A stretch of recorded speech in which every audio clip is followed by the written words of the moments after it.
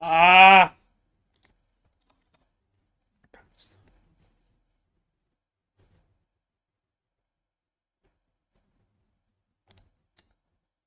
Testing, testing. One, two, three.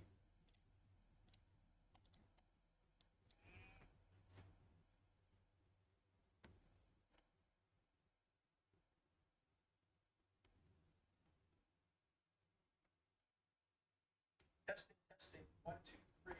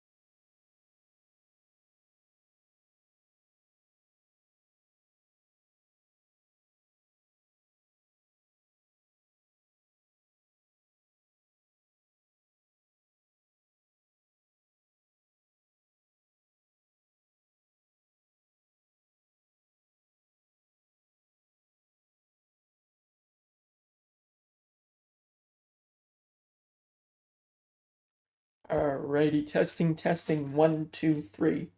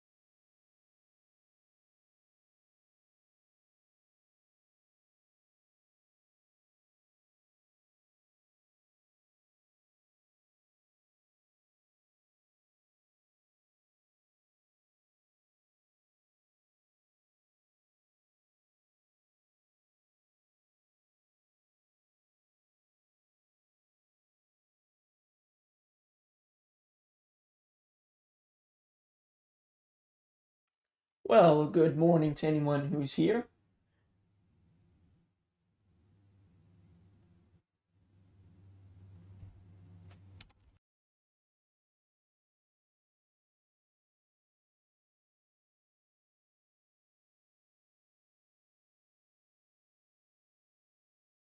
Just making sure everything's good and ready to go.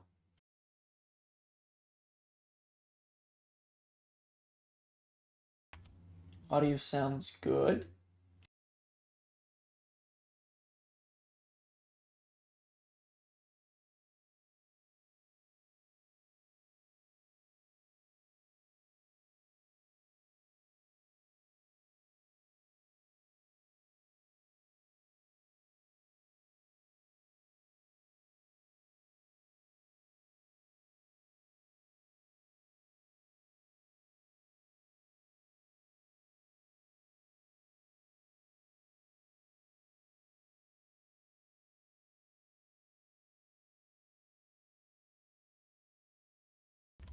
So if anyone is here yet, welcome in. We'll be finishing up Apocalyptic Warfare today. Still got a good chunk of the book to go, but last Wednesday finished up chapter 9. So we'll be starting chapter 10 today. We're about halfway through, actually. Now, there is 25 chapters to this. But, I mean, judging by the page count, looks like we're halfway through. So, goal is to finish it up today. And, yeah.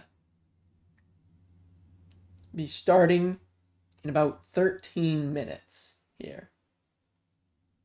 I'm still setting some stuff up, so hang tight.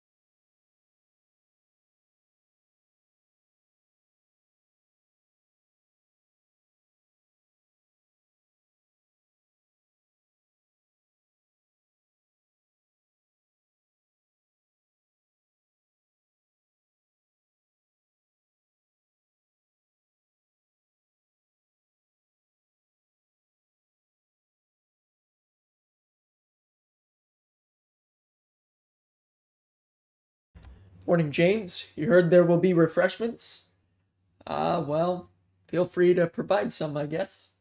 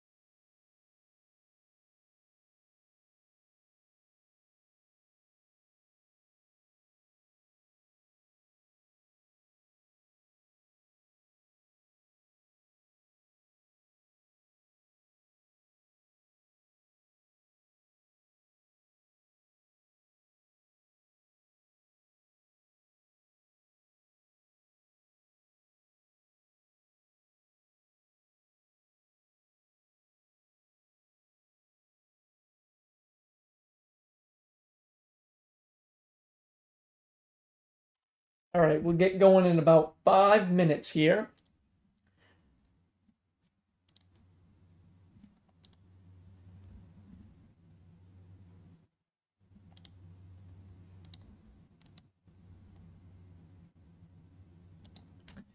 Everything looks ready to go.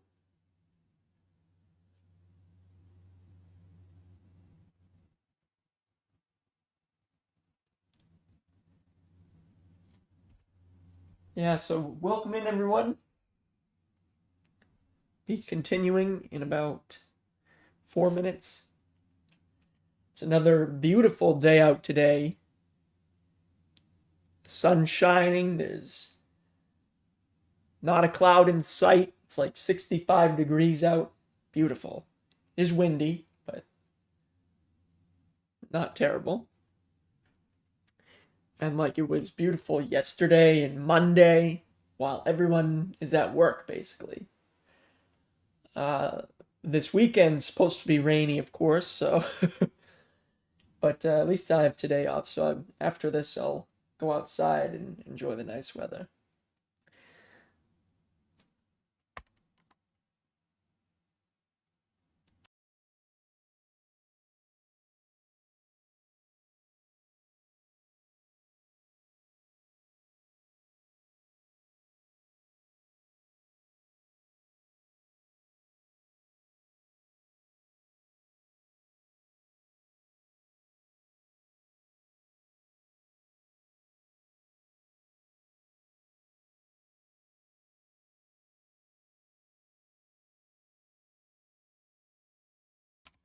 Three minutes.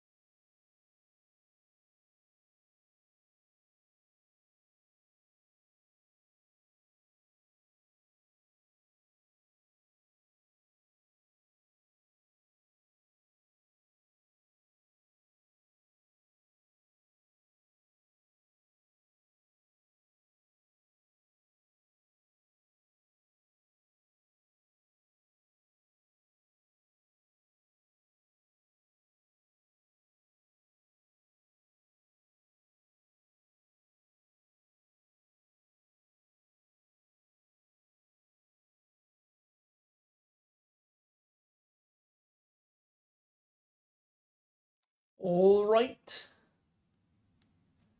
Let's do this.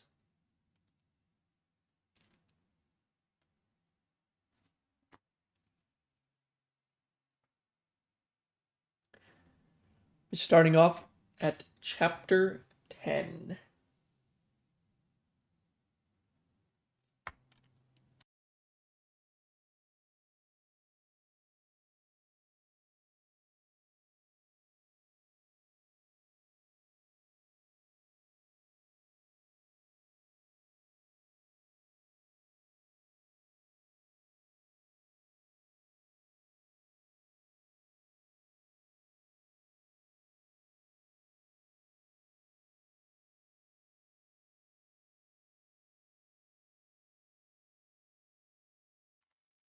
All right, here we go. Just press this button. That reveals chapter 10. Alright, so Apocalyptic Warfare. Oh, wait a minute, hold on. Let me do this real quick.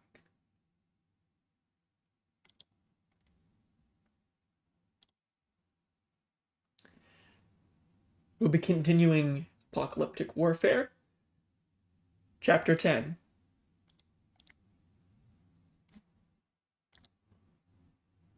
Wrong button. There we go. And 2 months later, the people who were looking for solar panels returned to the gated community 3 weeks after the group and Ned arrived. It took them another week to set it up. More people have arrived here. A few doctors and nurses have shown up as well. The group is still together, but is doing different things. Alex has been helping take out zombies with Ashley and her group. Stella and Mike have been helping with growing vegetables. Travis and Seth started helping with hunting for food. Alex was returning from killing zombies. They were walking through the water. "Was there more than usual?" asked Alex. "I didn't notice anything," said Ashley. "Oh, I thought there was. I could have imagined it." "It's okay."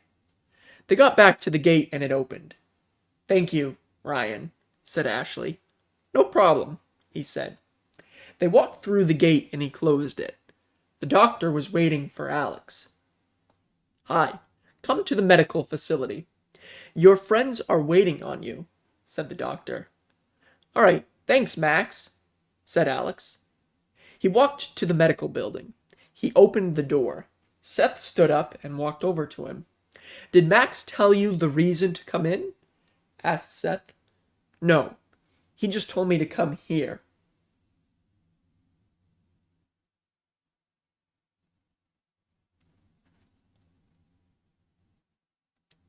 said Alex. "Same with the rest of us." They were silent for a few moments. "How'd it go out there?" asked Seth. "It went well.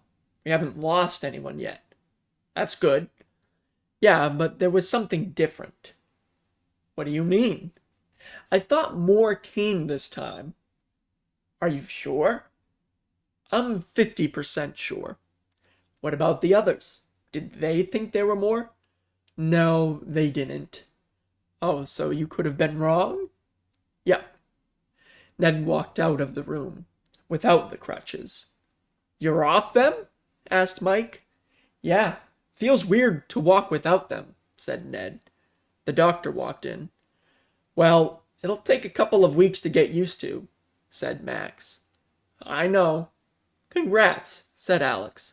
"Thanks." "No problem." The doctor walked back into the room. After a few minutes, he returned with weapons. "You'll need these," said Max. "Oh, thank you," said Ned. "You're welcome." Ashley came running in. "More zombies are coming," she said quickly. "Let's go," said Alex. They both ran out the door. "Is he a protector?" asked Ned. "Yes," said Seth. "Nice. I didn't know that." "Gland reveal," said Travis, with a little laugh. "Thank you," said Max. Once they got through the gate, Alex could see why Ashley was panicking. As they were close to the gate, the others were out there. Alex stabbed a zombie's head. "They've never been this close before," said Ashley. "Someone wasn't paying attention," said a man. After a while, Alex stabbed the last one. "Twice in one day?" questioned Ashley. "We were here about 5 minutes ago," said Alex. "I know." They walked back towards the gate and Ryan opened it. "Why weren't you watching for zombies?" asked Ashley. "I wasn't expecting for more to come," said Ryan. Ashley started to calm down. "You're right. It wasn't your fault. We're all used to only coming out once a day," she said. "Glad we have an agreement," said Ryan silently. Alex looked at the zombies. "Do they look different?" he asked. Ashley looked. "No, they look the same," she said. He kept looking at the zombies. Okay. They walked through the gate. Alex walked back to the medical building. Seth was waiting for him. Did the others leave? Asked Alex. Yeah, they went to show Ned where he was going to live. I believe Mike said that he could live with them, said Seth. All right, let's go see. They walked out of the medical building and went to Mike's home. Once they got there, Alex walked in. Where am I going to sleep? Asked Ned. You can sleep in my room. I can move down here for a while, said Stella. Are you sure? Yes. What about when you're ready for your bed? I don't know. Alex walked over. Seth left the door open.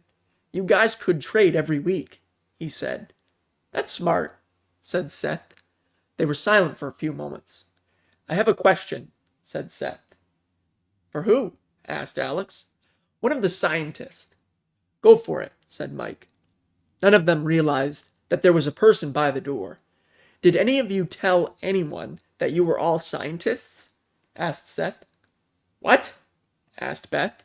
Seth turned around. When did you get in here? Asked Travis. I saw the door open, so I thought something was wrong. Who's a scientist? Asked Beth. The group went silent.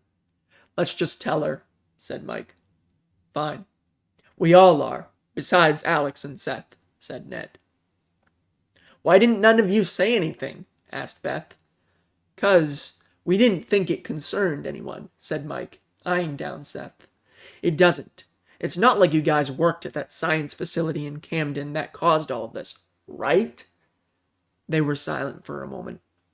Beth looked around, noticing the worry in all their eyes. I was kidding, she said. We did, though, said Mike. What? Questioned Beth. We worked at that facility that caused this. She went silent. Why would you tell her that? Asked Ned. She already knew we were scientists, so why not? Said Mike. It got attacked. How'd you survive? I wasn't there. I left before it all happened, said Mike. Oh, what about the others? We ran into a room bunker, said Ned. Is there anyone left? No, said Travis. I'm guessing that a cure doesn't exist. No, said Stella. Oh. Are you mad at us for not telling you? Asked Mike. I was for a few seconds, but it wasn't any of your fault that this happened. Yeah. I won't tell anyone. That's okay. You can if you want, said Ned. Are you sure? Yes. All right. You can tell people about us being scientists. We don't mind, said Ned. All right. Beth walked away along with Alex and closed the door. Should we have told her to not let people know that we worked in that facility? Asked Travis. Oh, I'm sure we'll be fine, said Ned. Let's hope so. Alex kept quiet about noticing a difference in a zombie. After a few minutes of silence, Alex decided to go. See you guys later, he said. See ya, said Seth. He left the house. As the day continued, Seth decided to go hunting with a few others. They walked through the gate. Are we going to the same spot? Asked Seth. No, we're going to a new spot, said Henry. Where to? Asked a woman. Where the fire was. Why? The bushes grew back. Oh, that's good. That means more wildlife, right? Asked another man. I hope so. They walked towards the woods. Once we're there, you can all go your separate ways, said Henry. All over the woods? Asked Seth. Yes, sounds good. Henry stopped Seth. Are you going to disappear like the last 3 times? He asked. No, said Seth. Good. I would have had to fire you for not doing your job. Oh, that's good to know. They walked into the woods. Since we aren't going to be together, shoot twice to let everyone know it's one of us, said Henry. Why? Asked a man. Just in case there's someone else out here. Smart thinking. They went their separate ways. 5 minutes later, Henry found a squirrel. He shot it once and then shot in the air 2 more times. Already? questioned Seth to himself. He continued walking, and after a few moments he saw a deer. "Can I have this one?" asked a man. "Sure," said Seth. "Thanks." The man shot the deer and then shot twice. "That was a nice shot," said Seth. "Thank you," he said. "No problem." The man walked towards the deer, picked it up, and then walked away with it on his shoulder. Seth continued walking. He walked a few more steps and found another deer. He shot it with one bullet and killed it. Seth went to shoot twice, but he got shot at. He swiftly hid behind a tree. "I'm not an animal," said Seth, peeking from the tree. "I know," said a man. He shot at Seth again. They returned gunfire to each other. Henry was nearby and heard it. "That's not good. One of my guys needs help," said Henry. "Ow!"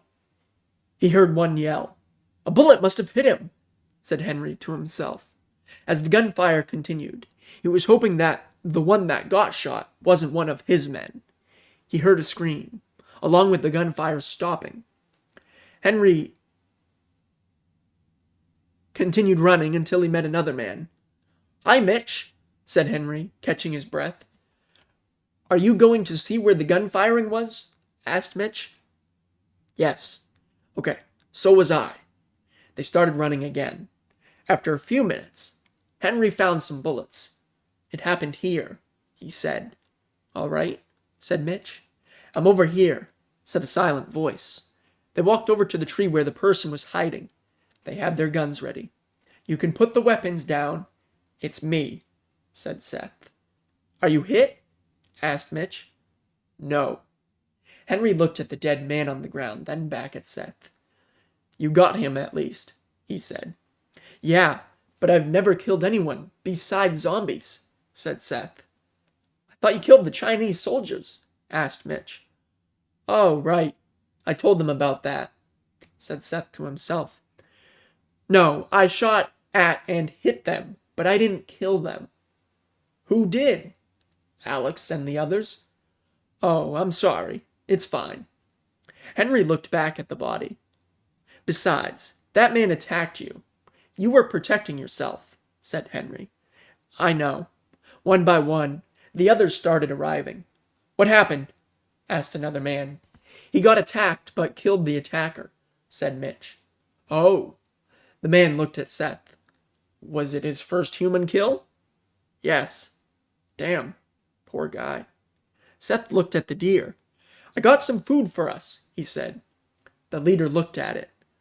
"Maybe this man got mad at you for taking his food," said Henry. "I don't know." "All right, maybe it's time we go back to the base. We can come back tomorrow." Seth stood up, walked over to the deer, picked it up, and put it on his shoulder. They started walking back to the base. They could hear gunshots. "More zombies?" questioned Mitch. "Sounds like it," said Henry. Once they got near the base, the gunshots stopped. Seth looked over and saw dead zombies. "They just destroyed them," he said. "That's good. We can go through now," said Henry. They walked towards the base. "That was 3 today," said Alex. "I know. That's not normal," said Ashley. Ryan was about to close the gate when he noticed the other group. "The hunters are back. They have 3 animals," said Ryan. "Nice," said Ashley. "I'm going to wait for Seth," said Alex. "Okay." She continued walking as he went back to the gate. The group walked through the gate, and Alex walked with them. He noticed Seth looked worried. "What's wrong?" asked Alex. "I'll tell you after we deliver the food," said Seth. "Okay." They walked towards the food hall and went inside. The worker saw them. "You guys are excellent hunters," said the worker. "Thanks," said Henry. "No problem. You guys always come back with an animal." "We try." "How long will the food last?" asked Seth. 4 months. You guys have brought in a lot of animals recently." "That's good." The group sat down the 2 deers and the squirrel and then walked out. "Can I know what's wrong?" asked Alex. "Sure," said Seth. "All right." They were walking back to their home. "I killed someone out there. That was my first human kill," said Seth. Oh, why'd you have to kill him? Asked Alex. The man tried to shoot me, so I protected myself and killed him. You were protecting yourself from death. You did the right thing. I know. The two went silent until they were almost back at their home. Wait, you just got your first human kill? Asked Alex. Yes, said Seth. How? We killed those Chinese soldiers. Seth explained to Alex what happened. Oh, I understand, said Alex. Yeah, I tried to, but I couldn't, said Seth. That's okay. They got to the house. Seth walked in first, then went upstairs. Alex closed the door. He walked up the stairs. Seth changed shirts and then walked out of his room. I don't know if this will help or not, but here, said Alex. What? Asked Seth. He hugged him. They let go. Thank you, said Seth. No problem. I know you needed it, said Alex. I did. All right, let's go find the others. Okay. The two walked to the vegetable garden, finding the others there. Hi, said Seth. Travis looked up. Oh, hi. Was Henry mad I didn't want to go hunting? Asked Travis. No, he was okay with it. That's good. How many animals did you get? 2 deer and 1 squirrel. Wow, getting 2 in one hunt is good. Yeah. Ned looked at Seth and noticed that he was stressed. Are you okay? Asked Ned. No, but I'll be fine. Do you want to talk about it? Not right now. Roger that. They were silent for a while. Alex decided to help with planting seeds. He did it for 20 minutes. Are we allowed to leave whenever we want? Asked Alex. Yes, we aren't forced to be here, said Stella. Okay. He stood up, looked around, and noticed Seth was gone. Did he go back to the house? Asked Alex. Yeah, said Mike. Okay. Alex started to walk back to his house. He noticed someone driving RC cars and decided to make conversation. Hi, said Alex. The man looked at him. If you came here to judge me, go ahead, said the man. No, I just recognized the car. You do? Yes, I saw it on a show before everything happened. You did? Yeah, you were my only viewer. I was? Yes. Thank you. You're welcome. Alex went to walk away but thought of a question. Weren't you racing the RC car? Asked Alex. Yes, with my friends, said the man. Did they make it? I don't know. The show ended, and they went home an hour before everything happened. Oh, I'm sorry. It's okay. Alex went to walk away, but the man stopped him. My name is Cliff, he said. Nice. My name is Alex. Okay, see you around. See ya. Alex started walking back to his house. Once he got there, he walked upstairs and went into Seth's room. He found him just lying there. Are you okay? Asked Alex. Yes, I'm just tired, said Seth. I understand. I'm tired as well. I've been trying to sleep. All right. He walked out of Seth's room and went to his own. Alex got into his bed, and after a few minutes, he went to sleep. The others remained outside, helping around the community. 6 hours later, Alex woke up to a shake. What was that? He questioned to himself. Seth peeked through the door. Did you feel that? He asked. Yes.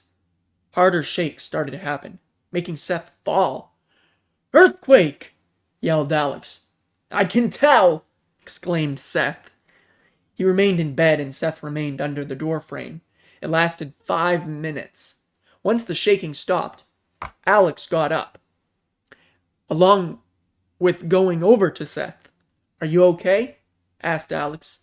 Yeah, I've never experienced an earthquake before, said Seth. Neither have I.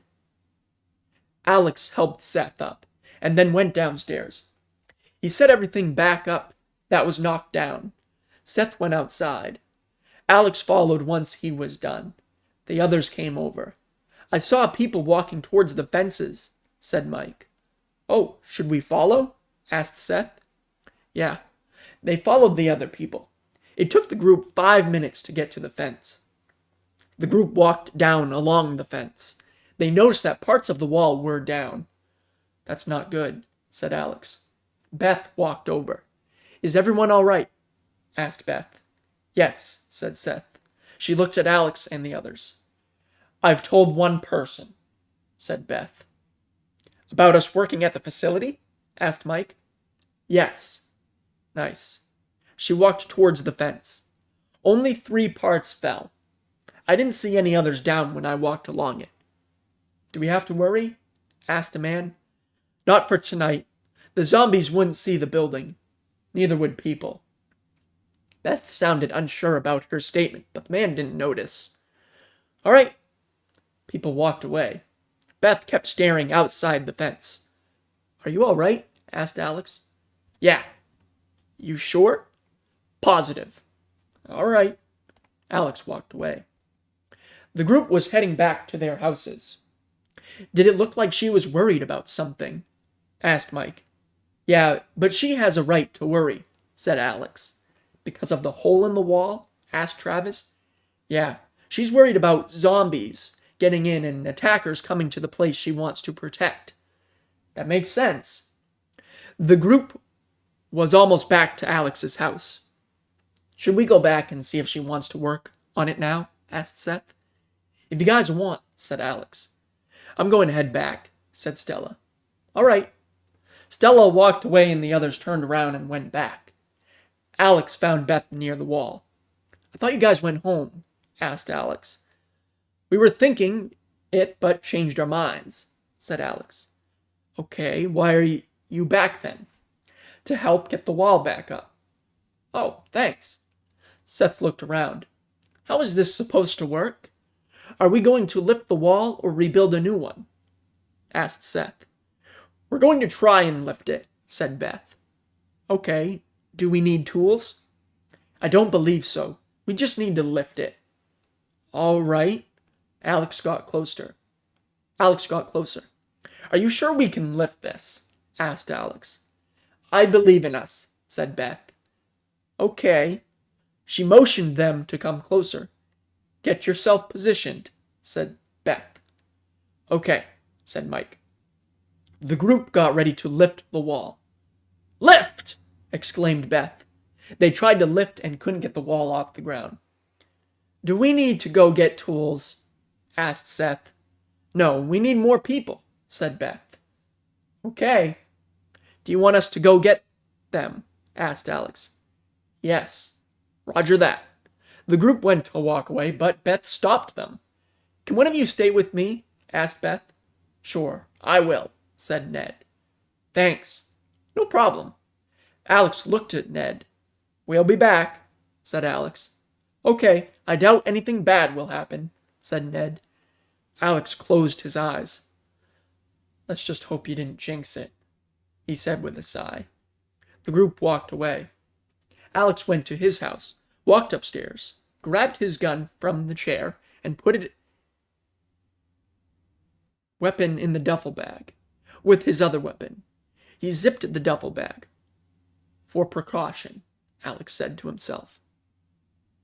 He walked downstairs, went out the door, along with going to Mike's house.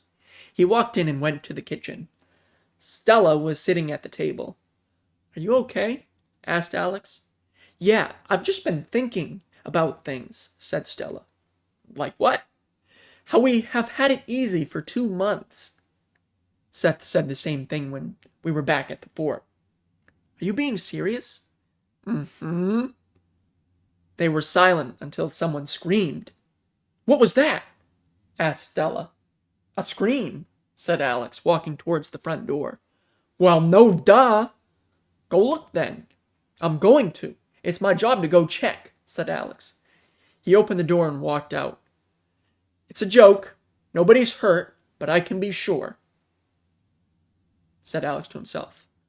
"It's quiet. Maybe it's a joke." He turned around to go back to Stella's, but he heard another yell, making him realize it wasn't a joke. That was Ned!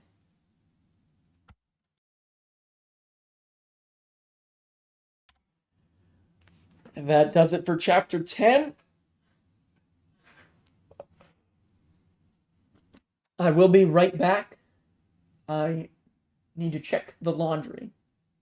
And I apologize for a sudden pause. I got a notification that was blocking the text, so I had to wait for it to clear, but I will be right back.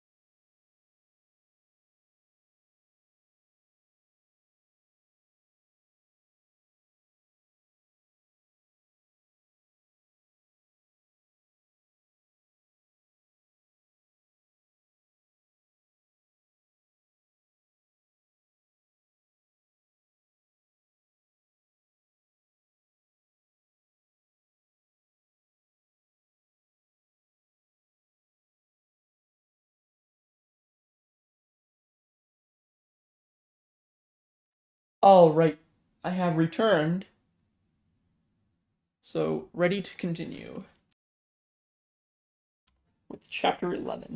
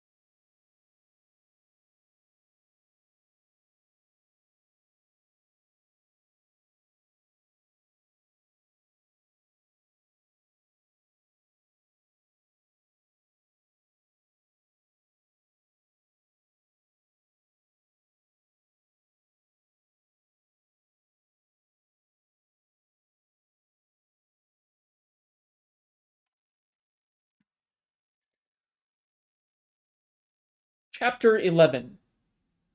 10 minutes ago. Do you think anyone would want to help? Asked Ned. He was leaning against a wall of a building.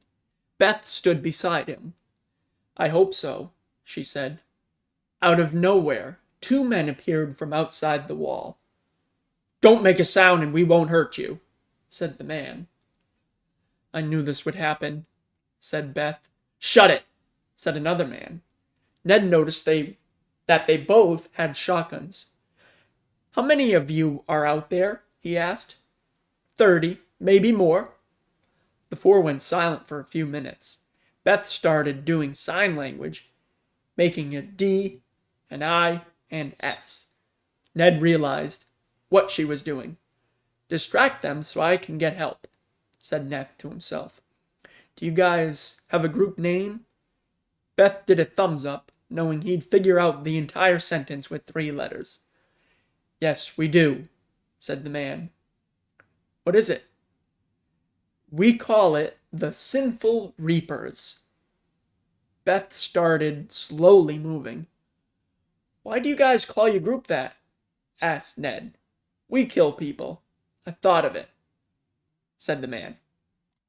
Beth started running, but she got shot, making her yell. The other man walked over to her. We aren't stupid, exclaimed the man, looking at Ned. Shoot her! You son of a bitch, exclaimed Beth. The other man shot and killed her. Look at that. Now what are you going to do? Asked the man.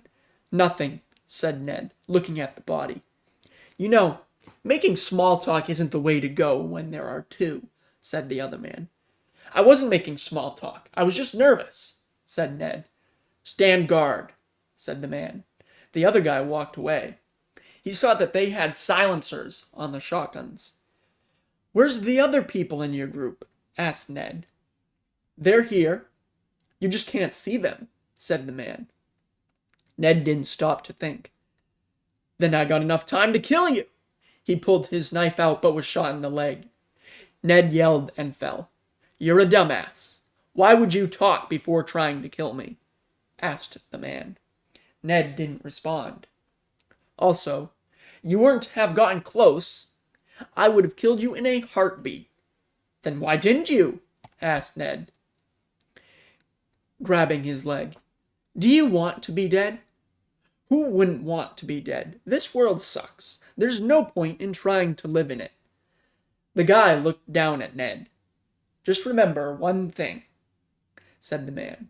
What's that? Asked Ned. It was a scientist's fault for this. Ned was quiet.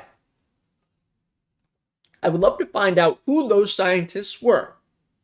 Me, said Ned silently. The man looked down. What? Did I stutter? I said me, said Ned. The man lifted his gun. You caused this? Yes. Ned started to freak out. I can try to make a cure. Don't lie to me. Ned tried to stand up, but failed. You ruined countless lives, and yet you live for it? Ned was silent. A gunshot was fired nearby. Seems like the others have figured out what's going on, said the man. Was that all? Asked Alex. I don't know, said Mike. The 2 heard a few people run over. I couldn't find Ned, said Travis. Same, said Stella. He was over here, said Seth. The man grabbed Ned and he made a sound, but nobody heard. Walk, whispered the man. I can't, said Ned. Fine, I'll drag you. He put Ned down and started to drag him. Well, look what we have here, said the man. Alex pointed his gun but realized he had his friend. Don't hurt him, said Alex. He's already done that, said Ned, looking at his leg. Yep, said the man. He's a good guy. Please don't kill him, begged Stella. I wasn't going to kill him until he told me he was the scientist who caused this. I told you I can create a cure, said Ned. The man became mad. You're a lying piece of shit. He shot Ned in the head, blowing it to pieces. Alex stared at his body, stunned to do anything. The man swiftly lifted his gun at Alex, but Seth shot and killed the guy before he could do harm to his friend. "Do you guys hear that?" asked Mike.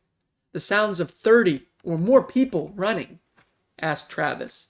Alex was listening and turned to them. "Hide!" he exclaimed. The group listened and hid beside the wall, lying down. Meanwhile, Seth decided to lie down and act dead. "That's not going to work," said Alex to himself, worried. People started running through, not noticing Seth. The people passed on by. "I was wrong," he said Alex to himself. He looked at Ned's lifeless body. "I'm sorry," he said to himself. "Am I able to get up?" asked Seth silently. Alex looked over at the people that were getting shot in their backs and running for their lives. "Yes. As soon as you get up, run out of here," said Alex. "Hey, what about us?" asked Mike. "We do the same thing." Alex watched as the people tried to fight back, but were failing. Seth got up and ran. One by one, the others quickly followed. They ran out of the fallen wall and continued to run until they were at the creek. Alex looked back. "How did we not see them?" questioned Alex. Travis looked around at the dark sky and then at Alex. "I know, it wasn't a good question," said Alex. They walked across the creek. They could still hear the gunfire and the screams of people getting hurt or killed. "Where do we go from here?" asked Mike. "Into the woods," said Alex. "That's smart. We wouldn't be out in the open," said Travis. "Yeah." "No shit," said Stella to herself.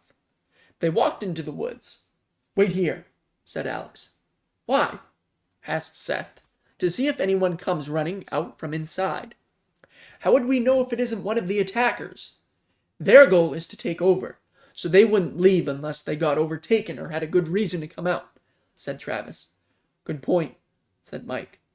They were silent for a few minutes, watching the creek.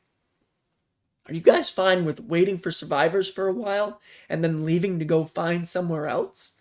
asked Alex. "Sure," said Seth. "I'm fine with it," said Mike. The others agreed, besides Stella. Alex looked over at her. "Are you okay?" asked Alex. "No.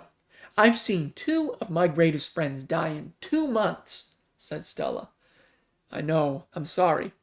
"It's not your fault. It's ours for having the virus in the first place." The gunshots continued, and so did the yells. Alex noticed someone running. "Heads up," he said. The group watched the person as it ran towards the woods. The person ran in, and Alex stood up, pointing his gun. "You're outnumbered. Get down," he said. "It's me. Calm down," exclaimed Ashley. Alex stopped aiming. He noticed she had blood all over her shirt. "Whoa. How bad is it in there?" asked Alex. "Bad. Do you remember the people in our group that killed zombies?" asked Ashley. "Yes. What about them?" "They're all dead, besides you and me." "That's not good. Hey." Alex looked at the group. "Where are your weapons?" he asked. "I set mine against the tree," said Seth. "Mine is on my back," said Travis. "Okay, pick them up. We should get going." "We've only seen one person come out so far," said Seth. "I know, but there's going to be a lot of zombies coming." "True." Alex waited for a few minutes, watching the fallen wall until he noticed a group of people running out. "I saw a few people run over there, and I saw a flashlight," yelled the man. "Shit, run!" exclaimed Alex. His group ran. Some of the sinful reapers ran towards the woods, shooting at Alex and the others. "Get them!" yelled one. The reapers were close behind them, firing, but missing. "Separate!" yelled Alex. The group listened. "Follow them! Kill them all!" shouted a man. Alex continued running. He was getting chased by 2 men. "We don't want to kill you. We just want to talk," shouted a man. "I'm not stupid," cried Alex. He swiftly went behind a tree, making the 2 men think they were chasing him. Alex followed behind rapidly, but quietly. "Where'd he go?" asked a man. "I don't know," said the other man. They went silent for a while. "Why did we have to chase them out here?" "I don't know. I think our leader is mad for others being able to live safely while others suffer. That's it. What? Should we shoot our guns, turn back, and say we killed one of them? Yes, I feel like there's no need to chase them. The two men shot their guns, but Alex shot too, killing one of them. The other man didn't notice. Let's go. He looked down and saw the man dead. He looked around and was met with Alex. Drop the gun and don't move, said Alex. The man did what he commanded. You took innocent lives tonight. Those people back there, they were just trying to live, said Alex. I know, but, said the man before Alex cut him off. But nothing. The man stayed quiet. The people still alive are meeting zombies as we speak. Alex looked down and noticed that the man he killed was already turned into a zombie. Do you want to see something? Asked Alex. The man was bewildered. Sure, he questioned. The man beside you. Alex paused and looked down at the zombie. Is a zombie? What? Asked the man quickly. He looked down but didn't move his foot. His ankle got bit. Ah! Cried the man. He tried to walk, but the zombie was clenched on. He tried again, but only to fall. Alex grabbed the man's weapon and walked away, hearing the man still scream. Help me, please! Alex ignored his cries and continued walking, in hope to find somewhere safe. Alex heard another gunshot. Oh no, I hope that wasn't one of ours on the other end, he said to himself. He continued walking. He continued walking for a few minutes when he passed a couple of bodies, but didn't think anything of it. Alex found a cabin. He walked inside and got hit on the head. Ow, you mother... said Alex, aiming his gun, but stopped. Oh, sorry, said Seth. Alex looked at him. Why did you hit me? He asked. For precaution. Ah, he remembered the two bodies outside. Those two bodies, did you kill them out there? Asked Alex. Yes, why? Asked Seth. Did you use a gun? No, I used my knife and killed them both. I separated them before doing it. Oh, good thinking. Thanks, but why did you ask if I used a gun? I heard a gunshot before finding this place. Oh, that wasn't me. Oh, now I'm worried the person that was on the other end of the shot was one of ours. I didn't think of that. Now I am. Sorry. They heard footsteps from outside. Alex grabbed his gun, backed up, and pointed the gun toward the door. The person ran in. Alex was aiming in, ready to shoot. It's me, said Mike, nervously. Alex stopped aiming. I'm sorry about that, he said. It's okay. Mike closed the door and sat on the floor. Travis found the cabin a couple of minutes later, and so did Ashley. It's a good thing nobody went further, said Alex. I agree. I almost ran past this, but I saw it just in time, said Ashley. They were silent for a few minutes. I've something to tell you all, said Alex. What is it? Asked Mike. The zombies are turning quicker. What? Asked Travis. I killed the guy and within a minute he was a zombie. That's not good. No, it's not. They were silent again, but for a few seconds, taking in what Alex said. Where's Stella? Asked Mike. It looks like she isn't here yet, said Travis. I can see that. Let's go find her, said Alex. Let's just hope she's alive.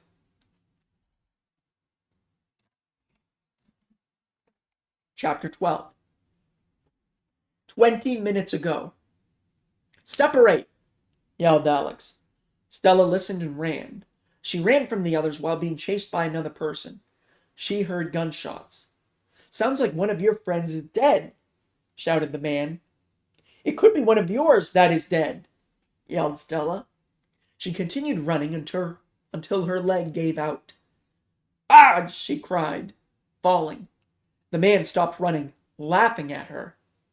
Looks like your leg wanted to help me, said the man. She backed against a tree. I didn't do anything to you. Why do you want to kill me so badly? Asked Stella. I'm following my instructions, said the man.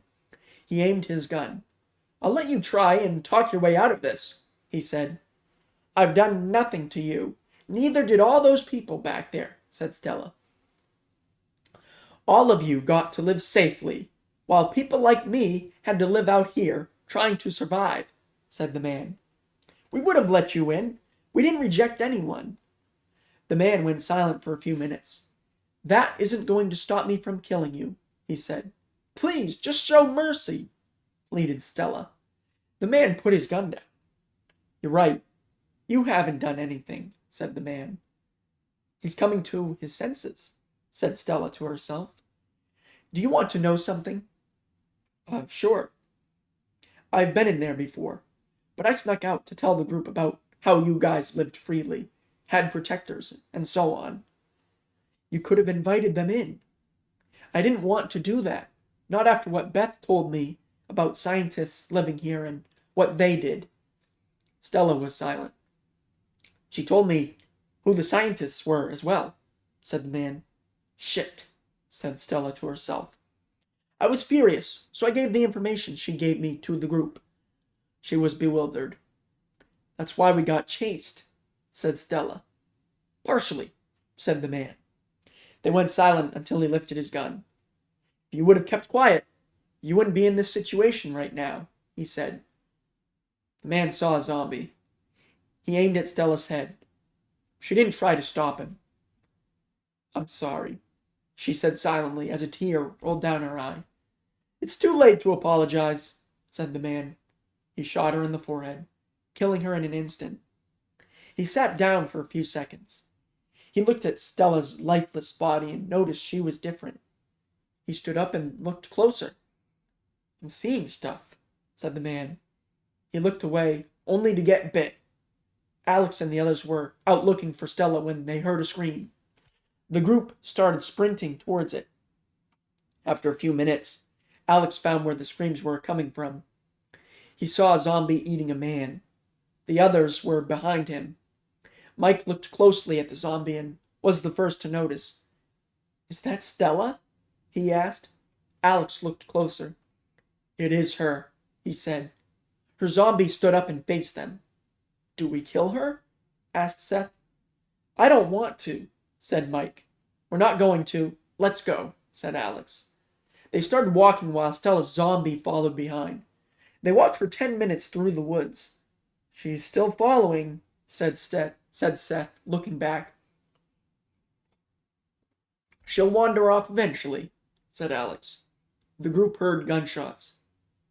Are we still nearby? Questioned Mike. There's no way. We've been walking straight for a while, said Alex. Ashley looked behind. She's not behind us anymore, she said. The gunshots distracted her, said Travis. They could still hear the gunfire. Should we go help?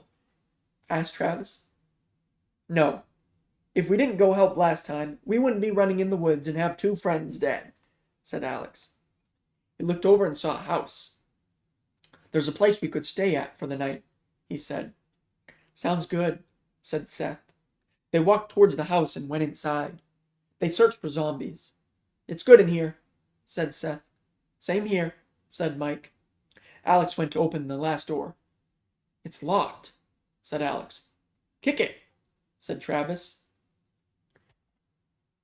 Okay. He was getting ready to kick the door open when someone opened it, aiming a gun at the group. You're outnumbered, said Seth. I realize that, said the woman, putting her gun down. We're friendly. We aren't here to hurt you, said Mike. Then why are you in my house, trying to kick my door down? We're trying to find a safe place to stay for the night, and we were also checking to see if there were zombies in the house, said Alex. The woman looked them up and down. You guys seem to be in somewhat great condition. Why are you trying to find a new place? The place we were staying at got attacked. A lot of people are dead. Oh, were there more of you? Yes, but 2 got killed because of them. The woman placed her gun against the wall. You guys can stay here for the night, but I want the lot of you gone by tomorrow. Thank you, said Alex. It was silent for a few minutes. The group walked away to find a good place to sleep. Is that what all the gunfire was? The woman asked. Yes, said Alex. He decided to sleep on the couch, while the others picked the 3 bedrooms. That's a lot to take in. I'm sorry you had to go through that, she said. It's all right, said Alex. It's not. I know, but it's what the world is now. The woman went silent. I'm going to bed, said the woman, walking away and closing her door. Same, said Alex silently. Within minutes, Alex and the others fell asleep and didn't wake up until morning. The woman was the first one to be awake. She opened her door, walked past the couch, and then went to the window. Alex woke up a few minutes later. He saw her staring out at it. He walked over to her. Everything okay? Asked Alex.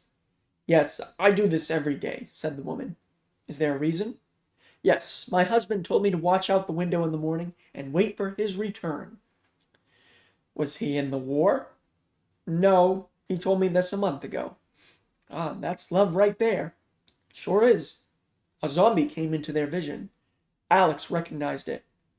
Do you remember what I said last night? Asked Alex. The attack? Asked the woman. About the dead people from our group. Oh, the 2 people. Yeah. He looked at the zombie.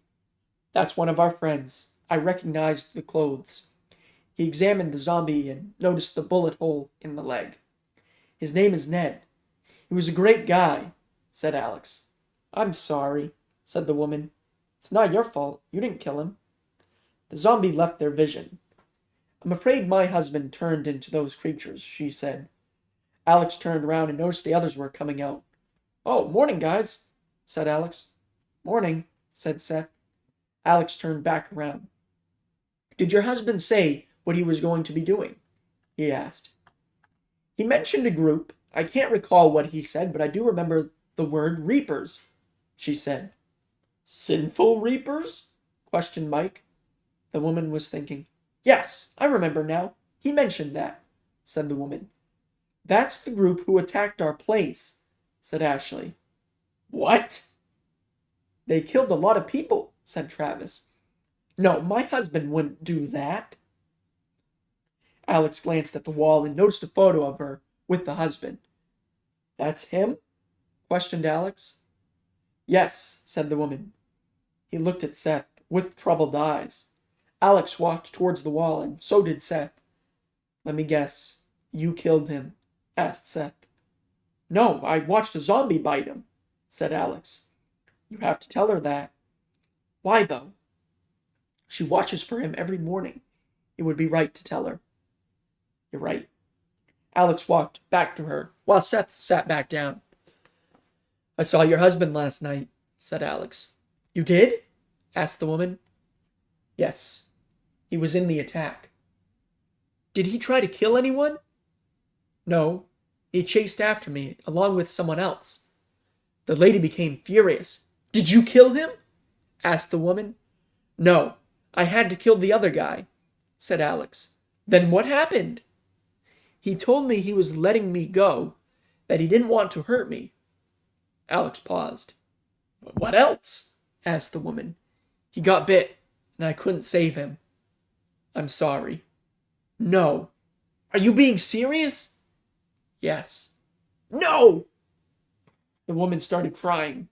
Alex looked back at the group and motioned them toward the rooms they slept in. Grab her stuff? Asked Seth silently. Yes, said Alex. The others walked into the rooms and grabbed their weapons. I want you to leave, shouted the woman. All right, said Alex. He grabbed his weapons while the others went outside.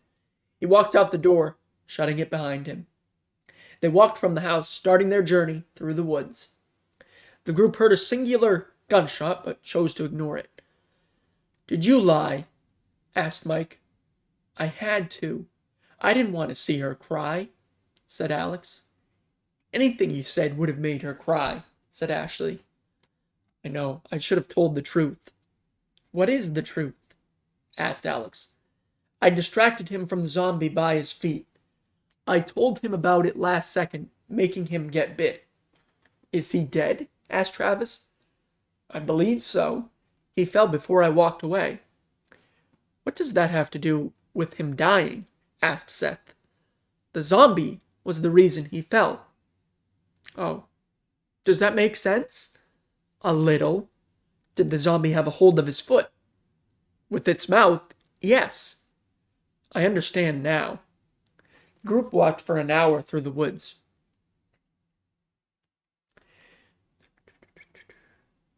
Are we walking in circles? Asked Mike. What makes you say that? Asked Alex. We've been in here for what feels like an hour. You're right. Maybe we are walking in a circle. We aren't. I see a clearing, said Ashley, happily. Let's get out of here, then. The group walked towards the clearing. When they walked out of the trees, they noticed a small town. They walked over to it. This place is nice, said Alex. After 2 months, I agree, said Ashley. He kept looking around. Let's stay here for the day. Regroup on what we're going to do. All right, said Seth. The group walked over to the closest house. Check for zombies? Asked Ashley.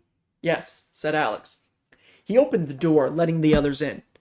They searched for zombies, but didn't find any. Good news. We found no zombies, said Mike. I got better news. Nobody aimed a gun at us, said Ashley, smiling. Alex started smiling. Go set your stuff down in a room, said Alex. Then come back. The others walked away, going to different rooms. Alex and Seth walked to the same room. They were silent for a second. You like her, don't you? Asked Seth quietly. What? Whispered Alex. I saw the way you looked at her when she spoke. What are you talking about? I'm talking about you having feelings for Ashley. I don't, though. Seth knew he was lying. Come on. I'm your best friend. You can tell me anything. Fine. I like her but don't want to tell her. Why not? I have no clue. Are you worried she'll never like you back? Yes, but I'm worried that she can die any moment, like the rest of us. That is true, but maybe she likes you back. So? They were speaking a little louder. You could have your first girlfriend, said Seth. I know, but this is the worst time to date someone, said Alex. You never know. Fine, I'll try it. Good. They walked out of the room and sat on the couch. Ashley joined them a few minutes later. Do it now, while we're safe, said Seth silently. Is now a good time, though? Whispered Alex. Yes. Seth stood up and walked into Mike's room. Alex looked out the window while sitting in silence. After a few minutes, Ashley broke the silence. Why did Seth go away? She asked. I don't have a clue, said Alex. Yes, you do. What? You didn't realize how loud you guys were talking earlier? Shit, said Alex silently. You heard that? We all did. Oh. Don't worry, I like you as well. You do? Yes. That's awesome. They sat in silence for a few minutes until the others walked in. We heard you guys talking as well earlier, said Mike. You did? Yeah, you sounded happy to talk about it. That's because he hasn't liked anyone before, said Seth. Ashley looked at Alex. What? He asked. Nothing, she said, giggling. Seth walked over to him and whispered. She wants you to ask her out, he said silently. Oh, said Alex, surprised. Do it. All right, I will. He went silent for a few minutes. Alex looked at Ashley. Do you want to date? He asked. Yes, said Ashley happily. There you go, said Seth, smiling. Shush, said Alex, smiling. After a few minutes, Mike looked at Alex. Sorry to disrupt the happiness, but what are we going to do now? He asked. Are we staying for the day and leaving tomorrow? No, I just want to watch for survivors. Okay. How long are we going to wait? Asked Travis. 3 hours. All right. You guys don't have to stay in this house, though. You can go explore. Do whatever you want. Find supplies, maybe. Okay, said Travis. He walked out of the house. Why did you tell us to pick rooms? Asked Mike. We were going to stay here, but I changed my mind last second. That makes sense. After a few minutes, Mike walked out of the house. Meanwhile, Alex continued to watch out the window. Do you think anyone survived? Asked Seth. We did, said Alex. We were near an exit point. True, but Ashley got out. You have a point. Alex looked at Ashley. I realized I never asked. But did that place have a name? He asked. Yes, we call it the Burrow, said Ashley. Nice. Alex looked back out the window. Ashley decided to do the same. Seth walked out of the house. 10 minutes later, Alex noticed something. Do you recognize her? Asked Alex, pointing towards the person. Ashley looked at the person. Yes, I do, said Ashley happily. Before Alex could ask anything, she ran out the door. He followed. I'm glad to see you, exclaimed Ashley.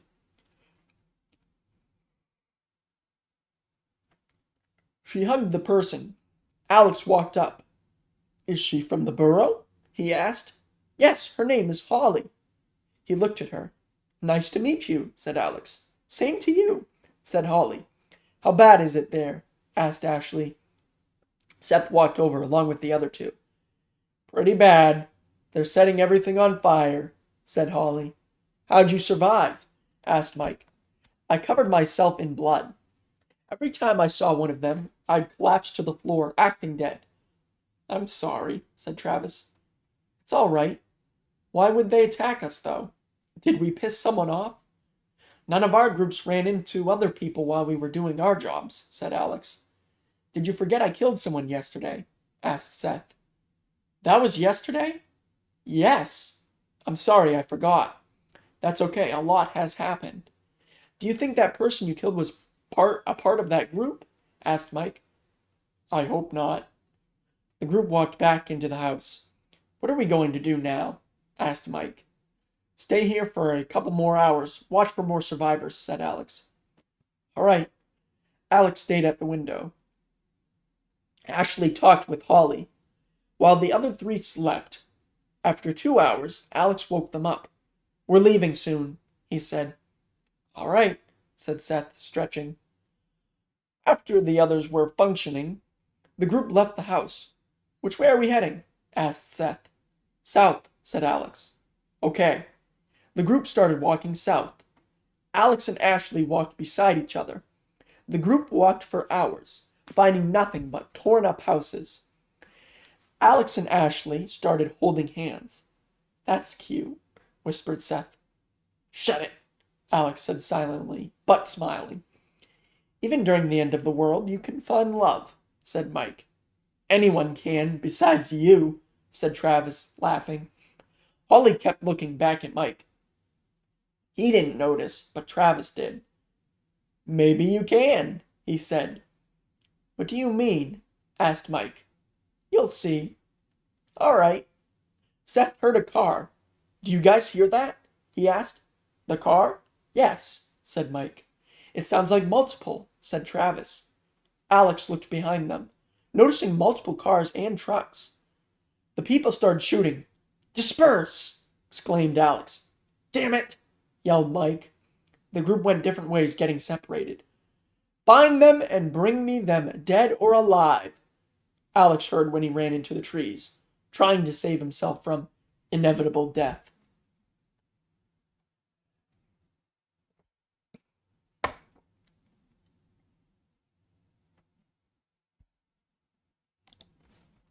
What's up, Candy? Work, but will be lurking in and out. Thank you so much for the lurk. Just finished up chapter 12 and starting the next one right now.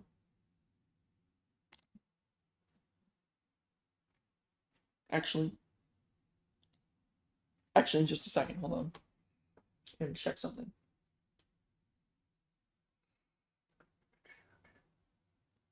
Alrighty. Chapter 13. Alex continued running through the trees. He could still hear the engines roaring. He ran past a cabin but turned back. He went in, walked into a bedroom, and hid under a bed. Are they the same group? It can't be. They didn't have cars. Alex was panicking slightly to himself. He noticed the engines had stopped. He heard a stick break outside the window.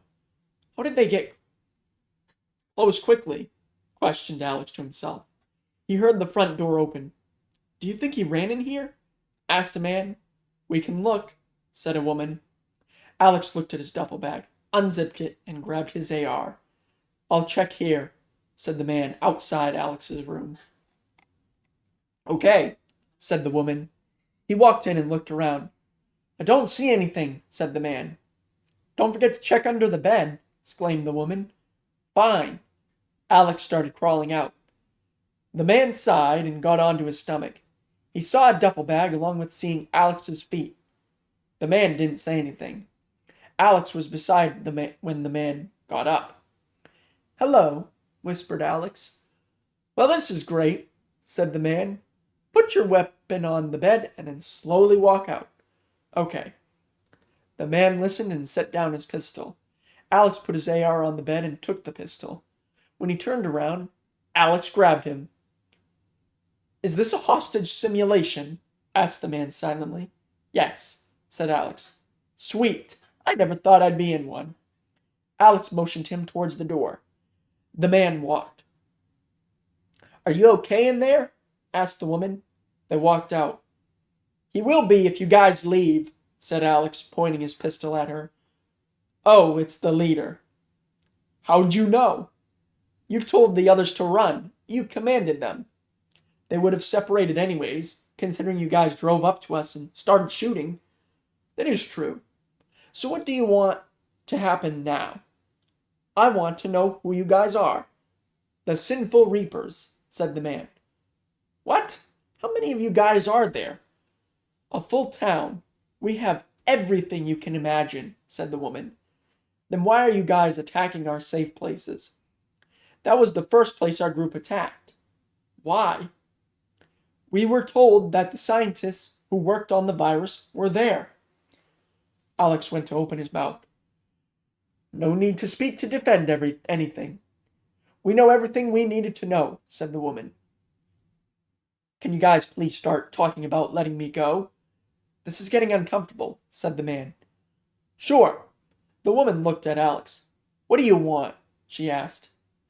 To let me leave and to let your group to leave us alone, said Alex. We can do the first part, but we can't do the second. Why? We aren't the leaders, so they won't listen to us. All right, can I grab my bag and go? Yes, now let my brother go. Alex looked at the man. You heard her, he said. He let him go and walked back into the room. Alex reached under the bed and grabbed the duffel bag, along with putting his AR in it. He walked towards the door and turned around. What? Asked the woman. He didn't say a word. Alex aimed the gun at her and shot her head. He watched her body fall, and so did her brother. Alex looked at him. He was speechless. Alex shot the man's kneecaps, making him fall. What the hell is wrong with you? Asked the man, in agonizing pain. You guys joined the wrong group, said Alex, laughing and walking up to the man. You're a psychopath. He grabbed the man's head, twisted it, making it snap. I never thought I'd hear a neck get snapped so close before, said Alex. He smiled as he walked out, closing the door behind him. He walked through the woods, ready to shoot anyone who was trying to kill him. Seth ran past him. Seth! Exclaimed Alex. Finally, said Seth happily. He turned around. Seth sprinted over to Alex, hugging him. He let go. They walked through the woods, hoping to run into the others. Alex heard people nearby. Do you hear them? He asked. Yes, said Seth. Let's get closer. They crouched and made their way behind a tree. They were near them. Alex watched them. along with listening to what they were saying. "Did you guys hear a gunfire a few minutes ago?" asked a man. "Yeah, maybe someone caught one of them and killed them," said the woman. "Yeah, it wasn't them. I was the one that shot," whispered Alex. "That was you?" asked Seth, silently. "Yes, I had one hostage, and we negotiated to let me leave." "Why'd you shoot then?" "I had a change of mind and shot one in the head and hurt the other one." "Is the one you hurt still alive?" There was radio chatter. "No, I snapped his neck," said Alex silently. "What?" asked Seth quietly. Alex ignored him. "They have radios," he said.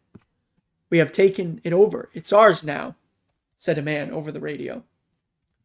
"Good. You can head back to town now." "Should I have some people stay?" "Yes, roger that. We could kill them. There's only two," whispered Alex. "If you want to," said Seth quietly. A gunshot went off, distracting the two people. "Where did that come from?" asked the man. "I have no clue," said the woman. Alex stood up and shot the man in the head. The woman pointed her gun at her. Seth stood up. "Don't try it," he said. She put her gun down and kept looking at the dead body. "What do you want?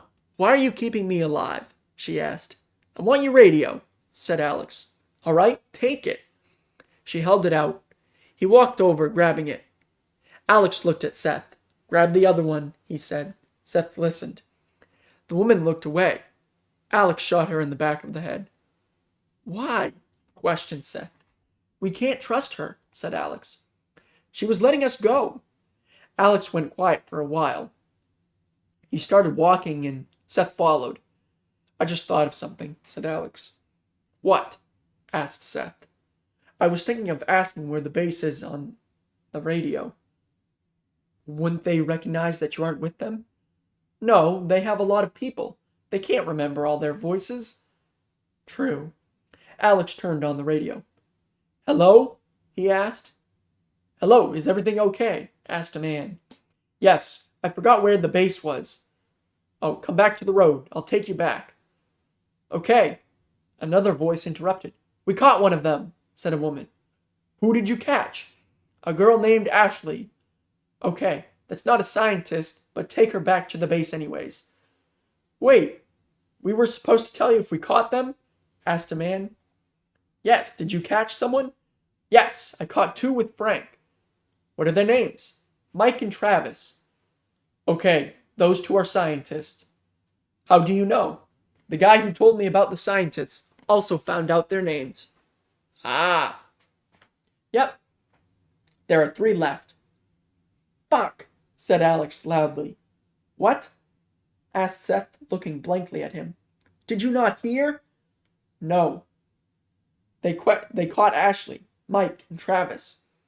"Where are they taking them?" "To the base." "How did you not hear it?" "I was zoned out." Okay." Someone ran by, but turned around. "Hello," said Holly, out of breath. "It's good that she found us," said Seth. "Why is that a good thing?" "The others got captured," said Alex. "Even Ashley?" "Yes." "Damn it." "Are we going to get them?" "Yes, we have a radio in. We're listening." "Should we follow them?" "Discreetly."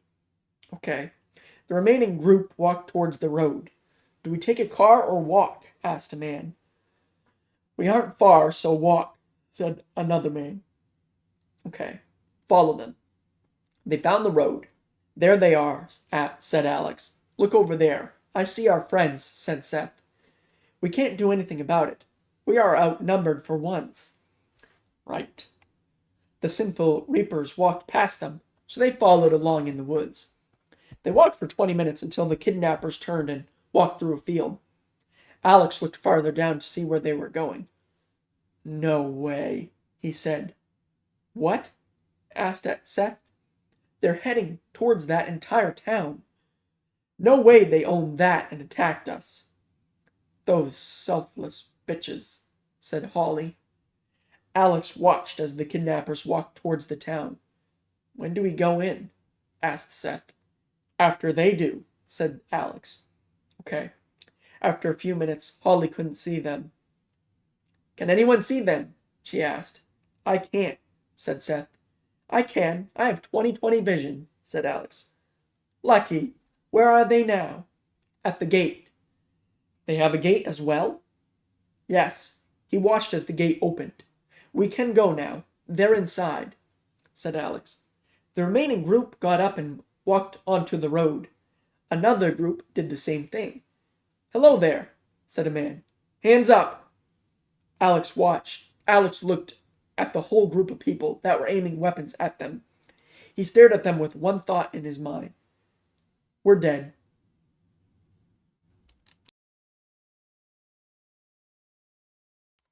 That does it for chapter 13. I'll be right back. I'm going to get some more water. And probably a snack too, so I'll be back in just a few minutes.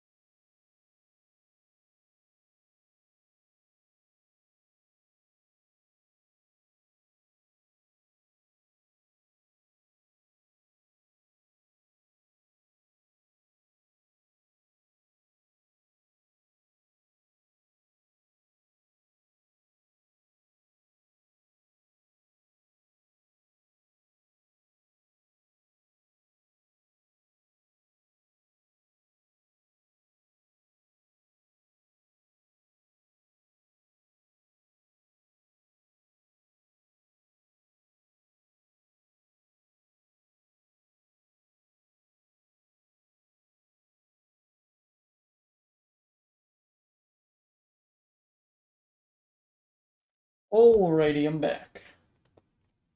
To rest my voice for a little bit.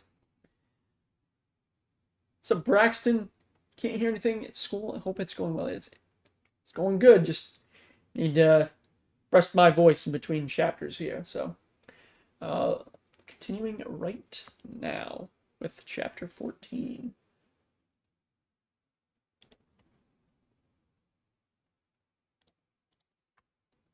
Chapter 14. The group put their hands up. There were 8 of them. That group made a mistake, leaving you guys behind, said a woman. What? Asked Holly. Don't act dumb. We know you 3 are part... Don't act dumb. We know you 3 are a part of that group, said a man.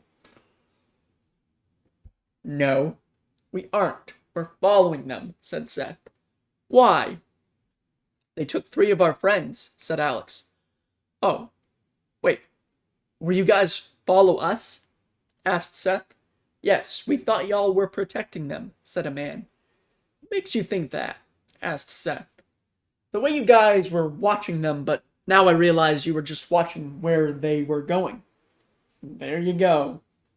Where's the rest of their group? Asked a woman. Looking for us still, said Alex.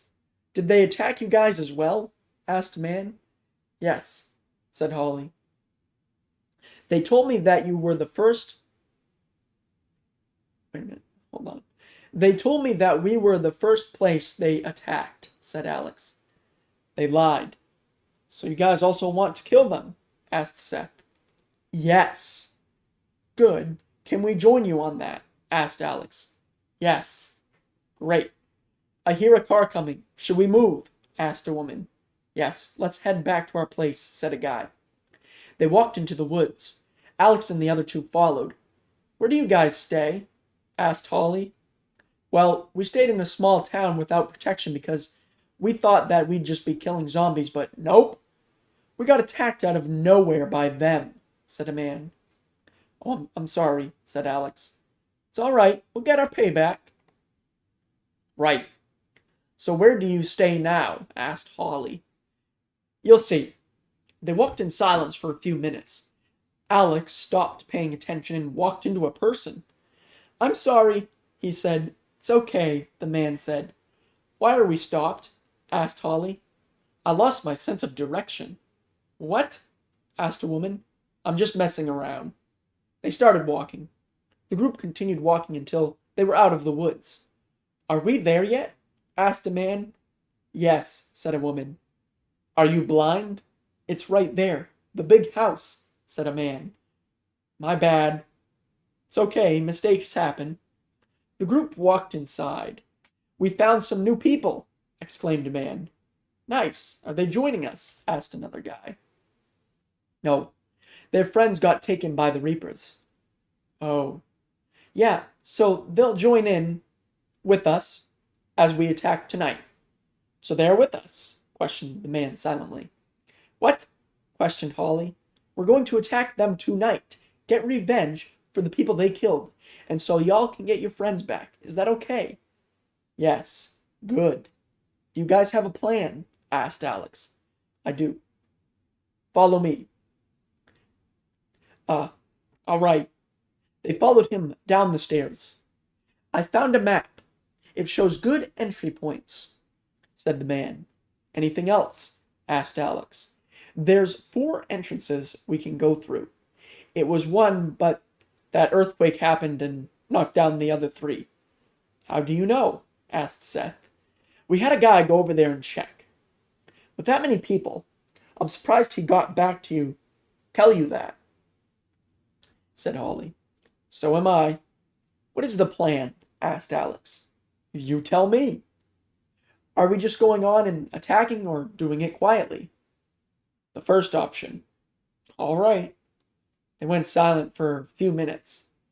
Since we found you guys together, all of you will be in the same group. I will tell you who you are with later, said the man. All right, said Alex. We attack at night. What time is it now? We don't know, but looking at where the sun is. He looked at the sun, then quickly looked away. "Let's go with noon," he said, rubbing his eyes. "All right. What will we do until then?" asked Alex. "Nothing. I want you and the other two to go meet some people." "Will do." Alex and the other two walked up the stairs. They went around for 3 hours meeting people. "Hi, my name is Holly," she said. "Mine's Megan," the girl said. "Nice to meet you." "Thanks. Same to you." Holly smiled. "Did they take anyone you know?" asked Megan. "My best friend and 2 group members I joined in with," said Holly. "Oh, are they still alive?" "They were when I last saw them." "What about you?"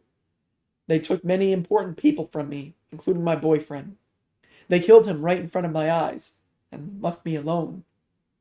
"Oh, I'm sorry. It's not your fault. It's that group's fault." "I know." She looked out the window. "The sun is setting. Get ready to prepare," said Megan, walking away. Alex walked to the leader.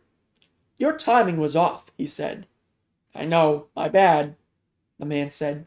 "It's all right. I'm just trying to lighten the mood." "Okay." Alex went to walk away. "I suppose I should tell my name," he said. "Go for it," said Alex. "My name is Jimmy." "Okay." "I know yours, so I thought I should tell you." "All right." Alex walked away. Seth walked up to him. "Have you had your duffel bag on you this entire time?" asked Seth. "Oh, I forgot I had this on," said Alex. It's that light?" "Yes. I thought we had this discussion before all this shit happened." "Well, that was food. It has weapons in it now." "True." It was silent for a couple of minutes. People were grabbing weapons and preparing for the fight. "Everyone, let's get going now. It's night. Let's plan. It's night. Let our plan carry out." Every group left, hoping to end the suffering from the Reapers once and for all. All right. There you have it, chapter 14.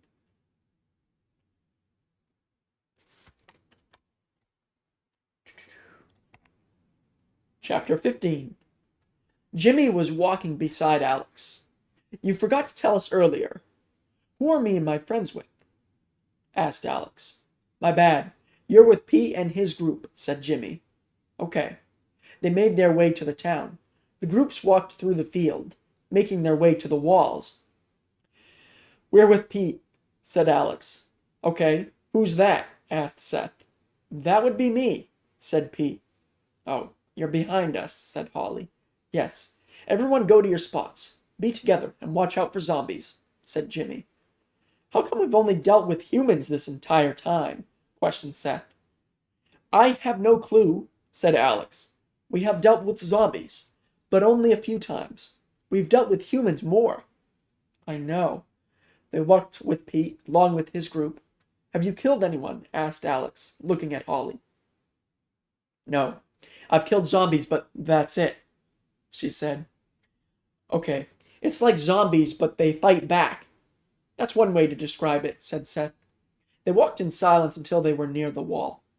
"Guns ready. Once we hear a gunshot, we enter," said Pete. The group walked and hid beside the broken wall. "Just like they did to us," said Seth silently. Alex shook his head. "Are we going for our friends?" asked Holly silently. "Yes, but if we have to kill, we will." "All right." Pete looked at them. "You guys are going straight for your friends?" he asked. "Yes," said Alex. "All right, I'll try to cover you 3. "Roger that," said Seth. After a few minutes, a gunshot was fired. "Go!" said Pete. The groups ran in and the gunfiring started. The 3 were hiding and Pete ran past them. "Where do you think they would have them?" asked Holly. "Bullets flew past them. I would think where the leader is." "Let's go," said Alex. The group started running. Multiple bodies of sinful reapers were on the ground. Seth watched as a man came out of a building, only to get his head shot. He watched as the body collapsed. The groups were having the reapers focus on them, making the 3 safe from harm. Alex saw a man hiding. "That doesn't look like one of ours. Let's take him hostage," he said. He didn't let the others decide. He ran up to the man, aiming his gun. "Don't do anything stupid," he said. The man looked at Alex. "I'm not planning on it. I don't have a gun," he said. "Okay, tell us where your leader is," said Alex. "In the biggest building here. It's not far." "Okay." The man went to get up, but Alex shot him in the head. "He didn't do anything," said Seth. "We were told to kill everyone. So I'm doing that if they get in the way," said Alex. The group ran and shot at the Reapers. Alex's shot either hit the heads or injured the Reapers. "He has good aim," said Holly quietly. "He nearly hits all headshots, even without aiming." They ran past Pete. He looked at them, but he didn't say anything. "We're getting closer!" exclaimed Alex. A bomb went off beside them. Soon, more did. They could hear the screams of people dying, along with the bullets hitting objects as they missed their target. Nobody was near Alex and the other two. They got to the building. Alex opened the door, looking around for people. "Surprised the leader has nobody guarding him," he said. "If I were the leader, I'd put my guards in the same room with me," said Holly. "I'd do the same," said Seth. "So would I." They swiftly checked every door. Meanwhile, Travis and the other two were underground. The leader was as well. "They won't find us," he said. "They're smart, they will," said Ashley as she discreetly hit the wall. "Do you think they heard that?" asked Mike. "I have no clue. They're still fighting. I can hear it," said Travis. A door opened, but nobody heard it. "My group out there will kill them all," said the leader. He aimed his gun at them. "And you'll be seeing them soon." He aimed at Mike. "On the contrary, we're winning out there," said Alex, standing on the steps. The leader turned around, aiming his gun at him. "Put it down. You're outnumbered," said Seth. "Where are my guards?" he said. "We didn't see anyone," said Alex. "They could have gone to fight," said Mike. "They didn't think of people rushing in here." "Enough of this! Why are you attacking places?" asked Alex. "Why not?" said the leader. "We're all trying to survive out here, yet your group comes along, killing innocent lives." "Gives us something to do. Plus, it's fun." "How is killing fun?" asked Ashley, pissed off. "It just is." Alex shot the leader's leg, making him fall. He hit his face on the ground. When the leader looked up, his forehead was bleeding a little. "Where are the keys for the cell?" asked Alex. "On the table," exclaimed the leader. He grabbed the keys, walked over to the cell, then unlocked it. Mike walked out of it, along with punching the leader in the face. "Where are our weapons?" he asked. "Under the table." Travis walked over and grabbed them. He handed them their weapons. "We can end this fight now," said Alex. "How?" asked Travis. "Take him out there, dead or alive." "I say alive," said Seth. "Agreed," said Ashley. "All right. I know you three are upset with him, so hurt him before we do take him." "Sounds good," said Travis. Another bomb went off nearby, making Alex look out the window. "So much smoke," he said silently. Ashley stomped the leader's stomach, while Mike kicked his face. Travis pulled out his knife, along with stabbing the guy's side. "That's enough. Let's get him up," said Alex. Mike and Travis helped him up. "Is he knocked out?" asked Holly. "Looks like it. I did kick his head a few times," said Mike. The gunfire stopped. Outside, there were bomb holes. Fires that came from the explosions separated body parts, dead people, and injured as well. The group walked out of the house dragging the leader of the sinful reapers. They dragged him through the dead bodies towards the others. "Put down your weapons," yelled Jimmy. "It's us," shouted Alex. "Oh, who do you have?" "Their leader." "What?" Jimmy ran over. "This is him?" he asked. "Yes." He woke up. "He's awake. What's your name?" "Joe." "Now he's doing a stupid joke," said Ashley. "No, it's my real name." They ignored him. "Why are you attacking innocent, safe havens? Asked Jimmy. He said for fun, said Alex. How? Gives them something to do.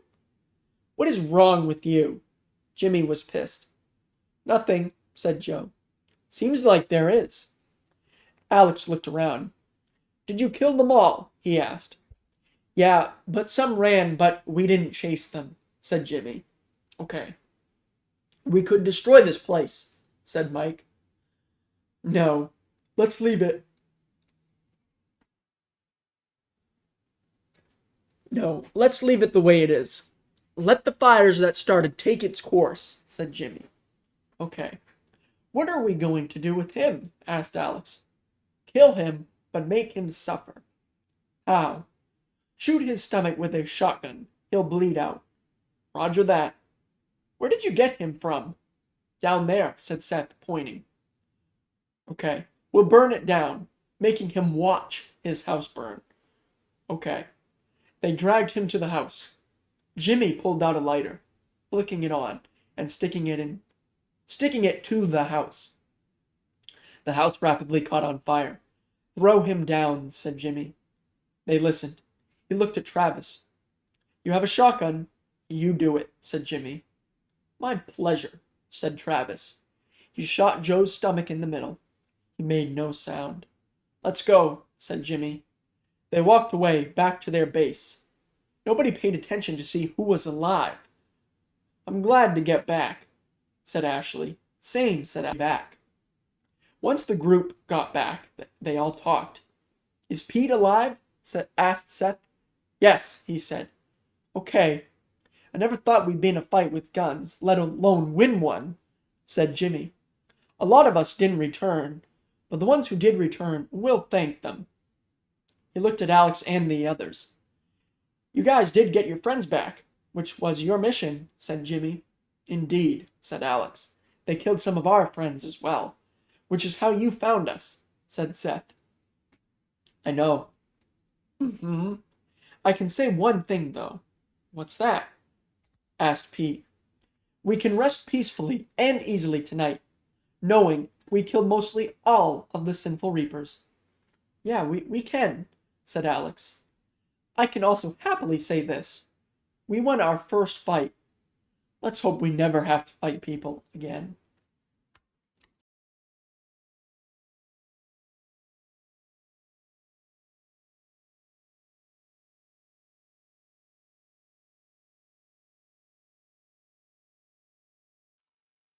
All right, that was the end of chapter 15. So we got 10 chapters to go. And let's see, so it's 10:43. I have plenty of time. And let me just check what page we're on. 83. Page 83. So. Okay.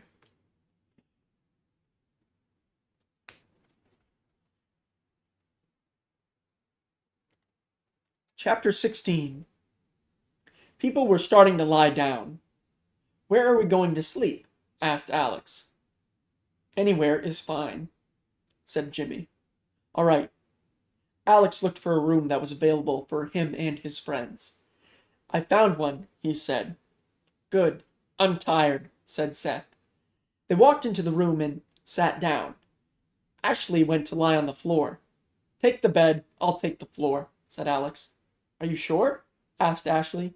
Positive. Thanks. No problem. Alex lay on the floor. That's nice of you, said Seth. I'm just trying to make her happy, said Alex. You're doing well. Thanks. They were silent for a few minutes. How long was the fight? Asked Mike. Felt like 10 minutes, said Alex. That wasn't long. I know. After a while, the group was asleep. 6 hours later, Alex was awakened by a scream, and so were the others. They grabbed their weapons. Alex walked out and saw zombies, and the front door was open. That's a lot. He looked at the others. We need to go, Alex exclaimed. Zombies were everywhere. The group ran past them. Seth saw Pete on the ground being eaten by zombies. Travis saw Jimmy dead on the floor. Holly saw Megan get bit. She shot the zombie, then ran back to Alex. The group ran out of the house. Mike watched as more zombies entered. "We need to help them," exclaimed Holly. "No, that's a death trap," said Ashley. "But they helped us." "I agree with Ashley. Let's go," said Alex. They ran from the house, but Holly kept looking back. She looked away, but looked back. "The house is on fire," exclaimed Holly. Alex looked back. "Someone must have thought it was the right thing to do," said Alex. "It hasn't rained for a couple weeks. It'll spread," said Travis. "No, it won't. It rained a week ago," said Mike. "Oh." They continued walking for 30 minutes. Seth was talking with Mike. "Ever since this started, it feels like a dream," said Seth. "What do you mean?" asked Mike. "Have you noticed that we move on quickly from stuff? Like Ned's death, for example." Alex was listening. "It's the apocalypse. We don't have enough time to show emotions," he said. "We still show emotions, though," said Travis. "I know, but we show them while moving, secretly or not." "You're right," said Mike. They continued walking until Mike collapsed. "Are you okay?" asked Holly. "Yeah, my legs just gave out," said Mike. He went to stand up, but collapsed once more. "Don't try again. Let's rest. Let's rest," said Alex. "Thank you." They went against trees. Someone want to take watch while the others sleep?" asked Alex. "Do we wake someone else up whenever we get tired?" asked Travis. "Yes." "All right, I'll take watch." "Okay." After a while, the group went to sleep. A little bit after, Travis fell asleep as well, not waking anyone else up. They slept for 3 hours until Alex woke up. He looked around and noticed Travis was asleep. He swiftly got up, along with walking to Travis. Alex tapped his leg. "Hmm?" asked Travis, tired. "Didn't you agree to watch?" asked Alex. "Yeah, did I fall asleep?" "Yes. I don't know for how long, though." "I'm sorry." "It's okay. Mistakes can happen." Travis sniffed. "Do you smell fire?" he asked. "Now that you mention it, yes," said Alex. "Let's wake the others, just for precaution." The two rapidly woke them up. Woke them up. "What?" asked Seth. "Let's go," said Alex. "All right." The group grabbed their stuff and listened to Alex. Travis looked but saw no fire. "Maybe we were imagining it," he said. "Maybe," said Alex. The sun was starting to come up. "It's close to 6 a.m., said Mike. "Looks like it," said Seth. They walked out of the woods. Seth could see smoke. "Is that at the town?" he asked. "Possibly, or the house we were at last night," said Holly. "The woods is also on fire, I believe," said Travis. "Oh, that's why we left," said Mike. "It's the town," said Alex. "We don't know that." "True." They walked for an hour. "I had the strangest dream," said Holly. "What?" asked Mike. I dreamt that the zombies were becoming human again. That it was harder to tell if they were zombies or not." "Like they changed?" asked Travis. "Yes." The others were listening. "I noticed when people die, the zombies turn quicker," said Alex. "You did mention that," said Seth. "What?" asked Holly. "When I had to kill that guy, I noticed he was a zombie after a few seconds." "So they are progressing." "Who knows?" Alex saw a sign on the ground. He walked over to it and picked the sign up. "What is it?" asked Seth. "Follow the train tracks," said Alex. "What train tracks?" asked Travis. Mike looked around. "Those tracks over there," he said.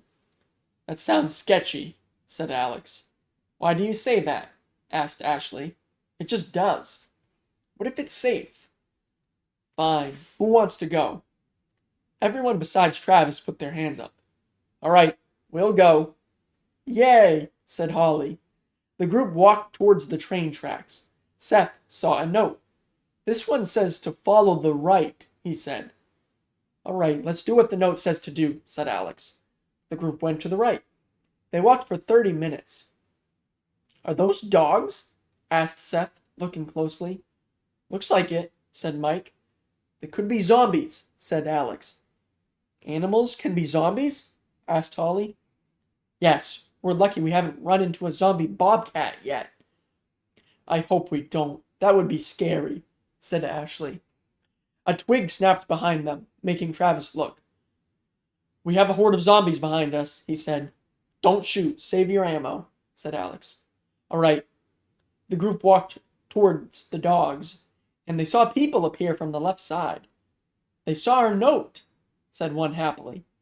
Should we run towards them? Asked Seth. Sure, why not? Said Alex. While the two ran towards them, the people killed the zombie dogs.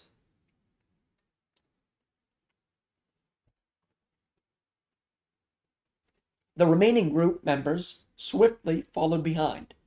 We're friendly, said Seth, noticing the people were aiming guns. All right, said a woman. Why did you guys place notes? Do you have a safe place? Asked Alex. Yes, follow us, said the man. All right. The group followed them. So we're going to follow 3 people that we just met to a place we don't know, asked Travis. Apparently, said Mike. They walked to a sewage drain. We're here, said a man. Alex looked down. The sewer? He asked. Yes, we live down there. How do you guys not stink, then? Asked Travis. You'll see. The man opened the sewage drain. Let the new people go first, he said. All right, said a woman. Alex went down first. The others followed. Then the people they met went down. The last person closed the hatch. Now what? Asked Alex. Follow us, said the woman. Okay. The group followed the people to a door that was open. Never close this door, said one. Why? Asked Travis. Nobody wants to get trapped here. Good point. They looked around. This is like a mini city, but underground, said Mike. Yeah, we knocked down the walls after this started, said the man. Nice, said Travis. With tools? Asked Seth. Yep. I'm surprised it doesn't stink in here, considering where we are, said Alex. I know. Well, if you'd want to see where you'll be sleeping, follow me. All right, said Alex. The group followed the man. After 5 minutes, they arrived at a door. The man opened it. This is like a house, exclaimed Holly. Yes, everyone will have their rooms, said the man. All right, well, I'm going to sleep, said Alex. Same, said Travis. Sounds like you guys have had it rough. That's okay, though. Come find me whenever you guys wake up. Okay. The man walked out, leaving the door open. Keep this door open so we know it's being used, he said as he walked away. The group picked their rooms. Nobody said anything. After a few minutes, everyone was soundly asleep in their beds.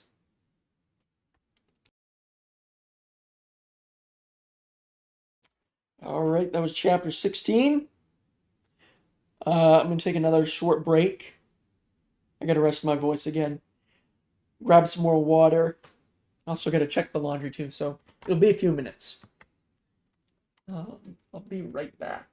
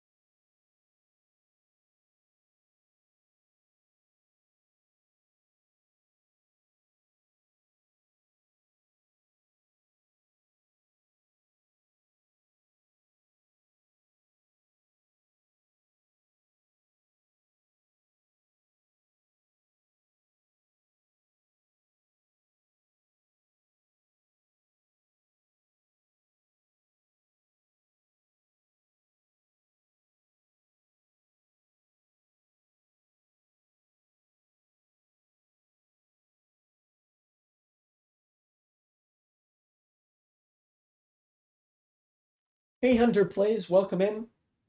Mason Plays from Discord. All right, I gotcha. Welcome in. I'm just trying to add a text on screen that says "I'll be right back." I gotta take a small break,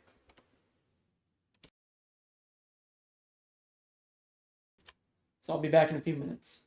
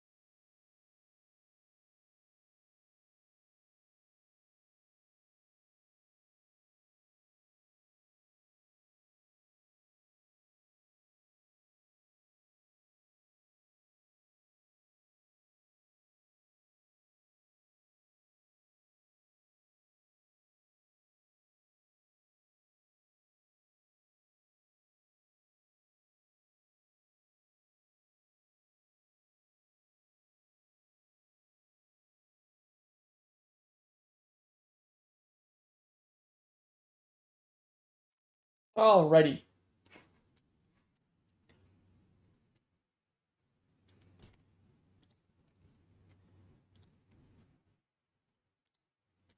So yeah, Hunter, thank you so much for following me today. I did see that earlier. I appreciate it. Sorry you joined when I was taking a break. Good to have you here. Appreciate it. And we will continue right now. All right. Do this, do this, do this.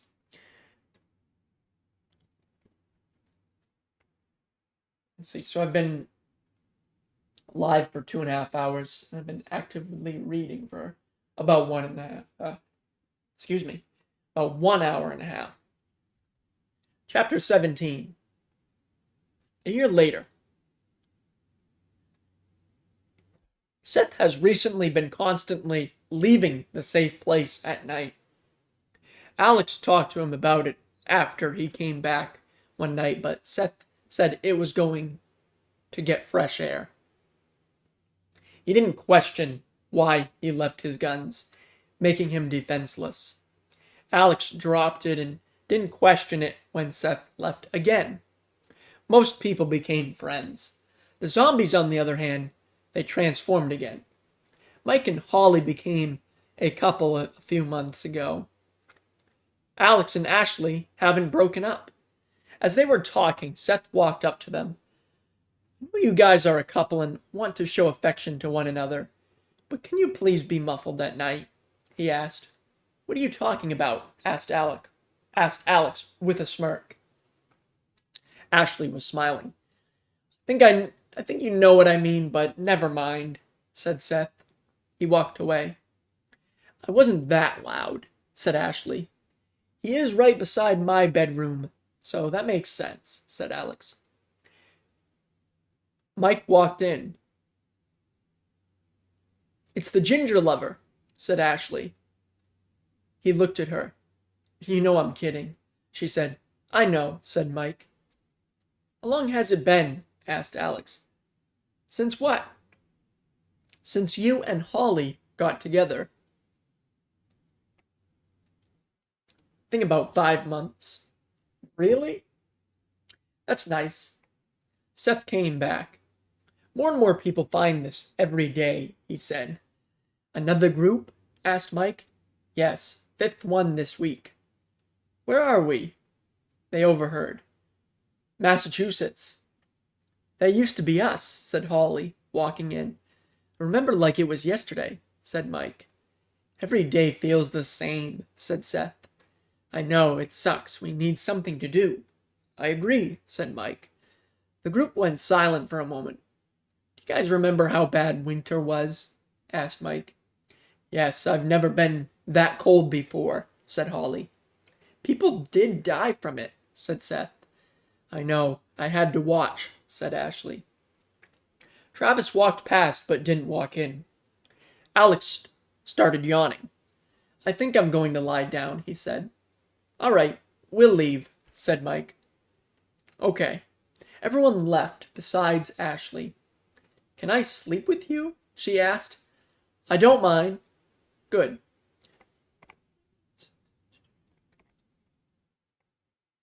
She lay beside him, only for Alex to fall asleep a few minutes later. She did right after him. Hours have gone by, and the other group members have fallen asleep. It was night when Seth woke up. He heard a moderately toned noise from Alex's room. I know they love each other, but again? He questioned. Seth stood up and walked out of his room. Shh, we can't wake Seth, said Alex as he got close to the door. I'm trying my best, said Ashley. He went to knock on Alex's door when a scream happened. What was that? Seth asked silently. Alex heard it as well. People came out of their rooms and were walking the halls, trying to find where the scream came from. Travis noticed the light. Oh no, he said. He saw the light coming from the entrance, along with seeing the sewer entrance on the ground. The door is open, he exclaimed. Nobody listened. Alex and Ashley ran out of the room. He was fixing his shirt. Seth found where the scream came from. He noticed a zombie was dead on the ground, and a person was bit. "I found her!" Seth shouted. The leader ran over to Seth. "She's been bit. What do I do?" asked Seth. "You kill her," said Stan. "It's the only way," said Alex, walking up. "I know," said Seth. He walked into the room. "I'm sorry," he said. "It's fine. Just do what you must," she said as she covered the bite on her neck. "Goodbye, Sierra." He grabbed her knife and stabbed her in the head. "Close the door. Leave her body in here," said Stan. "It's going to stink the place up, though," said Seth. "We'll get her body out of here tomorrow." "Okay." People were going back to their rooms. Seth closed the door. Alex and Ashley were about to go back to his room when a zombie fell into the sewer. More and more fell in. "Shit," cried Alex. People were running to rooms and slamming doors. Alex and the others did the same. More zombies came down the opening.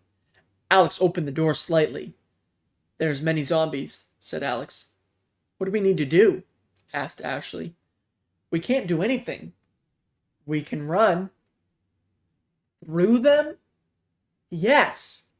Alex remembered. "We've done that before, but we lost Mike last time," said Alex. But he didn't die," said Ashley. They heard a door break and then the screams of the people in the room. "Let's do it. First, let me see if Seth can hear us." "We know he can. He complained that I was loud earlier," said Ashley. "Still, I'm going to try." Alex walked over to the wall and knocked on it. Seth knocked back. "Can you hear me?" asked Alex quietly. "Obviously," said Seth silently. "Okay. We're going to run through the zombies. Get to the ladder." "Are you sure that's smart?" "It's an attempt. If we die trying." "True." Alex went to walk away. "If you can, tell the others as well," he said. "All right," said Seth.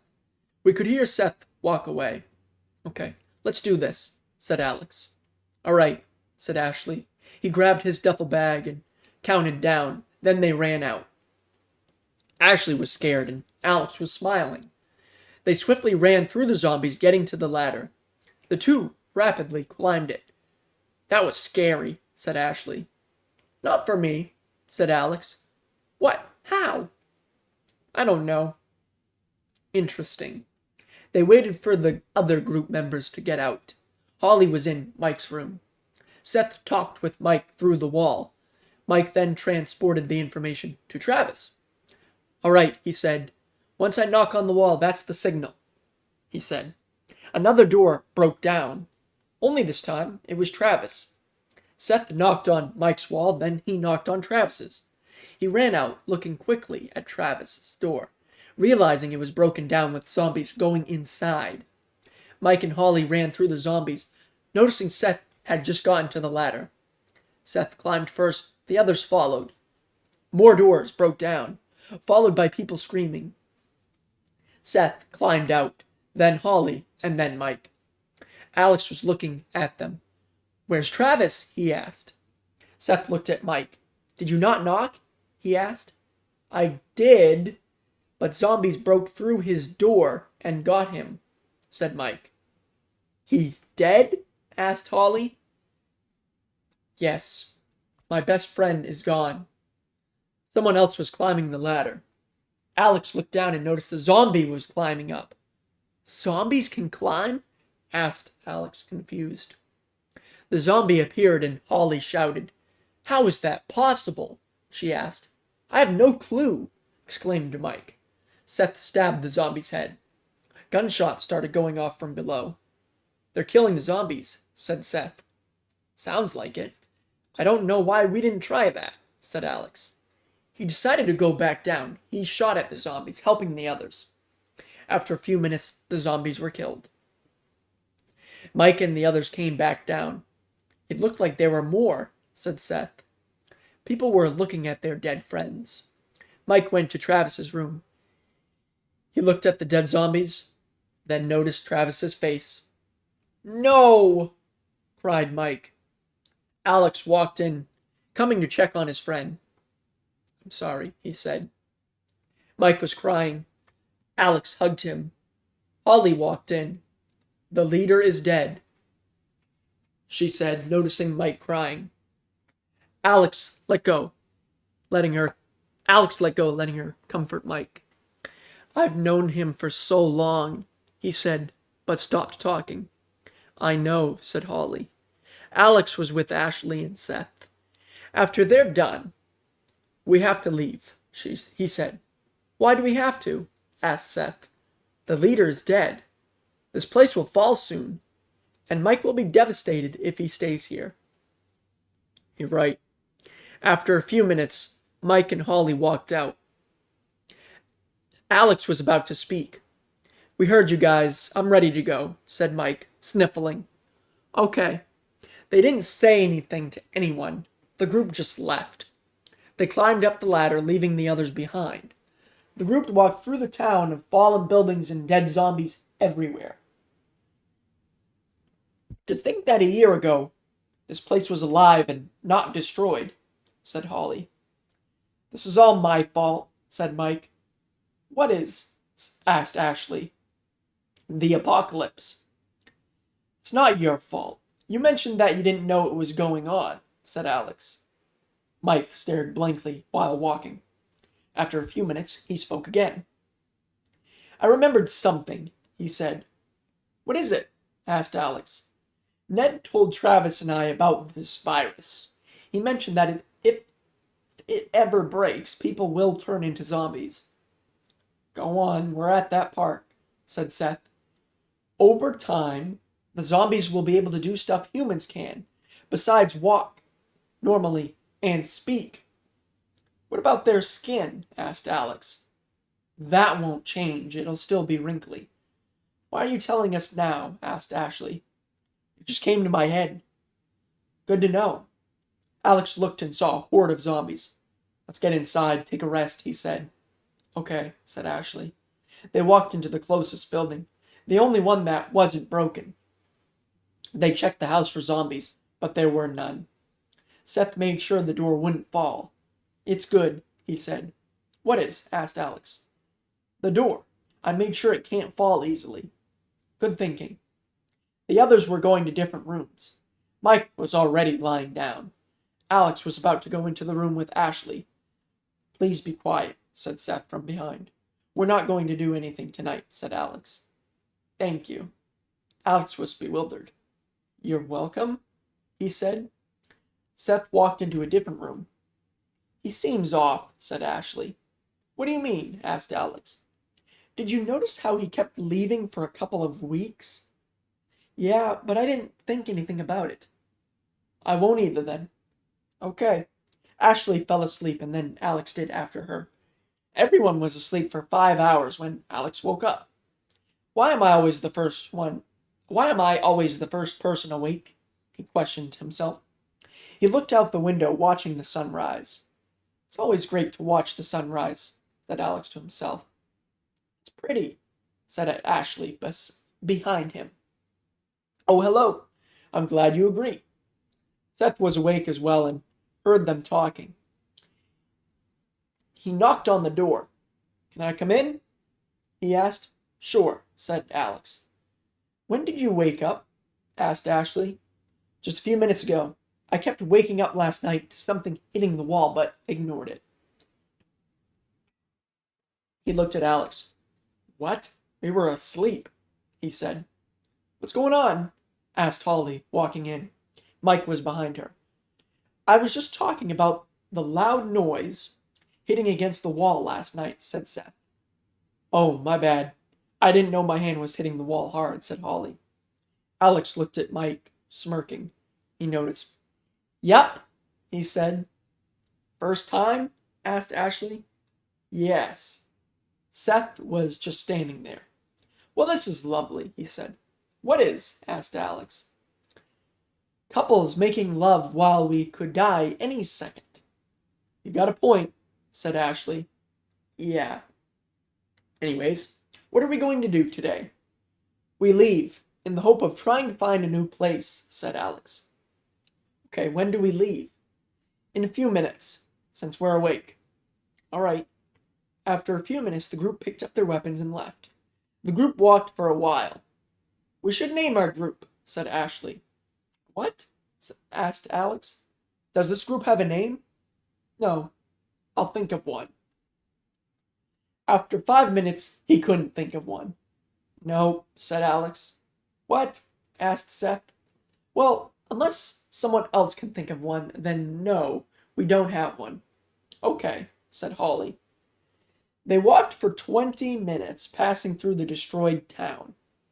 Do you think there's another safe place? Asked Seth. Not around here. Maybe somewhere else, said Alex.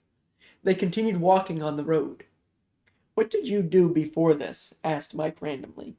Who are you talking to? Asked Alex. I'm talking to Holly. All right. I worked at a grocery store, but was about to quit, and then this started, said Holly. That's nice. There's some zombies ahead, said Seth. Use your knife once we get close enough to kill them, said Alex. Roger that. They walked closer. Are they walking differently? Asked Seth. Doesn't look like it, said Mike. The group got to the zombies and killed them all, besides one. That one is going away. Shouldn't it be trying to attack us? Asked Ashley. Yes. Did we manage to scare it? Questioned Seth. Sarcastically. Alex ignored his comment. That's a person with a zombie's face. Let's not mess with it, he said. Oh? Ollie watched as the person started to run. It's gone, she said. All right, let's get going, said Alex. The group walked for 30 minutes when they saw a house. Do you guys want to relax for a while? Asked Alex.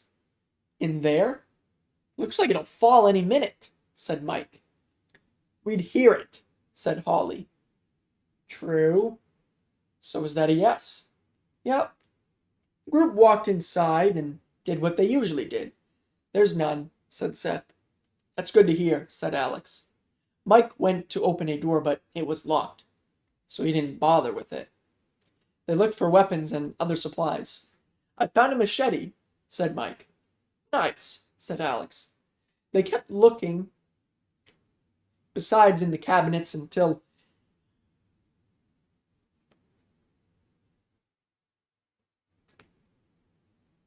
Ashley decided to look. She found nothing at first until she opened the last one. I found food, exclaimed Ashley. Expired? Asked Seth, walking towards her. It doesn't matter anymore. We have food now, said Mike. Okay. Alex looked. Crackers and a bunch of snacks, he said, looking around. Everyone grabbed something and ate it. That tasted great, said Holly. Yes, it did. We've lived off deer meat for a long time, said Mike. I know. The group heard a shotgun click. Why are you eating my food? Asked a woman. They faced away from her. We were hungry, said Mike. That's not my problem. Get out of my house. One by one, they turned around. We've done nothing wrong. We're just trying to survive, said Alex. So am I. That food was supposed to help me for a year. I'm sorry. She noticed Alex had a gun in his pocket. It's okay. Just get out of my house. Why are you staying here? Asked Holly. I've lived here for 20 years. My husband and I built this place. That's nice, said Seth. Nope. He's dead now. He was in the war. Oh, I'm sorry, said Ashley. It's okay. Just please get out of my house. All right, we'll go, said Alex. The group grabbed their things and went to the door. Holly turned around. Why would you stay in a shithole like this? She asked. What? Asked the woman. You guys did a terrible job building this place. It's been 20 years and it's ready to fall. You and your husband are terrible at construction. The woman didn't think. She shot Holly's stomach. She fell to her knees in pain, blood flowing out. Alex grabbed his pistol from his pocket, swiftly flicked off the safety, and shot the woman's head. She fell to the ground. Mike bent down to Holly. Lay back, he said. His voice was shaky. Ashley was beside him, and so were the others. "Do we have anything to save her?" questioned Mike. Ashley started looking for bandages. "It's okay," Holly said silently. She stopped looking in her bag. He hugged her while he was crying. Mike got her blood on his clothes. "I'm ready to go," she said silently. "I want you to stay," said Mike through his tears. Seth was standing by the dead lady when she turned into a zombie. He killed her with his knife. "It's her time.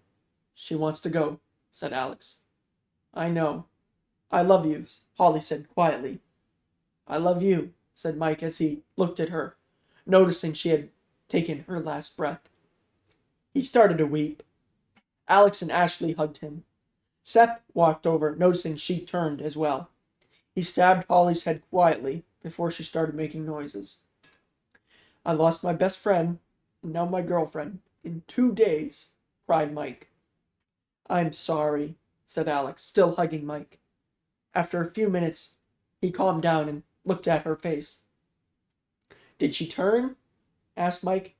"Yes, I killed her before she could make a sound," said Seth. "Okay. I'm glad you were paying attention. One of us could have been bit." "I know." Mike closed her eyes. "Rest in peace," he said, standing up. Alex waited until he was okay. "Let's get going," he said. "All right," said Ashley. They walked out of the house and started walking. After a while, Seth looked over and noticed someone was following them behind the trees. "We're being followed," he whispered. "From where?" asked Alex silently. "The trees, on your left." "Okay." He aimed towards the trees. "Come out," said Alex. Nobody emerged. "Come out before I come in there and kill you," he said. "Fine, I'll come out," the person said. He walked out with his hands up. "I don't have a gun. I lost it when I was running," he said. "Who are you and why are you following us?" He got closer. "My name is Austin. I saw you guys earlier." "When?" asked Ashley. "When you guys killed the zombies." "You were the fake zombie?" asked Seth. "Yes. I took the face off, though. Those things stink." "You did cut it off their face? So it makes sense." "You did cut it off their face, so it makes sense. Can I join you guys?" "He got right into that," said Ashley. "It's fine." "Sure," said Alex. "Thank you." He walked over to them. "My name is Austin." "That's nice. My name is Alex." "Cool. Are you their leader?" "Yeah." "Nice." He looked at the others. "You'll learn their names along the way," said Alex. "Okay." Seth saw another horde ahead of them. "Do you have any friends out there?" he asked. "No. I was with them, but they got killed by zombies." "Why do you ask?" asked Austin. "That horde up there." "Oh, okay." They started walking towards it. "Are we going to attempt to kill them?" asked Austin. "No, we're going to do something else," said Alex. "What's that?" "Me, Seth, and Mike have done it before." "We're going to run through it?" asked Mike. "Yup." "Again?" "Huh?" asked Seth. "We got to have fun, one way or another. If anyone has any other ideas, say them." Nobody did. "We could die," said Ashley. "We didn't last time, and that's what makes it fun," said Alex. "I guess." "Did I join the wrong group?" asked Austin quietly. Mike heard him, and he smiled. They got closer to the zombies. "That's a lot. Are you sure about running through them?" asked Ashley. "Yes. You just have to dart through," said Alex. "I'm scared I'll die." "You've done it before, to get out of the sewer." "I know, but the zombies were distracted by trying to get the others." "Just believe in yourself and run. You'll be okay." "Are you saying that to make me feel better about myself?" "Yes, and I believe in you." "Okay." They were right in front of the zombies. "Run," said Alex. They listened and ran. A few zombies turned towards them. Ashley could hear the gurgling sounds of the zombies. They kept trying to bite the group. Alex was the first to get out. He ran to the trees and hid, waiting for the others to come out. First came Mike, then Seth, and Austin. He waved for them to see. "Did anyone see Ashley?" asked Seth.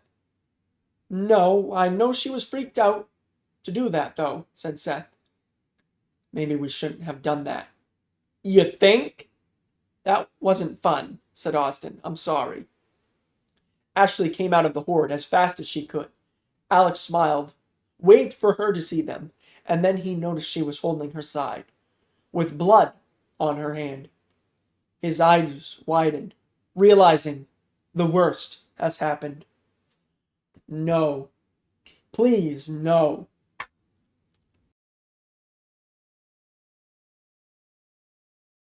And that's the end of chapter 17. Welcome in, Exy. Thank you for joining us. Oh, man. All right. I need to grab some more water again. I'll be right back again.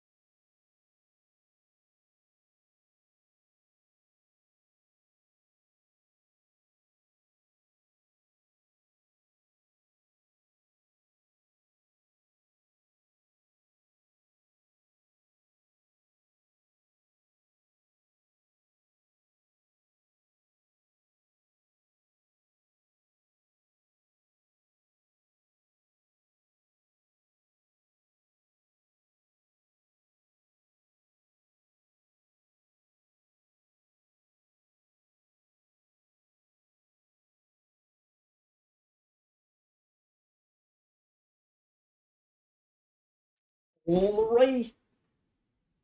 ready to continue here. La la la la.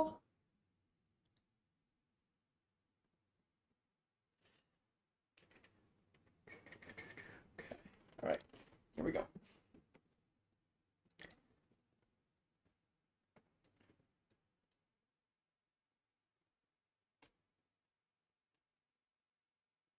All right. Here we go. There.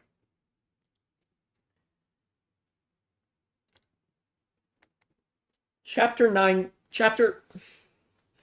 18. A few minutes before. Where does this end? She said to herself, silently and annoyed.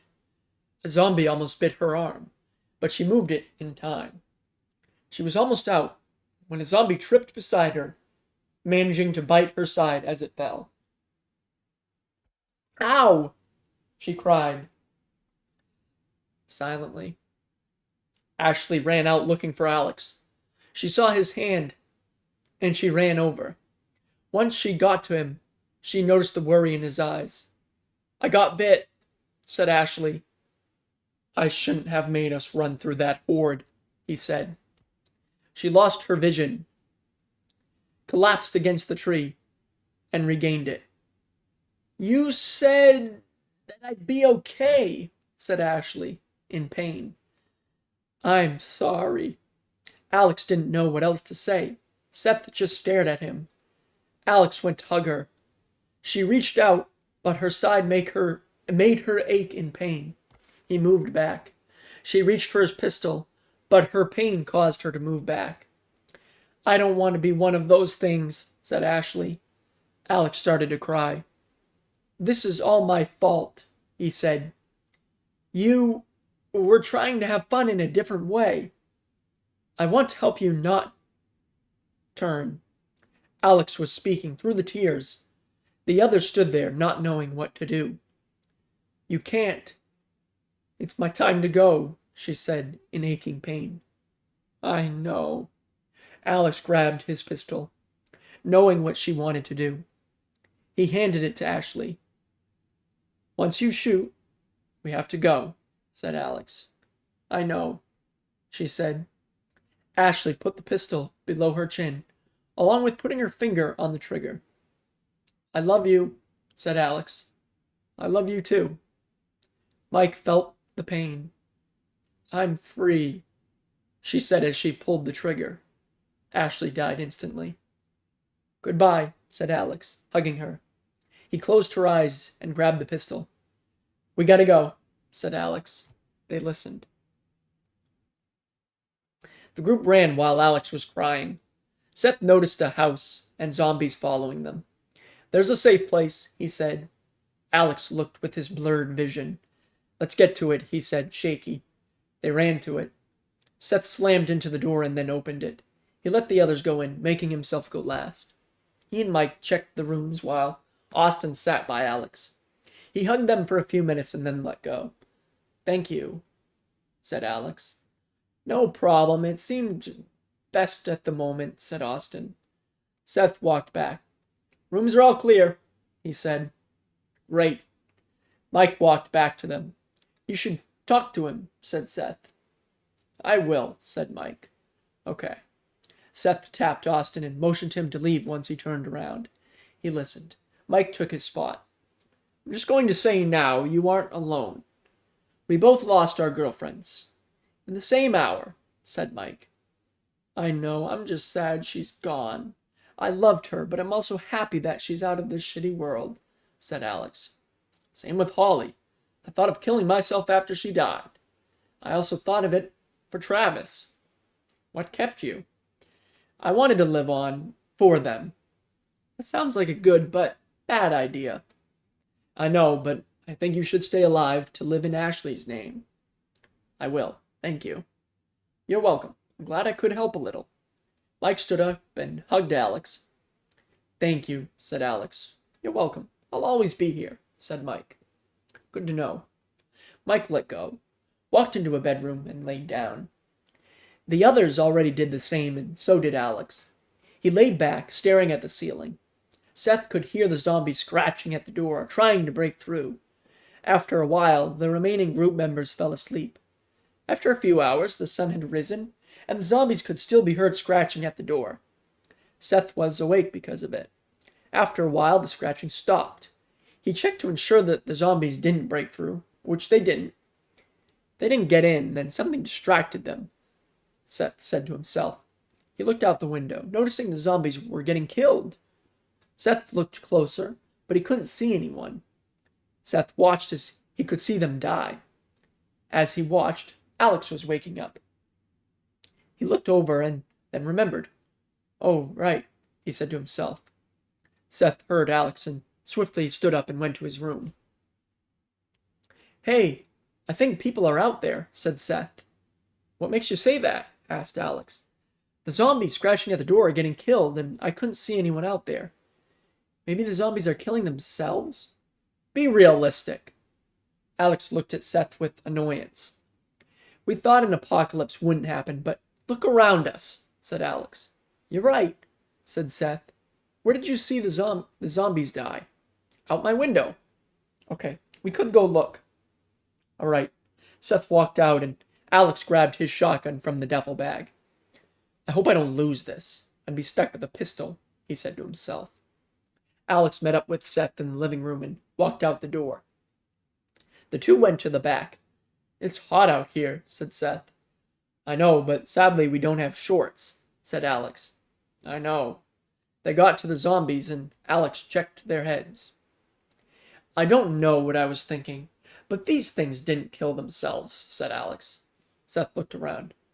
"When did you see this?" asked Alex. "A few minutes ago. They didn't get far," said Seth. He looked behind and noticed Mike was watching them from his window. "Let's head back in. Wake the others up," said Alex. "Okay," said Seth. They turned to go back in. "Looks like Mike is awake," said Alex. The two walked back in. "What's going on?" asked Mike. "The zombies that followed us back here, they're dead now, but none of us went out there," said Alex. "I saw them dying, but saw nobody around," said Seth. "Do you think Austin had people following him?" asked Mike. "I don't know, but I'm going to wake him up and then we'll go." "Okay." Alex walked to Austin's room. He tapped him rapidly, waking him up. "What?" asked Austin. Sleepy. "We have to go. Get up," said Alex. "All right." He walked out of the room while Austin was waking himself up. He got his shoes on and walked out. "Why are we leaving in such a hurry?" asked Austin. "People are nearby," said Alex. "Did you bring them?" asked Mike, reaching for his gun. "No, I promise." "Okay." Seth smirked. "Let's get going," said Alex. They grabbed their things and walked out. "Be cautious. Someone could attack us," said Alex. "We should be worried about zombies more," said Mike. "You're right, but mankind is a bigger threat, even in the end," said Mike. "He's got a point," said Austin. "I guess so." The group walked silently, listening to ensure they wouldn't get attacked. "What happened to your old group?" asked Mike. "Why are you asking?" asked Austin. "To pass the time." "Good point."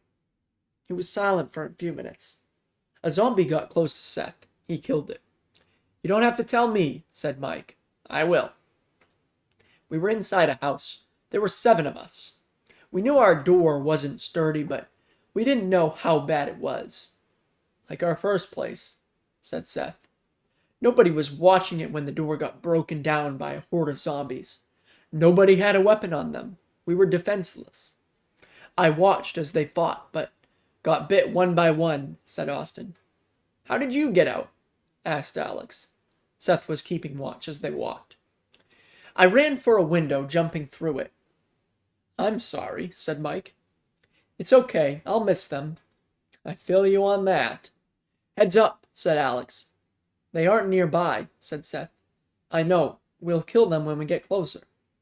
Once they got closer, Alex and Seth stabbed the zombies' heads. "Why were you wearing a zombie's face?" asked Mike. "Our group made a pact. If one of them were to get infected, we're to kill them immediately," said Austin. So you killed a zombie and then went back with the face on and killed them? Yeah, I had to use a rock to kill that zombie. Okay. I have my knife and pistol now. I left the other weapons there. All right.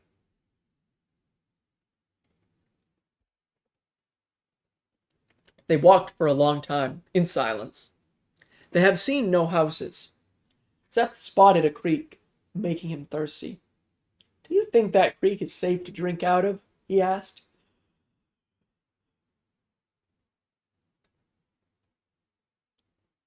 Not at all, but it's the only water source we've seen in a while.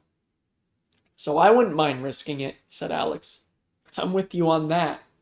Seth ran towards the creek. The rest walked. He seems thirsty. When's the last time you guys drank water? Asked Austin. I think a week. I don't know, said Alex. Okay. When they got to the creek, Alex laid down and stuck his head in the water.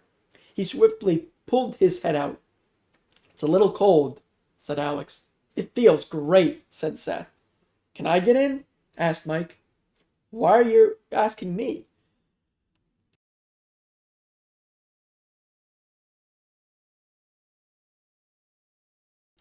You're our leader. Yeah, but not of your life. True. Mike got into it, and so did Seth. Alex noticed Mike took his shirt off. He took his head out of the water. I didn't know you were going to bathe in it, said Alex. Why else would I get into the water? Asked Mike. You got a point, but please leave your pants on. Of course. Are you guys going to get in? I'm good, said Austin. Okay. After a few minutes, Seth got out. Mike felt something bite his finger. He looked down, noticing a fish bit it. Can fish be infected? He asked. I don't know. You would know more than anyone else, said Alex. Animals can get infected by the virus, said Mike, silently to himself. Why do you ask? Asked Seth. He got out, showing the fish on his finger. Oh no, said Alex. Seth grabbed his knife and sprinted to Mike. He stabbed the fish's head. Alex ran over. You're bit, said Seth. I see that, said Mike. We can stop it, said Alex. Mike looked at him. How? Scientists, including myself, had this and worked on it. I know, but we can still stop it. Chop his finger off. What? Asked Seth. That's the only way to stop it, at least in the movies. Seth looked at Mike. Do you want me to chop your finger off? He asked. Please, I don't want to die, said Mike. He put his hand down and looked away. Do it before it spreads, said Alex, nervous. Seth hesitated, but then he did it. Ow! Yelled Mike. He yelled in pain for a few minutes, booming his voice. He fainted from the blood gushing out from the hole that used to be his finger. That's gross, said Austin, looking away. Seth swiftly cut a part of his shirt and wrapped it around the hole. It'll stop the bleeding. I hope, said Seth. It should, said Alex. Austin was looking around. He saw a group of people running over and weren't that far from them. He turned to warn Alex. People are coming, said Austin. What? Asked Alex, looking up. Austin turned around, becoming aware that the people were behind them. So did Alex. He heard a couple of guns get cocked. Shit.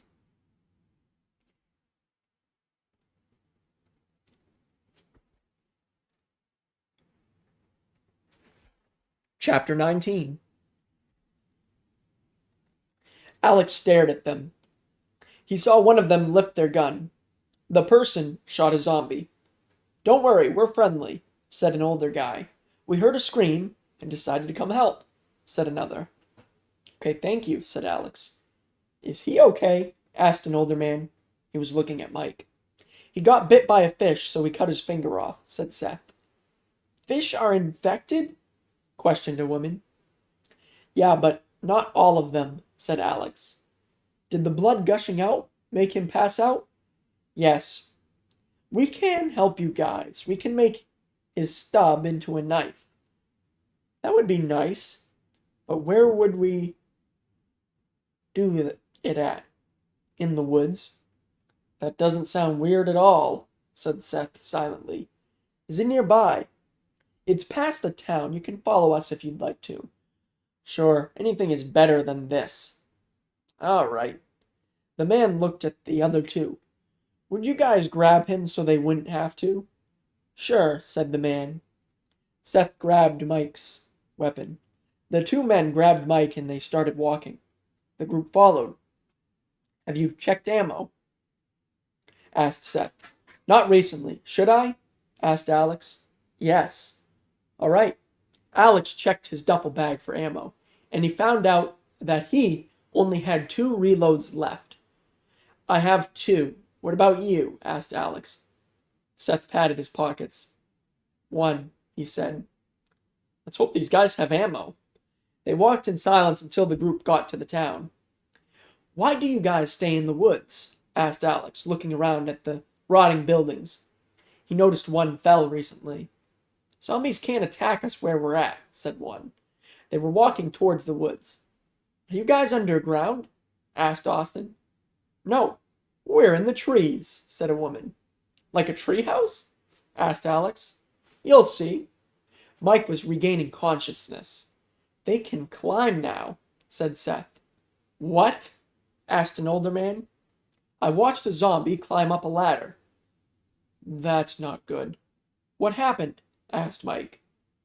We cut your finger off and then these people heard you scream, so they came to help, said Alex. He was looking at the men carrying him and then his stub. Before you ask, we're friendly. We offered to replace the stub on your hand, said one. Okay, how though? You'll see soon. The group passed through the town. It's been a year and everything already looks like shit, said Alex, looking back. How do you know it's been a year? Asked an older man. We went through fall. I noticed the leaves change. Then winter because it snowed for a week. Now it's either spring or summer. You're a smart guy. Thank you.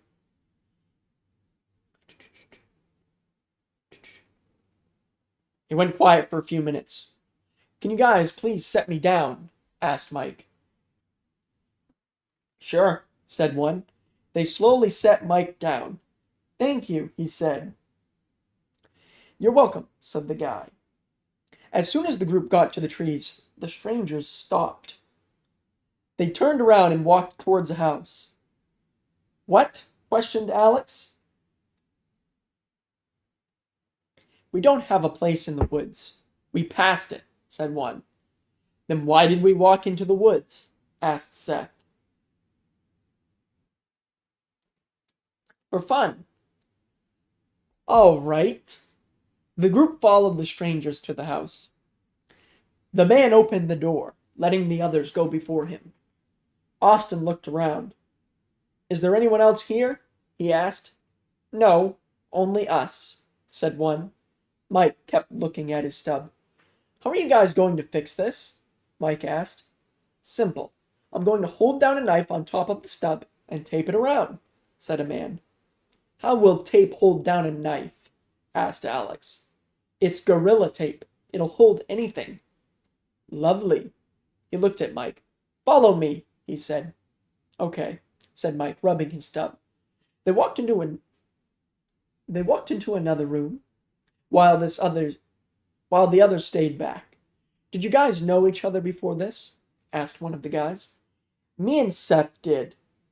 We met Mike a day after this happened, said Alex. What about him? Asked another guy, pointing to Austin. We met him yesterday. Ah. Mike and the guy walked out. It isn't working, he said. Alex went to speak. Don't worry, this wasn't my hand that I used to shoot my guns, said Mike. That's good to hear, said Alex. Are you guys staying with us? Asked one. Yeah, I don't know for how long, though. All right, we don't have any beds for you guys. Is that fine? Yes. Roger that. The group was silent for a few minutes. Are we going to go back out there? Asked one. Yes, a guy said. Okay, do you guys want to come with us? The man asked Alex. Not really, we need to rest, he said. Okay, well, we're going to go find food. All right, we'll be back. The people left, leaving Alex and the others there. Are we leaving? Asked Mike. Yes, I got a bad feeling about them, said Alex. Are we going now? Asked Seth. Yes. Austin started to head for the door. Let's look for ammo. We need it, said Alex. Are you saying steal from the people who helped us? Asked Mike. Yes, we need the ammo. I'm with him on this. Survival of the fittest, even if that means stealing from people who are kind, said Seth. Right. Alex and Seth both started looking for ammo in cabinets, drawers, and bags, but they found none. There wasn't any, said Seth. Oh, now what then? Asked Mike. We leave and look for somewhere new to stay. All right, when do we go? Asked Mike. Now. Let's go before they get back here.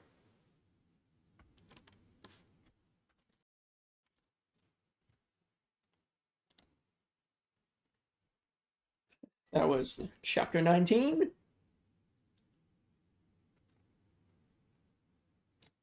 Page 99. Nice. Okay.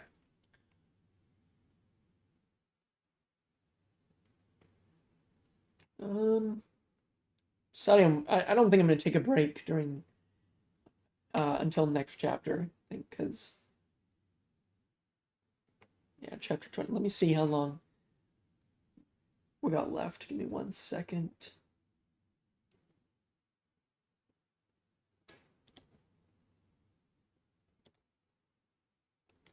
Very good.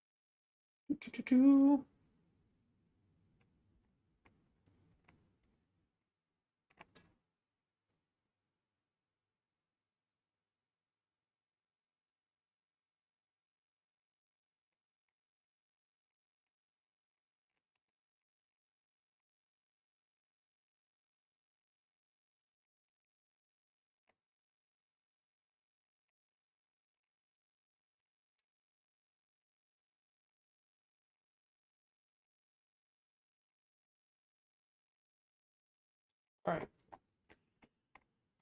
Yep, I'll read through the next chapter and then I'll take a break. All right, where were we? Page 99.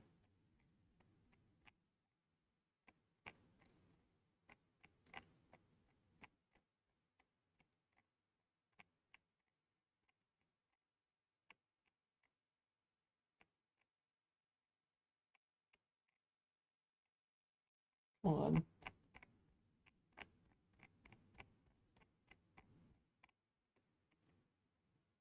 All right, here we go. Chapter 20. The group looked for months, trying to find a new place to stay, but they had no luck. Oh, shoot. Didn't realize I still had the screen hidden. Hold on.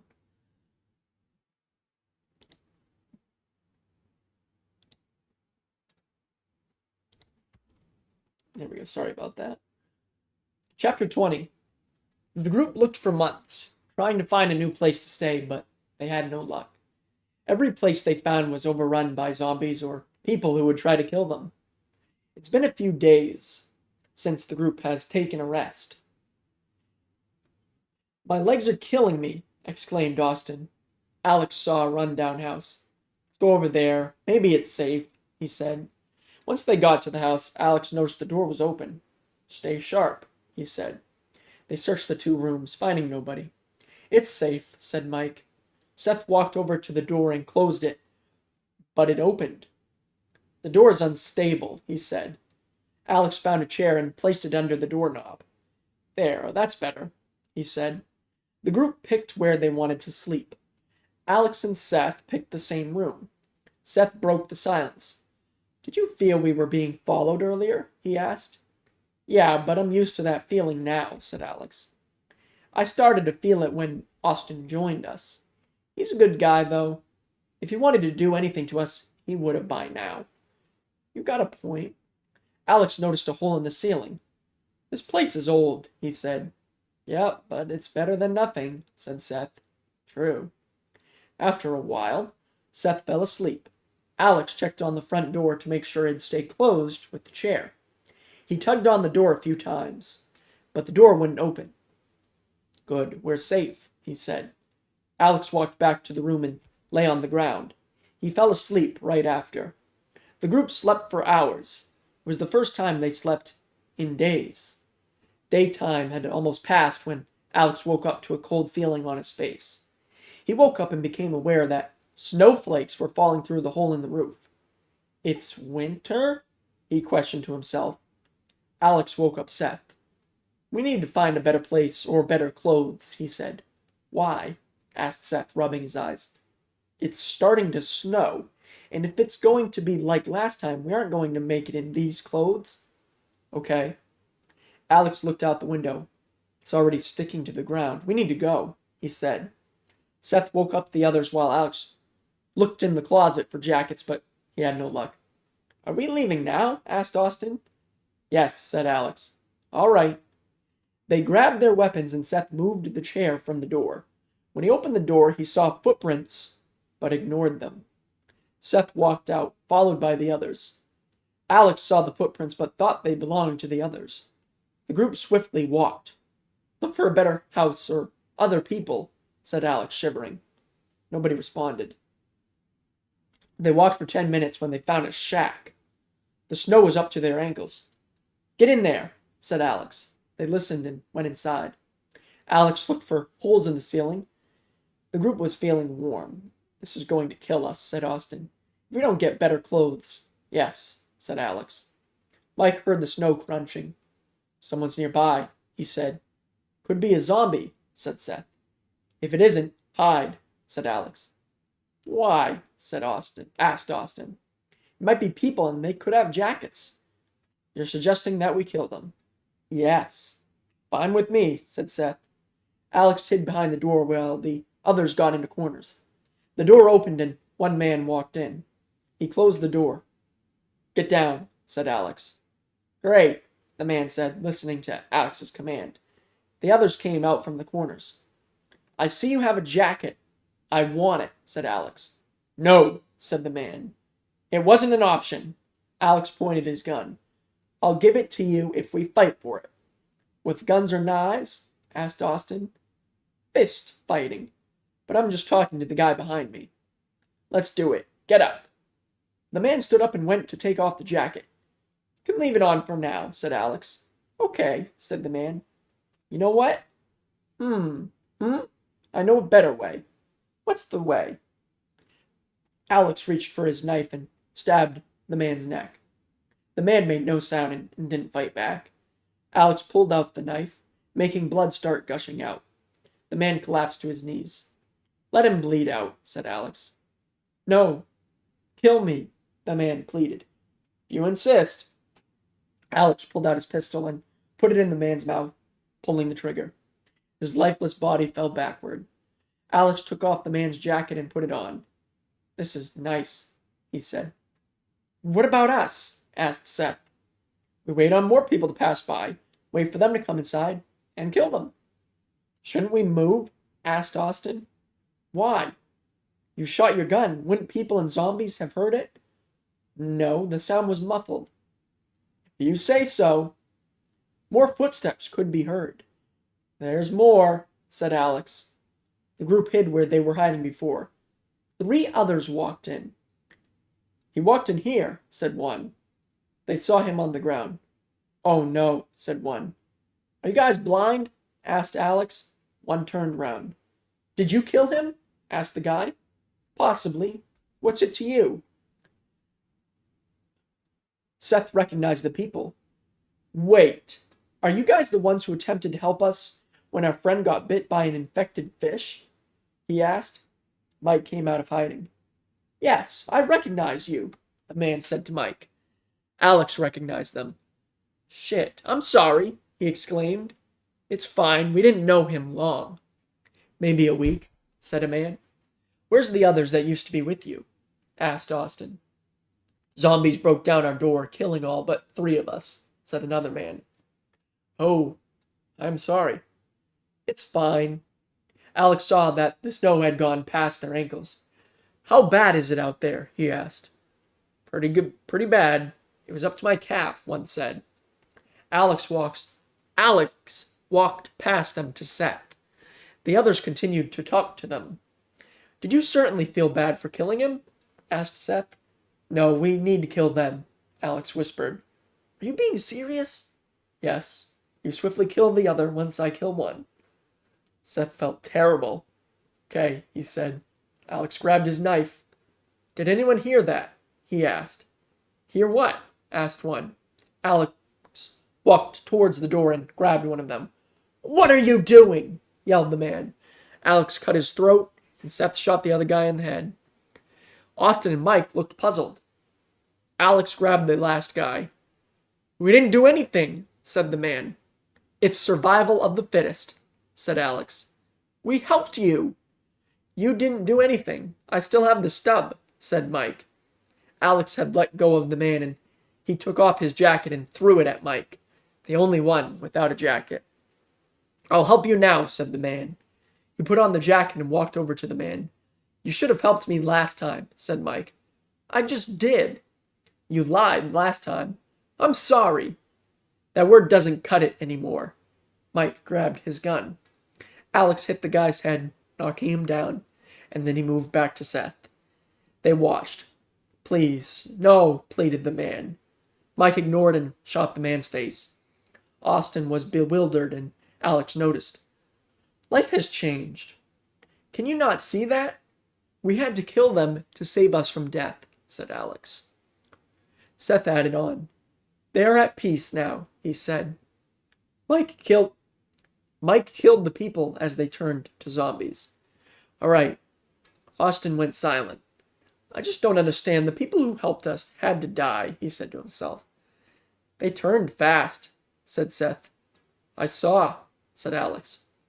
Can someone help me move these bodies out? Asked Mike. I will. I'll get the door, said Alex. Thanks. Alex struggled to open it. Can someone help me? He asked. I will, said Austin. They both pushed on the door, getting it open, and snow fell in. The snow stopped, said Austin. Good to know, said Alex.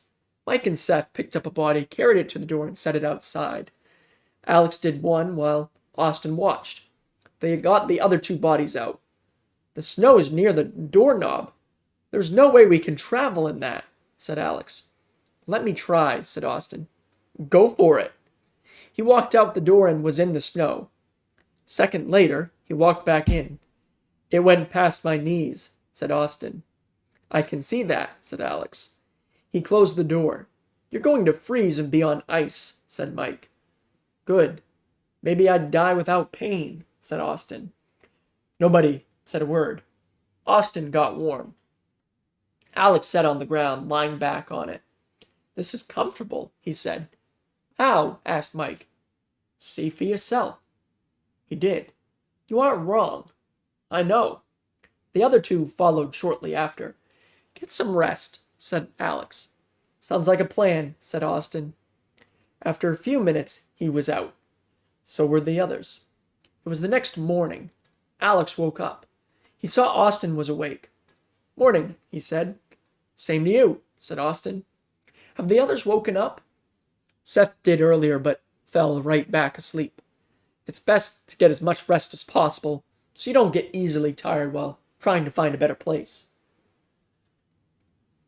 That's a fact. Are we going to leave soon? This place? Yes. No, unless they want to. So a group vote. Yep. Why do you want to leave? It doesn't feel safe here.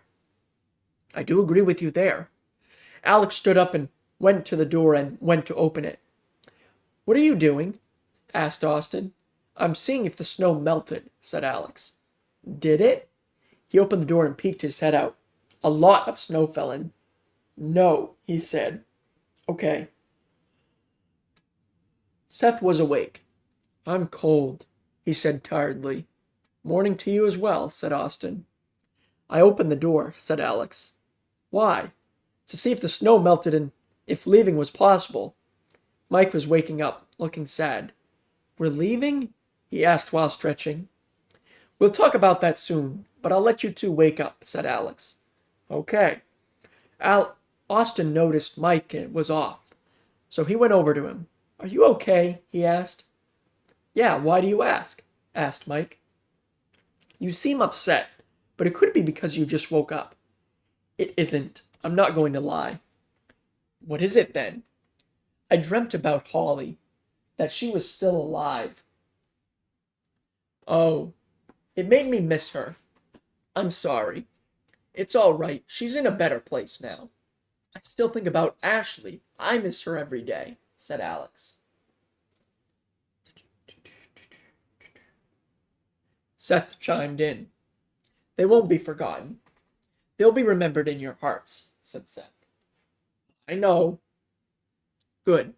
Mike stood up and stretched. I know this is all of a sudden, but are you guys wanting to leave? Asked Alex. Leave what? Asked Seth. This place. To find somewhere safer. Yes, I'm fine with that. Alex looked at Mike. Fine with anything. Did the snow melt overnight? He asked. No, said Alex. Dang. When are we leaving? Asked Austin. Now, if you'd like. All right. They grabbed their things and Alex opened the door. The wind blew in. That's cold, exclaimed Seth. I know, but we're still going, said Alex. He motioned his hand to let them go ahead. He closed the door behind them. The snow was up to their knees. The snow was to their knees. Good thing I'm tall, said Austin. Indeed, said Seth. They walked in silence for a few minutes. Do you know where we're going? Asked Austin. No, we're just going straight, said Alex. Okay. In the far distance, Seth spotted a few people. Do you guys see that, or am I imagining it? He asked. I see them. Let's get to them, said Alex. All right. The group walked rapidly to the other people. Hello up there, Seth called out. The three people turned around. Hi! You guys are the first people we've seen in a while, said one. Another person aimed their gun at the group, but they didn't react. They're friendly, dumbass. Put that weapon down, said one. Do you guys have a place to stay? Asked Alex. No, we wouldn't be out here if we did. Fair point, said Austin. Shut up, said Alex, joking around. All right. The group combined and started looking for a new place. It's cold, exclaimed Austin. We know, said Alex. He looked at him. If this bitch says one more smart remark to me, I'll hit him, said Austin to himself. The group walked for miles, finding nothing but zombies on the ground. People have been here. Maybe we can find them, said Alex. Even better, a new place, said one. Austin heard snow crunching behind him, so he turned around. It was zombies. He swiftly pulled out his pistol and shot the nearest zombie. Alex turned around, about to question why he did that. Oh, zombies! He exclaimed. The group grabbed their guns. Alex grabbed his knife and went to stab one in the head, but it wouldn't go all the way through. Shit, it's stuck, he cried. One of the strangers shot the zombie. Thanks, said Alex. No problem. Use your gun, said the man. Alex grabbed his pistol and shot the zombies. They killed them all. Good thing there wasn't many, said Seth. Yeah, but were they frozen? Asked Alex. I'm freezing, if that matters, said Austin. We all are, said Mike. Alex ignored and went to grab his knife. I can't get it out. He put his foot on the zombie's throat. After a few seconds, he got it. Thanks for the help, he said, sarcastically. No problem, said Seth, smiling. They are frozen. That means they were stuck to the ground, said the woman. Good thing we found shelter, said Austin. Yup, said Alex. Hello, yelled someone. The group quickly turned. We're friendly, yelled another. Okay, shouted the man. The people got closer. There were two of them. How long have you guys been out here? Asked one. Few hours, said the man. Roughly 15 minutes, said Alex. Okay, you you guys are going to get sick. Surprised you haven't yet, said the man. Same, he said. Do you guys have a safe place? Asked Alex. He was shaking from the cold temperatures. Yes, it's not far from here. Let's go. Okay. Why does everything feel so fast? Why isn't Alex questioning them? Asked Austin to himself. They followed the two people for roughly 20 minutes. Are we near? I'm freezing, said the man. It's right over there, that town, said the man. Does it have barriers? Asked Alex. He couldn't feel his hands. No, it has an enormous building, like 12 floors. Are we near it? Yes, do you see it? No, said Mike. They walked for a few more minutes. Now I do, he said. Okay, we have people in there. It's a town. But in floors, he said. Can you please explain in there? I'm cold, said Alex. Yes, the group picked up their pace, getting there quicker. There's a fire over there, the man said. Alex swiftly walked to it, and so did the others. Ah, that feels good, said Mike. The guy noticed Mike didn't have a finger. Where the hell is your finger? Said the guy, staring at... Where the hell is your finger? Said the guy, staring at the stump. I got bit. We chopped it off, said Mike. Oh, that's a smart move. Yeah, the people who helped me are dead now. How? We got attacked and we got away. They didn't. Oh, I'm sorry to hear that. It's okay. We didn't know them long. Mike looked at Alex. He gave a thumbs up. Tell the truth, said Austin. That is the truth, said Mike. No, it isn't. What do you mean? Asked the man. They killed the people that helped him and stole their jackets. The ones you guys are all wearing now? The ones you guys are all wearing right now? Asked the woman. Yes. These were a gift, said Alex. Off dead bodies? Austin was getting mad. No, they gave us these jackets. Don't you remember? Quit lying. Austin ignored Alex, walked over to him, and punched him in the face. Whoa! Exclaimed the man. What was that for? Asked Alex, annoyed. To tell the truth. You killed those people. Stop lying. I'm not. Austin punched Alex again, 2 times. He punched Austin back in the stomach, knocking the air out of him. Stop. We don't need to do this, said Alex. Mike and Seth moved back, and so did the others. We knew this would happen. Austin doesn't like how we roll, said Mike. Yeah, said Seth.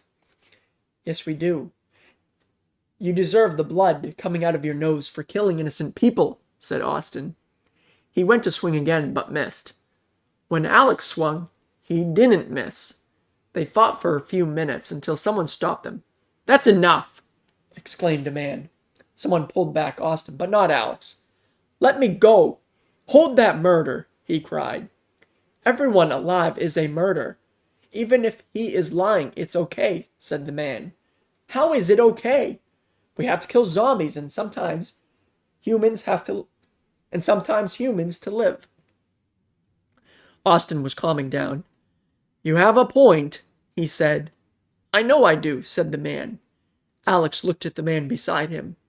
Why didn't you guys have someone grab me? He asked. Well, you didn't want to fight him, it was clear. So we knew once someone got your friend, you wouldn't continue, said the man.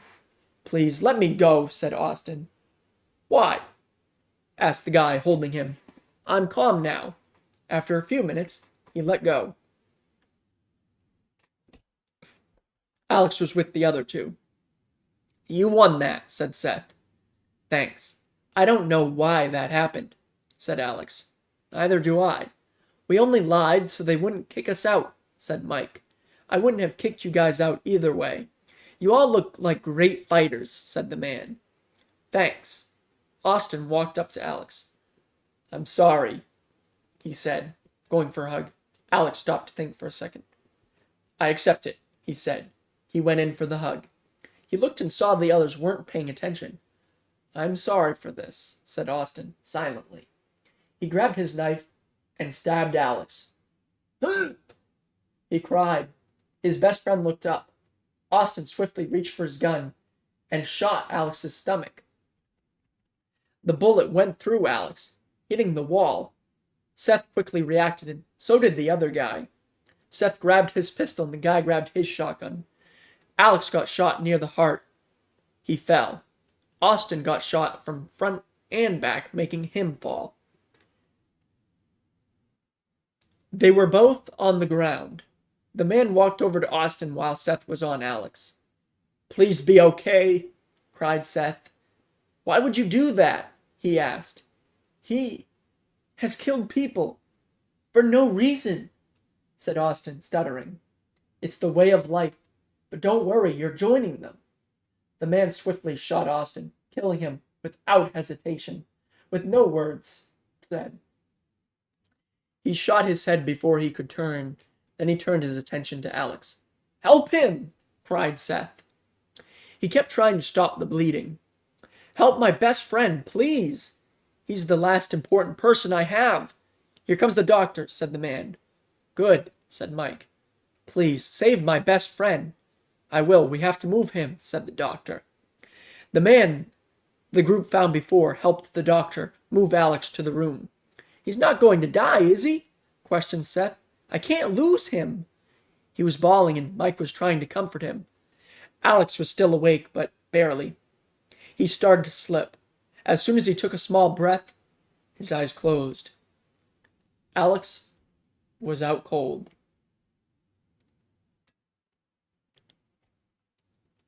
Wow. Crazy. Obviously, we knew that Austin was getting annoyed at Alex, but I gotta say, I wasn't expecting him to try to murder Alex, because he apologized, and they hugged each other and they seemed to let it go, but can't trust them. So all right, so that's the end of chapter 20. There's 5 chapters to go, so not much left. I think, let's see, what page are we on here? 105.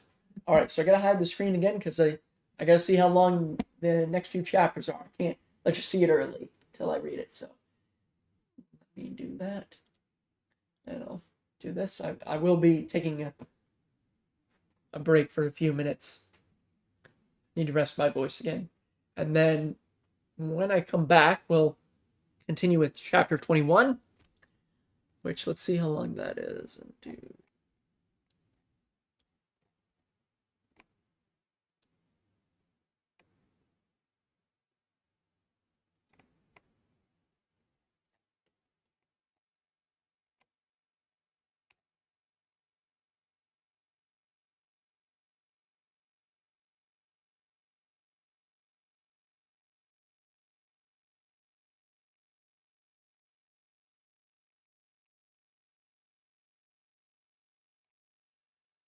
I think, all right, I think what I'll do is I'm going to take my break. Then when I come back, I'll read chapters 21 through 23. And then I'll take another break and we'll finish it off with chapter 24 and 25. So I will be back shortly.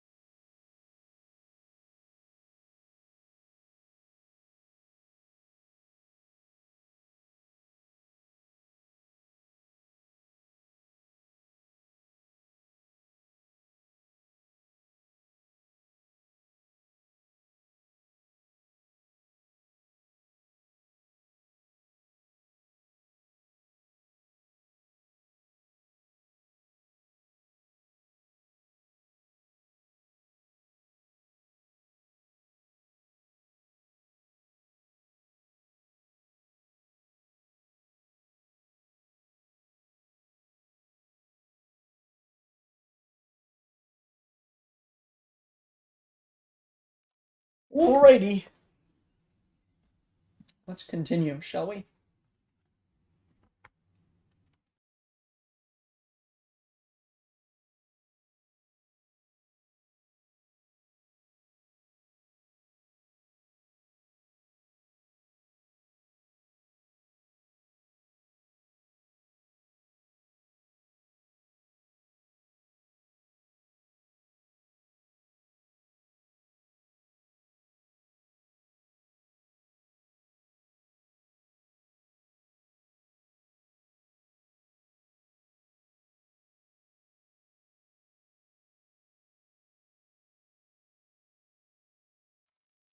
Chapter 21. The doctor started doing his job, with some help from the other two who helped carry him in. Were you guys doctors and nurses when this started? The doctor asked. I was a nurse. He wasn't anything, said the woman. It's true, said the man. All right, I can still use your help. Meanwhile, in the other room, Seth was calming down, but Mike still hugged him to comfort him. 2 people just carried out Austin's body before it made the place stink. Mike let go. I just feel like it was my fault. I heard Alex make a noise, but didn't bother to look, and now he could be dead, said Seth. It's not your fault. We just thought we could trust Austin, said Mike. Got a point. He noticed Seth kept his eyes on the door. Did you feel like everything that happened was fast? Asked Mike. He was attempting to distract him from what's happening beyond that door. I do. It felt like none of us were thinking, said Seth. The cold could have been messing with how we think. It can happen. Actually, yeah. I forgot you did have a job as a scientist. Don't worry. I did as well for how dumb I act. Sometimes. That's okay. Walked up to them. Did you just say he was a scientist? He asked. I did, said Seth. Are you one of the ones that created all this? Mike was silent for a moment. No, I'm a scientist from Wisconsin, he said. Okay, said the man. Just let it be, said a woman coming up. Why? It started 2 years ago. Just accept this world for how it is now. I have. Then stop worrying about it. Fine. The man walked away. Thanks, said Mike. No problem, she said. It's been 2 years? Questioned Seth. Yes. How do you know? We've gone through 2 of each season now. True. The door opened and Seth swiftly looked. The doctor and the other 2 stepped out, closing the door behind them. Thanks for the help, he said. No problem, said the woman. Seth quickly walked over. Is Alex okay? He asked. He's out cold, but he has a pulse. I felt it, said the doctor. Seth smiled. I can see you're happy, said Mike. I am. I just don't know what to say, he cried. That's relatable, said the doctor. The woman walked over. What was your name again? She asked. Who? Asked Seth. The doctor. Ah, my name is Hunter, he said. Okay, what's yours? Chloe. Nice. She pointed at the other 2. What about you 2? Seth pointed. That's Mike. He pointed back to himself. My name is Seth, he said. Okay, good to know. Her friend walked over. His name is Nelson, Chloe said. Huh? Asked Nelson. I was just telling your name. Oh, are we introducing ourselves? Somewhat. All right. Nelson looked at Seth. The guy that got shot, what's his name? He asked. Alex, said Seth. Well, he's alive. I know. Hunter told me. Okay, good. For sure. From how you acted, I can see you care about him a lot. Yes, I am sorry for acting like that. It's okay. I understand that pain. Oh, yeah. Anyways, were you and Alex friends before all this? Aye. What about him? Nelson gestured to Mike. We met him a day after the world changed, said Seth. Nice. How many people are here? Asked Mike. Well, I just got here so I wouldn't know. A guy walked up. You and 4 others are here, so that makes it 15, he said. Who are you? Asked Nelson. My name is Larry. I'm the group leader. Didn't you bring us in? Asked Mike. Yeah, I left shortly after we came back in. Oh, when did you leave? When those 2 started fighting, I didn't want to be near it. That makes sense. Was there more? Asked Nelson. More of what? Were there more people here? Yes, but only 5 are gone. Are they dead? Asked Seth. Yes. To zombies? Yeah. A lot of people in our group died to guns, said Mike. How many? Asked Chloe. 6. Only 1 died to a zombie. What about that guy, the one we had to kill? 7 then. But I'm not going to count him. All right, what do you guys do to make a lot of your people die to guns? I also wonder that, said Nelson. Most of it wasn't our fault. We got attacked by groups, but there was one time when it was our fault. When was that? We fought Chinese soldiers. What? Questioned Nelson. I'll explain it, said Mike. He explained. You guys ended the war then? Asked Chloe. That is a lot to process, said Nelson. I understand that, and I don't know. 50% of me is leaning towards yes. The other half is no, but they aren't continuing it, said Mike. I mean, why would they? Good point. Seth looked at the door. Can someone go check on Alex? He asked. I can, said Nelson. He walked to the door when Hunter walked out. When did you get there? Asked Nelson. When they were explaining what caused some of their people to die, said Hunter. Is he alive? Asked Seth. He opened the door. See for yourself, he said. Seth went to go in, but he walked out. You're alive! He said. Whoops, exclaimed Seth. Yep, it's going to take more than that to kill me, said Alex. He went to hug Alex. No, said Hunter. What? Asked Seth. That'll cause him pain. Plus, I don't trust hugs right now, said Alex. I understand. Did it hurt to walk? Asked Nelson. No, was it supposed to? I don't know. It wasn't. He didn't get shot in the leg, said Hunter. Sometimes if your heart gets damaged, it can affect your legs or other body parts, said Mike. Good to know. Alex looked for Austin. Where is he? Asked Alex. Who? Austin? Asked Hunter. Yeah, did he get thrown out? Yes, but he was killed before getting thrown out, said Mike. Good.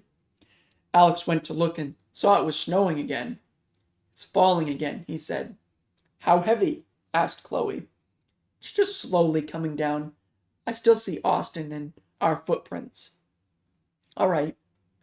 Do you guys have a room for us? Asked Mike. I didn't think you guys would like to stay with us, said Larry. We do. We've been searching for a place for months, said Alex. All right, I'll find you guys a spot. Thanks. No problem. Larry went upstairs. Alex looked at the other 2. I'm sorry, he said. For what? Asked Seth. For going fast with options out there. It's okay. The cold was messing with your mind. Oh. You were also trying to find us a safer place and took the opportunity as soon as you got the offer. So you guys aren't mad? No, man. Okay. Alex faced the others. Which one of you is the doctor? Hunter, said Seth, pointing. Thank you, said Alex. No problem. Nelson and Chloe also helped, said Hunter. I helped by giving you guys what you needed. I didn't physically do anything, said Nelson. That's still helping, said Chloe. You got a point. Larry came back down and Hunter looked at him. Thank you, all of you, said Alex. You're welcome, said Chloe. This morning he was just talking to me. I didn't see anything different. That's weird. Sorry to interrupt, but who helped Hunter? Asked Larry. Me, said Chloe. I just handed them what they needed, said Nell. Are you a nurse? Yes. Okay. Looks like Hunter has help now. Thank you. If it weren't for the help, he would have died. I was moving too slow. Yeah, that would have killed me if we weren't here, said Alex. I thought you said it would take more than that, asked Mike. I was joking. Seth looked at Larry. Did you find us a spot to sleep? He asked. Yeah, on the second floor, said Larry. Alex looked around. Are we in a town? He asked. Yes, but every other place is terrible, said Larry. Oh, I'm surprised the town didn't just live in this building. Who knows, maybe they did. Can we go see where we're sleeping? Asked Seth. Yes, follow me, said Larry. He started walking towards the stairs and they followed. They got to the 2 open doors. 2 of you will have to live together, said Larry. I'm fine with living with Alex. We have lived together a lot now, said Seth. Okay, looks like you get your room to yourself, Mike. We need a place to sleep as well, said Nelson. They can sleep in my room, said Mike. Are you sure? Asked Chloe. Yeah, I'll take the floor. It's carpet, so it must be comfortable. It is, said Larry. Good to know. He walked away and the others entered their rooms, closing the doors. Alex sat down. This is amazing, he said. What is? Asked Seth. Having beds. We haven't had them in months. I know. Before I sit, is it comfortable? Yes. Seth sat down and then lay back on the bed. You weren't wrong, he said. I know, said Alex. As he went to lay back, he whined. What's wrong? Asked Seth. The place where I got shot, it's in pain, said Alex. Did it go all the way through you? Yes. I'm sorry. It wasn't your fault. It was. I didn't react quickly enough. We trusted him. None of us were prepared for him to do that. That's true. For how short we knew him, I trusted him. Same here, said Alex. The 2 went silent for a few minutes. We're safe here at least, said Alex, zoning out. You're right, said Seth. Alex was the first to fall asleep. Seth fell asleep swiftly after him. Mike was still up, talking with Nelson and Chloe. Was there more of you guys? Asked Nelson. Yeah, they all died though, said Mike. Oh, from people? Asked Chloe. Mostly, I lost my best friend to a zombie. Oh, I lost my girlfriend to a gun the next day. I'm sorry. It's okay. She still lives on in my heart.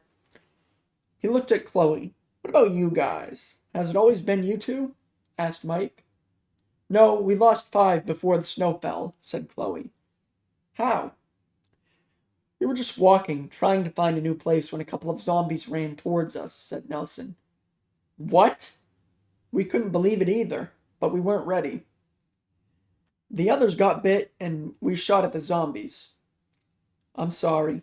It's okay. We learned a lesson, and it was to be ready. Yeah. See, I'm not the only one who doesn't know how to respond to everything all the time, said Nelson. I never said you were. You guys sound like siblings. We aren't. We're a couple. Oh, my apologies for saying that. It's all good. I know we sounded like we are, though. Yeah. Nelson was dozing off and Mike noticed. He has the right idea, he said. Chloe looked. You're right. Good night, she said. Night. Chapter 22. A couple of months have passed. It took a month for Alex's wounds to heal. The group was on good terms. Alex was assuming it was mid-February. The snow is gone, said Seth. Good. It was here for a while, said Alex.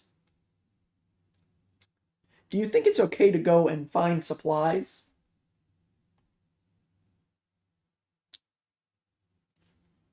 Okay, hold on. I think so. Are they out? Close. I heard Larry talking about it yesterday. Mike walked in. They're assigning jobs to everyone, so I figured to come in and tell you guys, he said. All right, said Alex. He got up and so did Seth. Follow me, said Mike. Okay, said Seth. The 2 followed Mike down the stairs. They saw 2 people outside killing a few zombies. Hello, said Larry. Hi, we heard you were giving jobs, said Alex. Yep, I was about to come and get you, but Mike suggested to do it. Okay. You guys came in together, so I'm giving you guys came in together, so I'm giving all of you the same job. What is it? Asked Seth. You guys are to fight zombies and go to find supplies. That's okay with me, said Mike. Same here, but are we the only ones fighting the zombies? Asked Alex. No, that job is for everyone. If they see a zombie, kill it. Okay. Right now, those two out there are new, so I sent them out to kill those zombies to test them. Sounds good. Does every group have another job as well? Asked Mike. Yeah. One, for example, is to find survivors out there, which they're doing now. Okay. You guys can bring back survivors as well, but your main thing is to find supplies and kill zombies. Okay. You guys can head out whenever you want. Good to know. Larry walked into a room. Alex looked at the others. Are you guys wanting to go now? He asked. Sure. I wonder if I need a jacket, said Seth. I'll go check, said Mike. The two people came back in. Was it cold out there? He asked. No, I thought it would be as well, but it's just warm, said one. Warm enough to not have a jacket? Yes, he said. Yes, said the other one. All right, thanks for letting me know. Mike walked back over to the two others. It's warm enough without a jacket.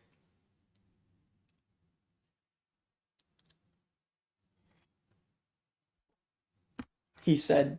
Good, said Seth. Larry came back with 2 duffel bags. Are you guys going out? He asked. Yes, said Alex.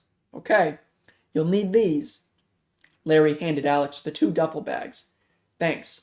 I have another one I could go grab, he said. The more you bring, the better, said Larry. Okay. Alex went upstairs along with going into his room.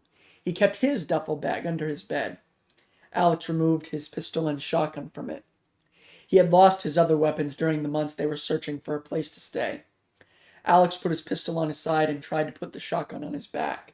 It didn't work. Knew it. I'll just put it back in until I need it, said Alex to himself. He put it up and unzipped the other part of the duffel bag. There was only one small box left of ammo for his pistol.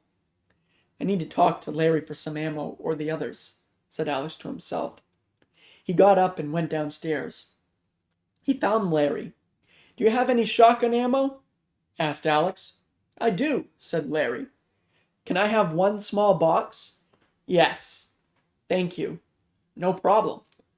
Alex took off the duffel bag and Larry walked away but returned with ammo.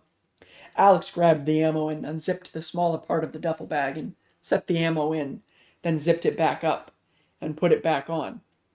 We'll be back soon, he said. Okay, said Larry. Seth and Mike grabbed the other 2 duffel bags. You guys ready? Asked Alex. Yes, said Seth. All right. The group walked out the doors and started walking.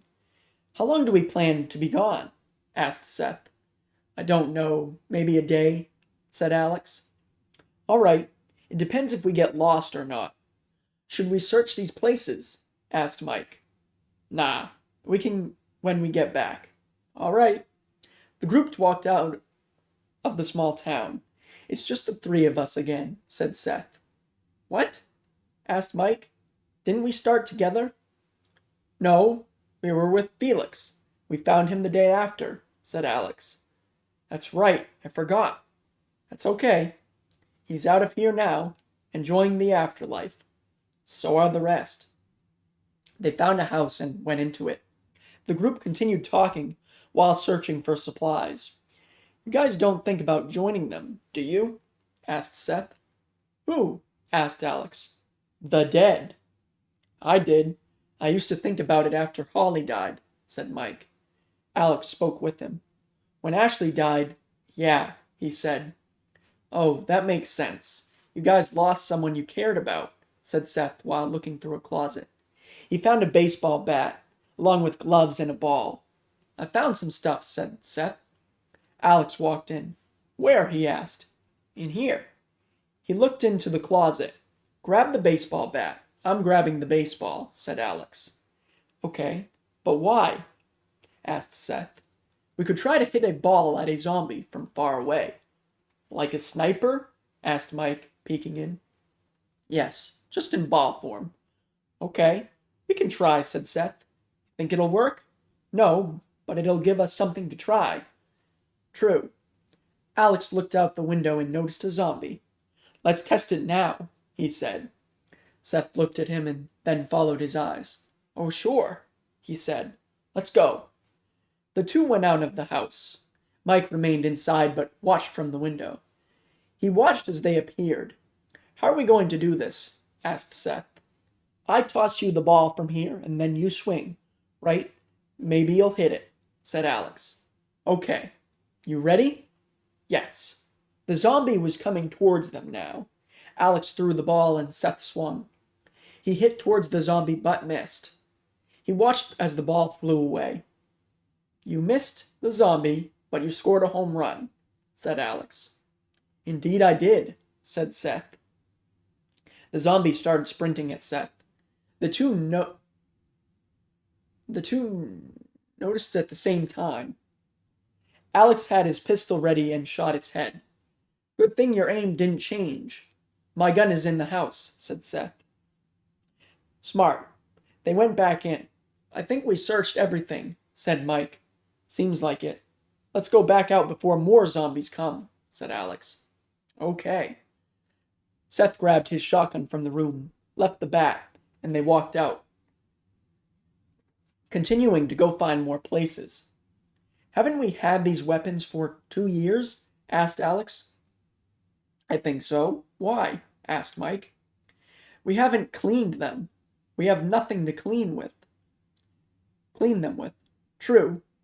Maybe we'll run into a place that still has some cleaning supplies or weapons. Like a gun shop? Asked Seth. Yes, but those were probably cleaned out first day. I wouldn't doubt it. The group walked for hours, past fields, dirty ponds, and abandoned cars. The three searched the cars as they found them. Why did they just leave their cars? They could have used them to get to their place faster, said Seth. People don't think when they're panicking, said Mike. True. They came across a hill and Alex noticed a house on top of it. There's a house, he said. Great, exclaimed Seth. Alex let out a little laugh. The group went up the hill and went into the house. Mike looked out the window. Oh, we got a whole town, he said. Good. We could get more stuff, said Alex. Mike went into the kitchen and searched through the cabinets, finding some food. We got something to eat, he said. What is it? Asked Seth, walking into the kitchen. Alex followed behind. We got crackers and SpaghettiOs, said Mike. Good. I'm hungry, said Seth. Same here, said Alex. All right, what do you want? Asked Mike. How many crackers are in the box? 4. I'll take 1, said Alex. Okay. Mike looked at Seth. I'll take SpaghettiOs, he said. All right, there are 2, so I'll take it as well, said Mike. He gave them the food. Seth took out his knife and cut around the top, and so did Mike. They ate their food. These are old, but food is food, said Alex. Yup, better than starving and becoming zombie food, said Mike. He threw away the can. They always tasted better cold, said Seth. Yeah, I agree with you there, said Mike. Alex threw away the plastic that wrapped around the crackers. Seth set his empty can on the counter. Mike heard a squeak. What was that? He asked. Huh? Asked Seth. Sounded like a door opening or a rat. One person appeared. The first one was correct, he said. Alex went for his pistol. I wouldn't bother shooting. Why not? Asked Alex, pointing his gun. People will be here in a minute. You guys would die. His eyes darted at the town. How many are there? Asked Seth. Enough to take you guys down. He looked at the can on the counter. You guys come into my home and eat my food, but can't be kind enough to throw away the trash? He asked. We didn't know this place had occupants. Nobody lives in one spot unless with a group, said Mike. Seth grabbed the can and threw it away. You have a point. He looked at Seth. Was it yours? He asked. Yes, said Seth. Good to know. He walked over to Seth. What are you doing? He asked. The man whacked Seth in the back of his head with his gun, knocking him unconscious. His body fell quickly. What was that for? Asked Mike. He's a dirty person, said the man. Alex looked at Seth, knocked out on the ground, and then back at the man. What? He asked. Alex swiftly shot the man's throat. He fell to his knees, making no sound. Mike walked over to the man and kicked him back. He looked out of the window. He wasn't wrong, said Mike. What? Asked Alex. He looked out and noticed there were 5 people running towards the house. Told you, said the man as he took his last breath. Mike looked towards the door and back at Seth on the ground. What? Asked Alex, still watching out the window. I'm going to run out, distracting them so you can get him out of here, said Mike. Before Alex responded, he ran out the door. Alex got down. I'll check in here. Go after him, exclaimed one. He came in. Alex noticed that the man he shot was already a zombie. He looked down and saw the zombie. I'm sorry, Phil, he said. The man stomped on its head a few times. That's one way to do it, said Alex, standing up. I told you to go after that guy, he said. The man turned around. I'm not one of those guys you command, said Alex. I see that now, he said. Why'd you send 4 guys on one person? Why not? The man looked around. At least he got one of you, he said. No, he isn't dead, just knocked out, said Alex. Ah. The man looked away for a moment and Alex swiftly went to him and hit him with his pistol on the head. He looked back at him. What was that supposed to do? The man asked. Knock you out, said Alex, bewildered. I'm still standing. I see that. Alex was backing up, but the man grabbed him and punched him on the left cheek. Then again, but on the right cheek. This is unfair, said Alex silently. The man hit Alex on the forehead, knocking him back. He did it again, but his fist went to his nose, making Alex fall. He was in a large amount of pain. Another man came running in. We got him, but he killed 2 of us, he said. What? Questioned the guy. He ran into the trees. We followed him. Who did he kill? Fred and Albert. Oh. The man noticed Alex on the ground. Is he alive? The man asked. Yeah, I hit him to the point of knocking him out, not to kill him, the guy said. What about Nick? The man was looking at the guy with the bullet in his throat. He killed him. That's why I knocked him out, the guy said. Why didn't you kill him? Asked the man. He could have good information, like a place to find supplies. True. Are you guys coming? Asked a voice from outside. Yeah, said the man. There's 2 in here, so we have to carry them back, said the guy. Okay, what do we do about their guns? Leave them in the bedroom, along with their duffel bags. Okay. The man went outside to tell the other person what to do. All right. He walked in with the other guy and took notice of the dead body, while the other walked into a room. Is that Noah? He asked. No, that's Nick. I'm Noah, said the guy who beat up Alex. Oh, I'm Peter, said a voice from the bedroom. I know that. I've known you longer.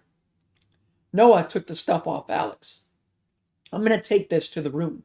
Go take that guy's stuff as well, said Noah. Okay. The man walked over to Seth. Nobody will know. He stomped on Seth's face. The guy picked up his stuff and then went over to Alex. Oh, you're awake still, said the man. The man lifted his foot to stomp on him, but Alex moved. He kicked Alex's head. Ow! He cried silently. The man lifted his foot again, along with stomping on Alex's face, making him go unconscious. He went to put Seth's belongings into the bedroom. Noah and Peter walked out.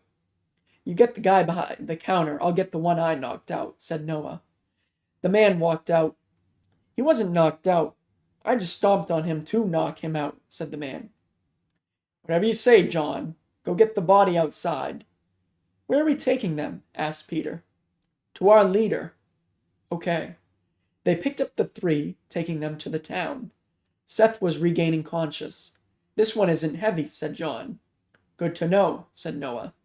"Did you guys notice he's missing a finger?" asked Peter. "No, but that sounds like he's been bit before. He could have been a chef before this. We don't know." "Good point." Seth realized he was tossed over someone's shoulder. "Best way to get out of this is to jab my finger into his back. I got sharp fingernails," said Seth to himself. He swiftly jabbed his finger into Peter's back, making himself get dropped. "Ow!" cried Peter. Seth swiftly stood up and ran into the woods. "Go after him!" exclaimed Noah. Peter ran after Seth. Alex was regaining consciousness. John noticed he was moving his head. "Heads up," said John. "Hit him," said Noah. So he did on the back of the head, knocking Alex back out. They walked into town and went up into the middle townhouse. "Wait for them to wake up. If they don't give any information, hit them or kill them," said Noah. "Okay, what will you do?" asked John. "I'll wait for Peter to bring back the one who ran away." "Roger that." John remained inside, and Noah waited for Peter to return with Seth.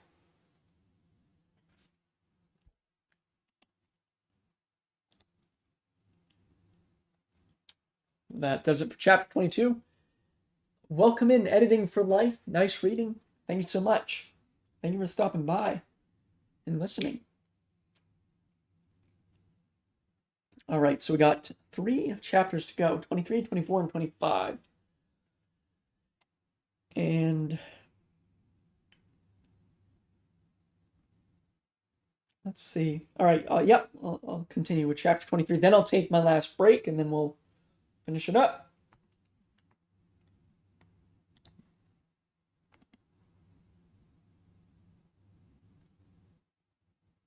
Chapter 23.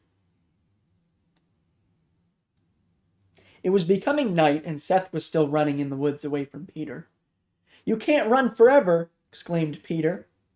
"I've proven I can. You haven't," yelled Seth. He hid behind a tree, catching his breath. Peter walked past the tree, making Seth move to the other side of the tree slowly. "This isn't hide and seek," said Peter. Seth didn't respond. "I know you're around here. I was behind you," he said. Seth came out behind the tree, behind Peter. He picked up a stick and swatted it on his back. "Ow!" cried Peter, turning around toward Seth. "How did a stick hurt you?" asked Seth. "It was unexpected," said Peter. He reached for his gun.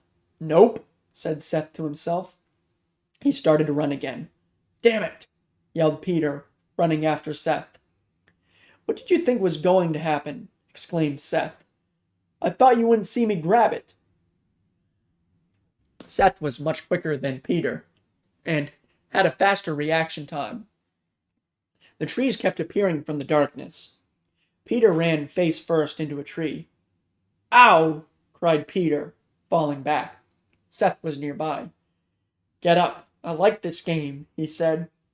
"I'm going to kill you once I get you," exclaimed Peter. Seth ran to Peter, following his voice. Once he found him, Seth stomped on his stomach. "Humph!" cried Pete. He was about to do it again when Peter stopped him. "Stop! Isn't your name Seth?" he questioned. "How do you know my name?" Seth questioned. Peter was regaining his breath. "Did you forget who I was?" he questioned. "Possibly. Tell me how you know my name," exclaimed Seth, lifting his foot. "We met over a year ago, when you were staying underground in the sewer. Did you live there?" "No, we met outside with a few others. Do you remember?" Seth was silent for a few minutes. "Do you?" asked Peter. "Yes, I do," said Seth. "Good. Do you remember wanting your friend dead? Seth went silent for a moment. Peter got up. Yes, he said, quietly. Didn't you do it? No. So he's in the town right now? Yes. Do you want John or Noah to kill him? No. Seth hesitated. If anyone is going to kill my best friend, it needs to be me, he said. You're right. The other guy, was that the scientist? Yes. Okay. How did you forget who I was? It's been a long time since I've seen you, so that's how. You got a point. What was your reasoning for wanting them dead? Do I have to say it again? Yes. Like you said, a lot of stuff has happened since our last meeting. Fine. I want Mike dead for being one of the scientists who had the zombie virus. Even though he didn't work on it, said Peter, butting in. I want Alex dead for being the reason half of the group is dead. Right. They were silent for a moment. He almost died once, but not from me, said Seth. What?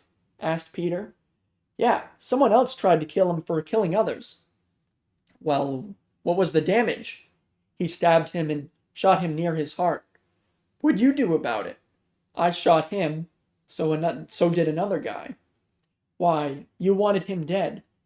I know, but I saw him as his younger self, when me and him became best friends. Well, what about now? Now I don't see his younger self anymore. I see a cold-blooded murder of multiple people who didn't deserve death. Peter looked at Seth. I know. I killed people, but for good reason, he said. So am I, but I wasn't going to say that. What were you going to say? Asked Seth. I was just going to say that you need to go and rescue them, said Peter. Why me? So you can kill them later on. You just gave a huge reason why for your friend. You're right. I'll go save them. Can you point me in the direction I need to go? No, just go back the way we ran. You'll find that road and you just need to go right. All right. I ran in a straight line that entire time. Besides, moving to avoid trees, yes. Wow. Seth went to walk away. Wait, said Peter. What? Asked Seth. You need to kill me. What? Why? One of us needs to come back. True, said Seth. Plus, I've been wanting to die. I hate this world. He handed Seth a knife. Are you sure? Asked Seth. Yes, I'm sure, said Peter. You need to hurt me, though. Why? So when I go and get them, I want them to think that I got caught and that we fought for me to escape. Seth handed Peter the knife so he could put it away. Right. Peter hit Seth's cheek. The two started to fight. Within a few minutes, Peter was knocked down. Seth felt the stings of Peter's hits on his face. I can take the knife now, said Seth, rubbing his cheek. Okay, said Peter. He took it out and handed it to Seth. Before I do this, where are our weapons? He asked. In the place we took you guys from, the last bedroom, said Peter. All right, do it fast. I want to see my brother again. All right. Seth went for Peter's throat twice and swiftly cut it. He watched as the blood poured out. Seth stood up, along with noticing Peter was smiling and also had taken his last breath. He stabbed Peter's head with the knife as soon as he turned. Seth turned around and started to head the direction he came from. He swiftly walked through the woods to find the way out. After an hour, he found the road. Finally, hopefully I can find this house, said Seth silently. He walked the direction he was carried from before he ran. It took about 10 minutes when he found the place. Seth walked in and noticed the dead body. Oh, right, Alex did that, he said to himself. He went to the last bedroom, finding all their weapons and the duffel bags on the bed. He searched them to see if the people took anything out, which they didn't. He put Alex's pistol and knife in one duffel bag. He looked at the shotgun and decided to try it and put it in the bag. To his surprise, it fit. I won't question it, he said to himself. He zipped up that duffel bag and unzipped another. He put Mike's pistol and knife in it. Seth zipped the duffel bag. He decided to keep his shotgun out and to keep his knife in his pocket. I should get going, he said to himself. Seth decided to leave the duffel bags there. He walked out of the bedroom and left the house. After several minutes of walking, he heard something behind him. Seth turned, only for him to see a zombie sprinting at him. Holy shit! He went for his knife in his pocket, but he was too slow. The zombie leaped at him, knocking him down, and his shotgun dropped. He kept pushing it away from his body, but the zombie was strong enough to push back. Seth was struggling to get his knife. He hit the side of the zombie's head with his fist, which stunned it for a moment. He quickly grabbed his knife from his pocket and stabbed the side of the zombie's head. The blood rushed onto him, making Seth move swiftly. He stood up and grabbed his shotgun to pick it back on his back. When could they do that? He questioned himself. Seth started walking towards the town quickly. After 10 minutes, he saw a house with light from the middle of town. He watched as someone walked out of the middle building. Does this place have electricity? He looked around, noticing that there was a solar panel on the roof. Oh, that's smart. He made his way through the town, seeing nobody but one man outside the door at the house in the middle. That must be where they are, said Seth silently. He had his knife in his hand and quickly ran at the guy. It was John. Seth got to him and jammed the knife right in the heart. "Humph!" cried John. Seth removed the knife from the body and went against the wall slowly. He stabbed John's head after he heard him stop breathing. Seth listened in. Now, I will give you one more chance. Tell me where you are staying and how many are with you, yelled Noah. It's only us three. We are always moving, exclaimed Mike. You aren't a good liar. He's telling the truth, exclaimed Alex. Never realized how much he sounds like a crybaby until now, said Seth to himself. Will you shut the fuck up over there? I will get to you. Noah hit Mike's face. Seth saw it through the window. Damn, that must have hurt, he said to himself. He noticed that Alex's nose was bleeding. His cheeks were purple. Same with Mike. He likes to target the face. Good to know, said Seth quietly. He forgot about the shotgun on his back. He grabbed it and was ready to go in. Seth kicked the door open and aimed his gun. Let them go, he said demandingly. Noah turned towards him. I'm assuming you killed Peter and John, he said. I did. I will kill you as well if you don't let my friends go, said Seth. Fight me like a man, or are you not one?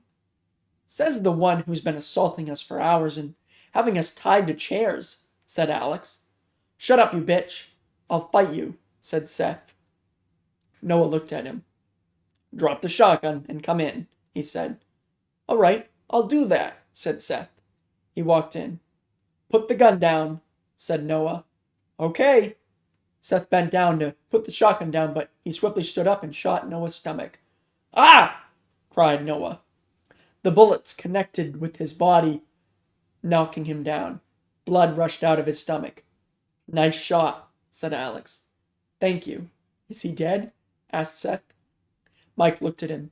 Indeed, he said. Seth swiftly walked over, grabbed his knife from his pocket, and stabbed him. Seth cut the knots from the rope from Mike and then did it for Alex. Thank you, man, said Alex. You're welcome, said Seth. I'm glad to see you again, said Mike.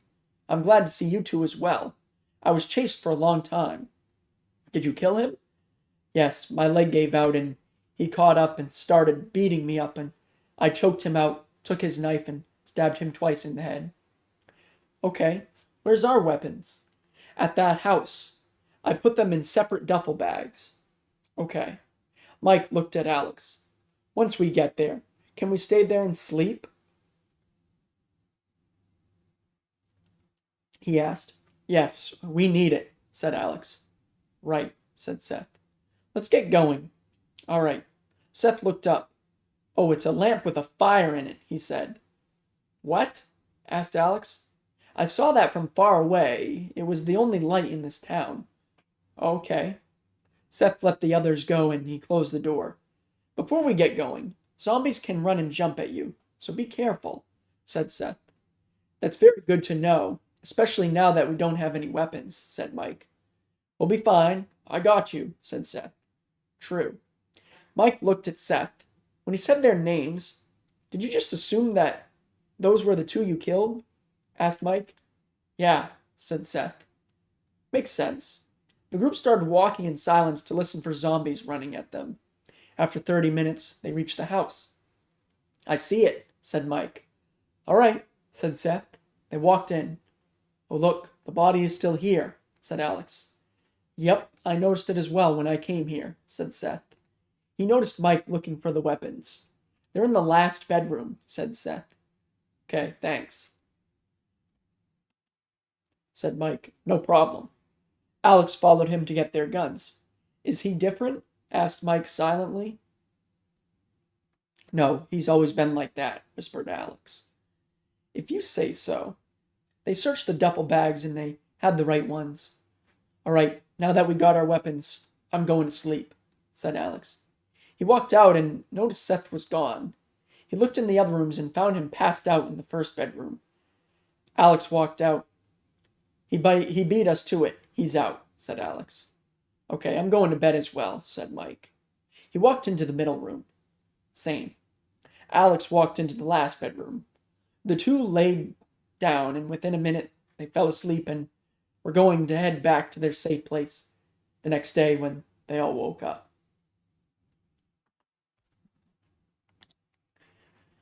All right, that does it for chapter 23. There are 2 chapters left, and I'll read them right when I come back.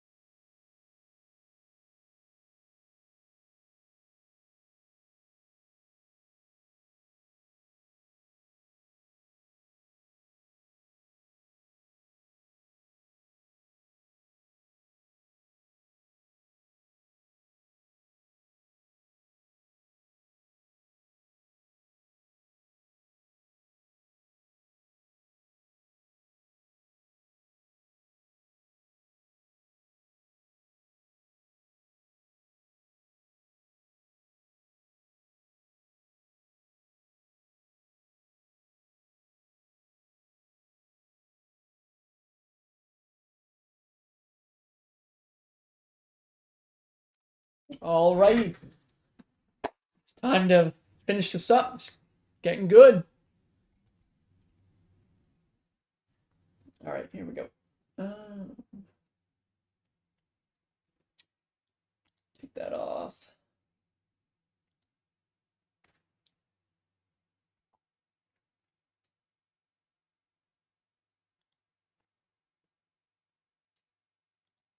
Chapter 24. The day was half over when Alex and the rest woke up. They all walked out of their rooms. Seth looked at them. You guys went through it more than me. I'm sorry I couldn't get there quicker, said Seth. It's okay. We're all together again, said Alex. Yup, said Mike. I'm ready to go whenever you guys are. I'm ready as well. Okay, we'll grab our things and go. All right. The three grabbed their things and walked out. They continued to walk in silence to listen for a zombie running at them. Seth heard something beside them, but the others didn't. He looked over and noticed it was a person, and he was motioning Seth towards him. I've got to come up with something. Oh, I know, said Seth in his head. I got to use the bathroom, said Seth. All right, said Alex. He went for the trees, and the other two waited. He made sure he couldn't be seen by them. The person walked up to him. You're Seth, right? Whispered the man. Okay. Yeah. Did I meet with you a long time ago? Asked Seth silently. No, but I heard what you wanted to do. Oh, when? A few years ago. I also saw the mess you made when you came and got your friends. Sorry about that, but I had to do it. I know. You're playing them, correct? Yes. All right. Have you been following us this entire time? No. Oh, so it was the zombies when I heard other noises from the woods? Indeed. Where are you heading? Back to our place where we stay. Oh, where is it? A few hours away. Why? I could go ahead and take care of that place. Why? To help you take out these two terrible men. You got a point. But with what? A lighter. The man pulled it out and flicked it to start a flame. Oh, sounds good to me, said Seth. Okay, where is it? Asked the man. Well, if you continue walking, you'll pass a lot of abandoned cars. You'll leave these woods, pass fields.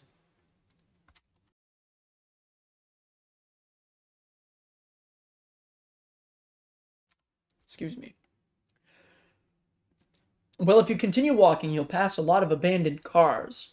You'll leave these woods, pass fields, dirty water, and come across a house. You'll continue walking until you find a town. Then you'll find the biggest place. That's where we're staying. Okay, I'll start heading there now. Okay, I need to do this soon. I know. The man walked away and Seth went back to the group. Do you think they got more people? I'd say so. They have a group searching for survivors, said Alex. True, Seth returned. You were holding it in for a long time, it seems, said Alex. I was. I didn't do much stopping in the past 2 days, said Seth. They continued walking. We could race there, said Mike. Why would we race? We're grown men. Plus, we need to save our energy. We don't have water or anything, said Alex. Oh well, said Seth. Alex gave it some thought. You guys actually want to race? He asked. Yeah, gives us something to do, said Seth. I'm fine with it, said Mike. All right. Alex looked ahead. Go, he said. They started to run. The three ran for 30 minutes and Seth was ahead. The only way I can kill Alex is if I kill Mike, but I need to get him alone to do that, he said to himself. Seth looked back and saw that he was further than him then, so he stopped. They caught up to Seth at the same time. How are you so fast? Questioned Mike, catching his breath. I just am. My dad was fast as well before he got old, said Seth. He's true, said Alex. Okay, so you got his genetics. Yup. Let's get going. All right. After a while, Alex noticed the house they first looted. We're almost back, he said. Do you think they'll be mad that we didn't get much? Asked Seth. No, they'll understand. Can we go inside of it? I need to get off my legs, said Mike. Sure. The group went to the house, and Mike swiftly sat on the chair and lifted his legs up to put them on the table. After 10 minutes, he stood back up. I'm ready, said Mike. The others were sitting on the couch, waiting until he got up. All right, let's get going, said Alex. They left. When you worked at the facility, didn't you always stand? Asked Seth. For a while, yeah. I always complained my feet hurt, so I got a chair, said Mike. You weren't in band when you were in high school, were you? Asked Alex. No, were you? We both were. Yeah, you dropped out before sophomore year started, though, said Alex. I know. What did you play before dropping out? Asked Mike. Trumpet. Mike looked at Alex. What about you? He asked. I played saxophone, but I dropped out before my junior year, said Alex. That's nice. Alex looked up, noticing a zombie. There's a zombie. Just be aware, he said. All right, said Mike. They got closer to the zombie. Mike decided to throw his knife at it, at its head. He nailed the zombie in the head, making it fall. Nice shot, said Alex. Thanks. I just calculated the distance in my head like usual, said Mike. Nerd, said Seth jokingly. At least I wasn't a band kid in high school. Got me there.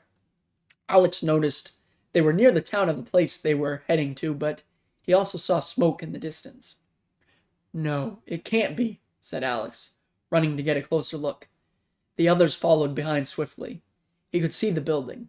Mike saw the flames. It's on fire, he said. I see that, said Alex. Seth knew who did it. Do we go down there and see if they're okay, or do we just go? He asked. No, we just go, said Alex. Are you sure? Asked Mike. Alex saw people down by the building. Yes, I'm sure they made it out safely, he said. Either they did, or those are the people that set it on fire, said Seth. Let's go see, said Mike.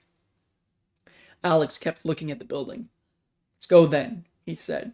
All right. The three went to the people who were near the building. One of those people were Larry. What happened? Asked Alex. Someone came in and caught this building on fire, said Larry. What? Questioned Mike. A guy walked in, we greeted him, and he became part of the group. The flames spewed out, making them move back. I'm going to go, said one. Same. There's no point in watching this burn, said another. They walked away. Larry shook his head. Then what happened? Asked Seth. He turned his attention back to Seth and the others. He went up the stairs, and then before I knew it, he came running down the stairs saying there was a fire, said Larry. Oh, said Mike. We have nowhere to go. There's always traveling. Could find a new place, said Alex. That took a long time last time, though. Are you willing to take that time again? Asked Mike. Yes. Seth heard multiple sounds of people running behind him. He turned around, seeing several zombies dashing at them. Run! He cried. Alex heard the sounds and knew why he said run, so he did. Mike followed. Larry didn't. A zombie jumped onto his back, along with biting at his neck. Mike heard his screams. He continued to run. Seth stopped running after he went out the way he came. Alex caught up, then Mike did as well. Did Larry follow? Asked Alex, regaining his breath. No, a zombie got him. I heard his yells, said Mike. Oh. Seth looked over, seeing a horde of zombies coming towards them. If zombies can run, we need to go, he said. Alex looked over. I agree with you. Let's go, said Alex. The three went into the woods. Should we have our knives out? Asked Mike. Yes, I don't want more zombies bolting at me and be defenseless, said Alex. It's not fun, especially in the dark, said Seth. The group went silent for a while. The three got their knives out. The sun is going to set soon. Do we go back to that house? Asked Seth. No, let's just stay in the woods, said Alex. All right. I feel like we're always near woods or in them, said Mike. Seems like it, but it's been our safe place. Until we walk upon zombies and aren't prepared, said Seth. Right. Alex looked at Mike. Do they change any more? He asked. No, I believe jumping is the last thing that changes for them, said Mike. Let's hope your belief is right, said Seth. Yeah, they're scary enough, said Alex. The three of them continued walking through the woods, listening to the quiet world. Mike looked up. The sun has set, he said. Great. We aren't in a building for protection either, said Seth. We can still look. We'll find something, said Alex. All right. They walked for a while in silence. They stumbled upon a clearing of trees that were removed. Only the stumps were left. My legs feel like they're about to give out, said Mike. Alex looked at the stumps. Well, we can rest here if you'd like, he said. I'm fine with that. Same, said Seth. All right. They went to different stumps. Mike sat on top of one. Oh, that feels nice to get off my feet, he said. You sound old, said Seth, sitting near him. Surviving an apocalypse does that to you. True. Alex was making a fire so they could see. That'll last us a few hours of light, he said to himself. If we had tents, we'd be camping, said Mike. Yeah. Are we staying here tonight? Asked Seth. If that's fine with you guys, said Alex. Sure, Seth and Mike said. All right. Mike looked at the stars. Alex sat on a stump, realizing it didn't provide comfort. Nope, he said silently as he got on the ground. It's peaceful tonight, he said. Let's hope you didn't jinx it, said Seth, smirking a little. Nobody noticed it. Alex laid back on the ground. Anyone want to stay up for a while and guard? He asked. Sure, said Seth. Okay, thank you, man. No problem. Mike got off the stump, along with sitting on the ground and laying down. Seth put his shotgun on the side on the stump and then put his pistol in his pocket. After a while, Alex and Mike were asleep, leaving Seth alone with his thoughts. I need to do this, he said to himself. If I don't do it tonight, I won't get another chance for a while. His mind was racing on what to do. After what seemed like an hour, he made up his mind. Fuck it. Let's do this now, said Seth, standing up. He grabbed his pistol out of his pocket and turned off the safety. His attention was on Mike. He quickly walked over to him, shaking him. Wake up, whispered Seth. What? Asked Mike, wearily. There's someone watching us. What do you mean? I was looking at the stars when I heard someone behind me. Are you sure you aren't hearing things? Yes, I'm sure. Will you come with me to get this person? Why? So they don't come back with more people and kill us? All right, sure. Mike grabbed his pistol. Let's go, said Seth. Let's go, said Seth. They started walking to find the person Seth made up. They walked for 10 minutes. Are you sure you heard things? You could have imagined it, said Mike. Seth looked around, noticing they couldn't see the light of the fire anymore. Why do you think I imagined it? He asked. You're sleep-deprived, you hear and see things when you're tired. You could be right. Seth pretended to hear a sound. He stopped walking to let Mike get ahead, then continued. Did you hear that? He asked. No, what was it? Asked Mike. A stick breaking. No. It came from in front of you. How did you not hear it? Seth walked up close to Mike, aiming his pistol to his back. I didn't. I'll walk with you for another minute, then go back, said Mike. He was silent. Are you there? He asked. Seth got closer. I'm sorry, he said. What? Seth shot his pistol, making the bullet go through Mike's backside and all the way through a few blood vessels. The bullet came out from his stomach, making him fall. Seth shot Mike again, but on the other side, hitting more blood vessels, making more blood come out. He kicked Mike. Are you alive? Asked Seth. No response. Normally I'd shoot your head so I could prevent you from becoming a zombie, but I'll make you become the creation you and the others made just for the hell of it, said Seth. He looked back, knowing what else had to be done. Time for Alex, said Seth. He ran back, along with his thoughts racing through his mind. A memory replayed of the two meeting for the first time in middle school. No, that's not him anymore. He's a cold-blooded murderer. said Seth in his mind. He saw the light from the fire. He got to it, and Alex was awake. "Where were you, and where's Mike?" he asked. "I woke him up to switch spots for guard duty, and then I woke up to a gunshot," said Seth, out of breath. "I went to go and find it. I couldn't, and then I heard another one, so I came running back here." Alex grabbed his shotgun. "Let's go find Mike," he said. "What if he's dead?" questioned Seth. "I don't want to think that. I hope it was Mike that did the shooting." Alex went towards the woods that Seth didn't come from. "If you didn't see anything that way, it could have been this way," he said.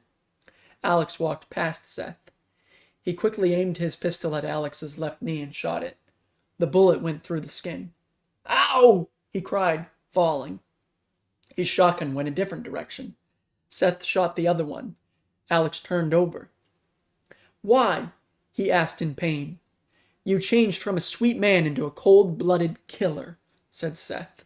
"I had to change. The world changed. You killed innocent people. You fed them lies." "I had to.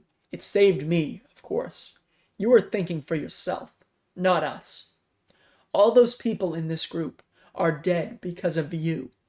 "No, they aren't." "Some are. Some are dead because of your stupidity." Alex was reaching for his pistol in his pocket. Seth shot his shoulder, making him stop. The bullet stuck. "Remember your girlfriend? She died because of your dumbass," said Seth. Alex was quiet. Seth heard a noise behind his back, making him look. Alex's body was half up when Seth turned around, shooting his stomach where he was last shot. The bullet went through. "Hump!" Alex cried. Blood was running out of him in 4 different spots. "Your actions have come back on you," said Seth. "I knew they would. I just didn't know it would be my best friend on the opposite side," said Alex. Seth swiftly went over to the stump, set down his pistol, grabbed the shotgun, and went back to the spot where he was standing. "Next, your head," he said. "I'm sorry," said Alex. "Who are you saying sorry to? The people that are dead?" Alex didn't respond. The pain was getting to him. "I could let you bleed out. Seems like a good idea. But blowing your head to bits sounds better." Seth aimed his gun at Alex. A stick broke behind Seth, making him turn to look. "You didn't finish what you started," said Mike, in a large amount of pain. He was aiming his pistol right at Seth's head. "How?" questioned Seth. Alex started to crawl with all his might to his shotgun. He moved slowly with the wounds he had. "I was knocked out. You didn't check my breathing. I heard you say it was time for Alex, so I tried my hardest to get up. As you can see, I did it," said Mike. He was losing a lot of blood. "You're bleeding out. You could drop right now. I'd still be standing," said Seth. "No, that's a lie," said Mike. He was wobbling from the blood loss. Mike put his hand on the tree beside him to give himself balance. He looked behind Seth, noticing Alex had his gun, but was having trouble holding it. Seth looked away from Mike, but that was a mistake. Mike shot his pistol, nailing Seth right in the knee. He swiftly fell, hitting his face hard on the ground. Some teeth fell out. Mike fell from the blood loss. Seth had a firm grip on his shotgun, but all the others did as well. "This ends now," said Seth quietly. He shot, but so did the others. Alex closed his eyes. Mike got his head blown to bits. Seth, on the other hand, got a bullet to the head and his lower body destroyed by the shotgun bullets. Alex opened his eyes, realizing Mike's bullet didn't go through Seth to him. He looked at his dead friends. "After all this time, a betrayal was the one to kill me," said Alex in his mind. He heard zombies, but it was more than 2. He started to crawl with the amount of energy he had left. Alex looked at a zombie, noticed it was Seth, and shot its head. It was after a few seconds when he heard running. Alex stopped crawling, giving in to the pain. He knew he was done. The gunshots and all the blood attracted more zombies. "It's all over now," he said to himself as a zombie onto him. It started eating at his neck. He didn't make any sound. More zombies came and started eating Alex's body. After a while, his body was gone. Alex was no more.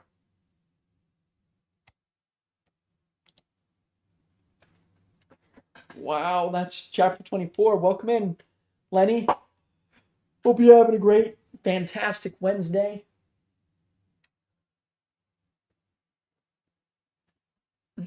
Excuse me.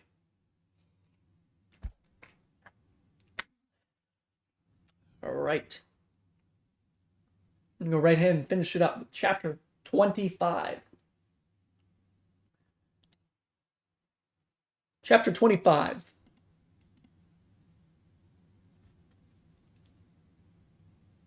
Alex woke up in darkness. "Take it off him," said a familiar voice. The darkness turned into bright lights. "Ah!" exclaimed Alex. "You'll adjust soon," said another familiar voice. After a minute, his eyes adjusted to the light. He looked at the people. "Ned? Ted?"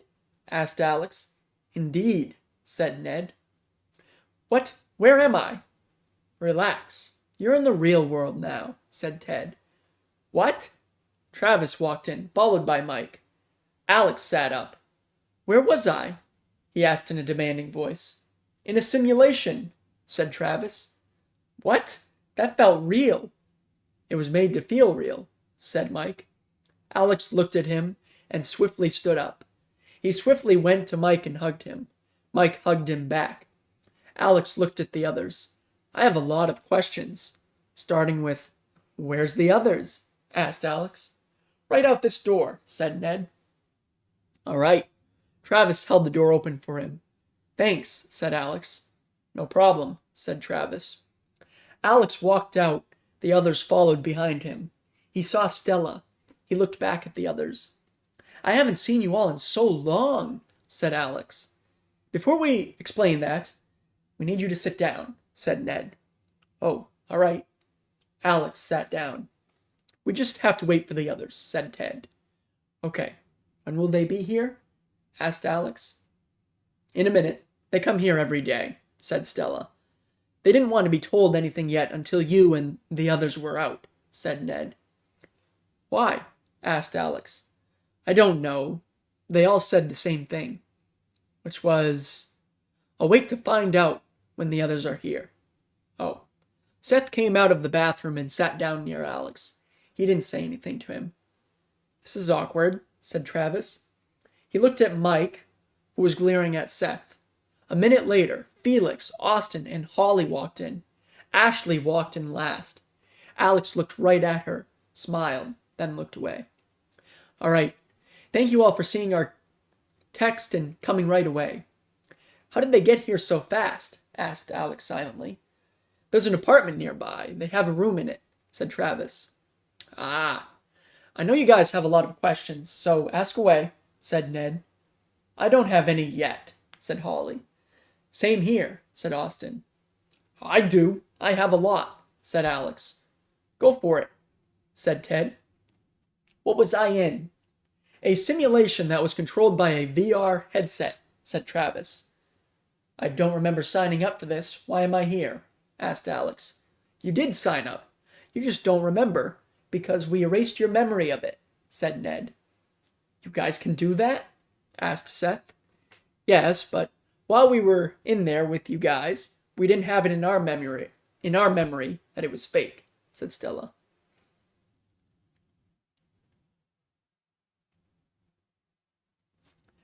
"What year is it?" asked Alex. "It's still the year 3000. When you were in there, you made it to the year 3003, said Ned. 3 years? How is it the same year here, then? Asked Alex. I don't know how to explain this, so I'll try a different way. When it was a week in the real world, it was 2.5 weeks in there, said Ned. That's confusing, said Austin. I know. Why did I sign up for this? Asked Seth. You were all reluctant to sign up when we motioned that you guys will get paid for how long you stayed alive for, said Ned. Oh, how much did me and the other one make? asked Alex. I can't say.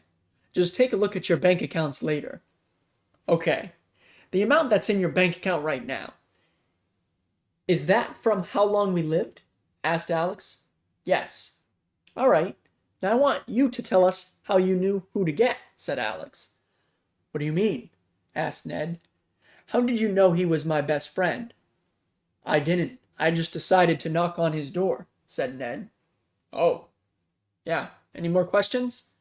Mine got answered, said Seth. Were the feelings we felt, like love and hate, real or fake? Asked Alex. They were real, said Mike. He looked at Ashley. Good.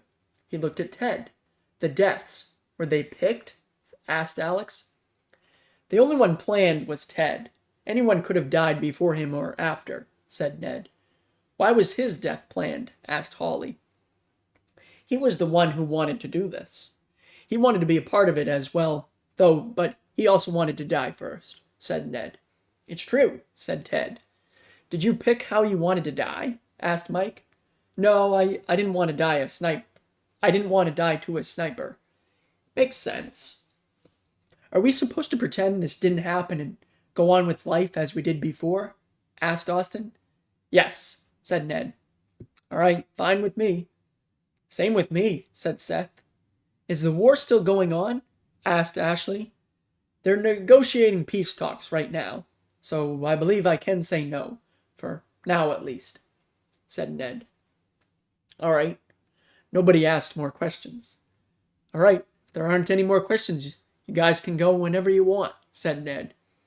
All right, said Seth, standing up.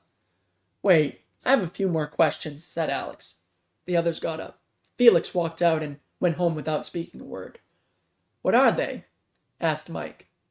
If we want to, are we allowed to tell people about this? Asked Alex. You can, but you can't tell anyone where it happened or how much money you made, said Ned. Okay. Are we allowed to become friends? Asked Alex. Sure. I know some bonds and love relations were made there. Alex got all their numbers. Do you want to restart what we had in there? Asked Alex. Yes, I do, said Ashley. He smiled. I do have to go home. I haven't seen my animals in forever. I'm sorry, love, said Ashley. That's okay, I'll text you later, said Alex. Okay. He looked at Ned. Are we in a mountain? Asked Alex. No, we're in a building without windows. We don't have a science base under a mountain. Sounds cool, though, said Ned. All right. He walked away and went past Mike. Do you want to get together for real this time? Asked Mike. Of course. I had real love in there for you. I'll have real love for you in the real world as well, said Holly. Mike smiled. Good for him, said Alex. He walked out the doors and saw Seth waiting on him. He went to walk past him. Wait, said Seth. Wait for what? Asked Alex. I want to apologize. You killed us. Even if it was a simulation, it still hurt. I know, but I promise you, I wouldn't do it if it was real. All right. Alex looked for his Jeep. Your car isn't here. Want me to take you home? Asked Seth. He shook his head for a yes. All right, hop in. They both got in. Seth started the car and started heading towards Alex's house. They rode in silence for an hour until they arrived at his house. Thank you, said Alex, staring at his house. You're welcome. Go enjoy the place you thought was gone, said Seth. I will. He opened the door and closed it. Seth rolled down his window as Alex opened his front door. Alex! Yelled Seth. He looked back at him. What? Asked Alex. If that ever happens, I promise I will never betray you. Alex looked at him while he was halfway inside. If it ever happens for real, Seth. Alex was closing the door. It was almost closed fully when he looked swiftly back at Seth, who was still waiting. If it does happen for real, I promise you, my eyes will always be watching your every move, just so you can stick to that promise. Before Seth responded, Alex closed the door, hoping to come back to the world he once knew before everything went down. He was happy to be home, and he'll enjoy it for the rest of his life. The end.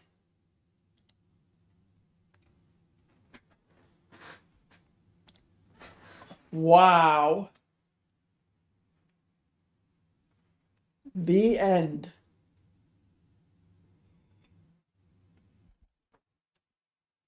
I gotta say, I wasn't expecting that, but also with Alex dying in chapter 24, it's like, okay, there's still a whole chapter to go, so it's like something's up, but of course, there was a good ending. Well, that does it. All right, let's see what I got here. Doo-doo-doo.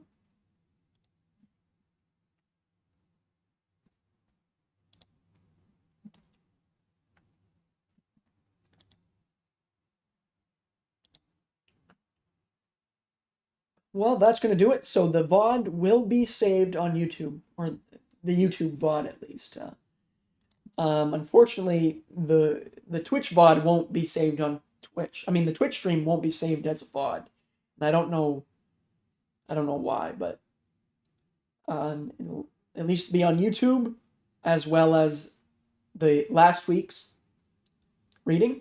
So I'll put it in a playlist so that anyone can go back and read it and listen. And that's going to do it. There you have it, folks. Braxton's first story. I mean, I think first. But thank you so much, Braxton, for letting me read your story live. And it was a really good read, I gotta say. Especially the good climax, too. So, thank you so much, Braxton. And thank you so much, everyone, for stopping by and listening, whether it was today or last week.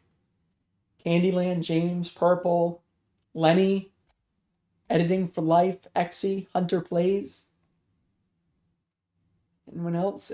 Anyone else I missed? Anyone who just stopped by, listened for a bit, and took off? I appreciate you stopping by. It does mean a lot. And if you do want to hear me read other books, let me know. Because if I've read, I mean, this is my second story read, but I read a book a little while back, and I am thinking about reading more. So, be on the lookout for that, I suppose. This weekend, I believe Saturday,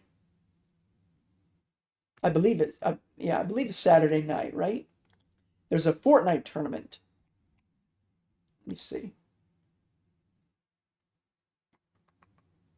Yeah, there's a Fortnite tournament. There's the Clicks, or I guess the Sweaty Clicks Cup. So I'll be playing that with Icy Eon Saturday night. So I'll be live streaming Fortnite then. So I hope to see everyone again really soon. Take care. Have a wonderful rest of your Wednesday. Have a wonderful Thursday and Friday and Saturday. And maybe I'll see some people back Saturday night for some Fortnite. Until then, take care, everyone. Thank you so much for stopping by.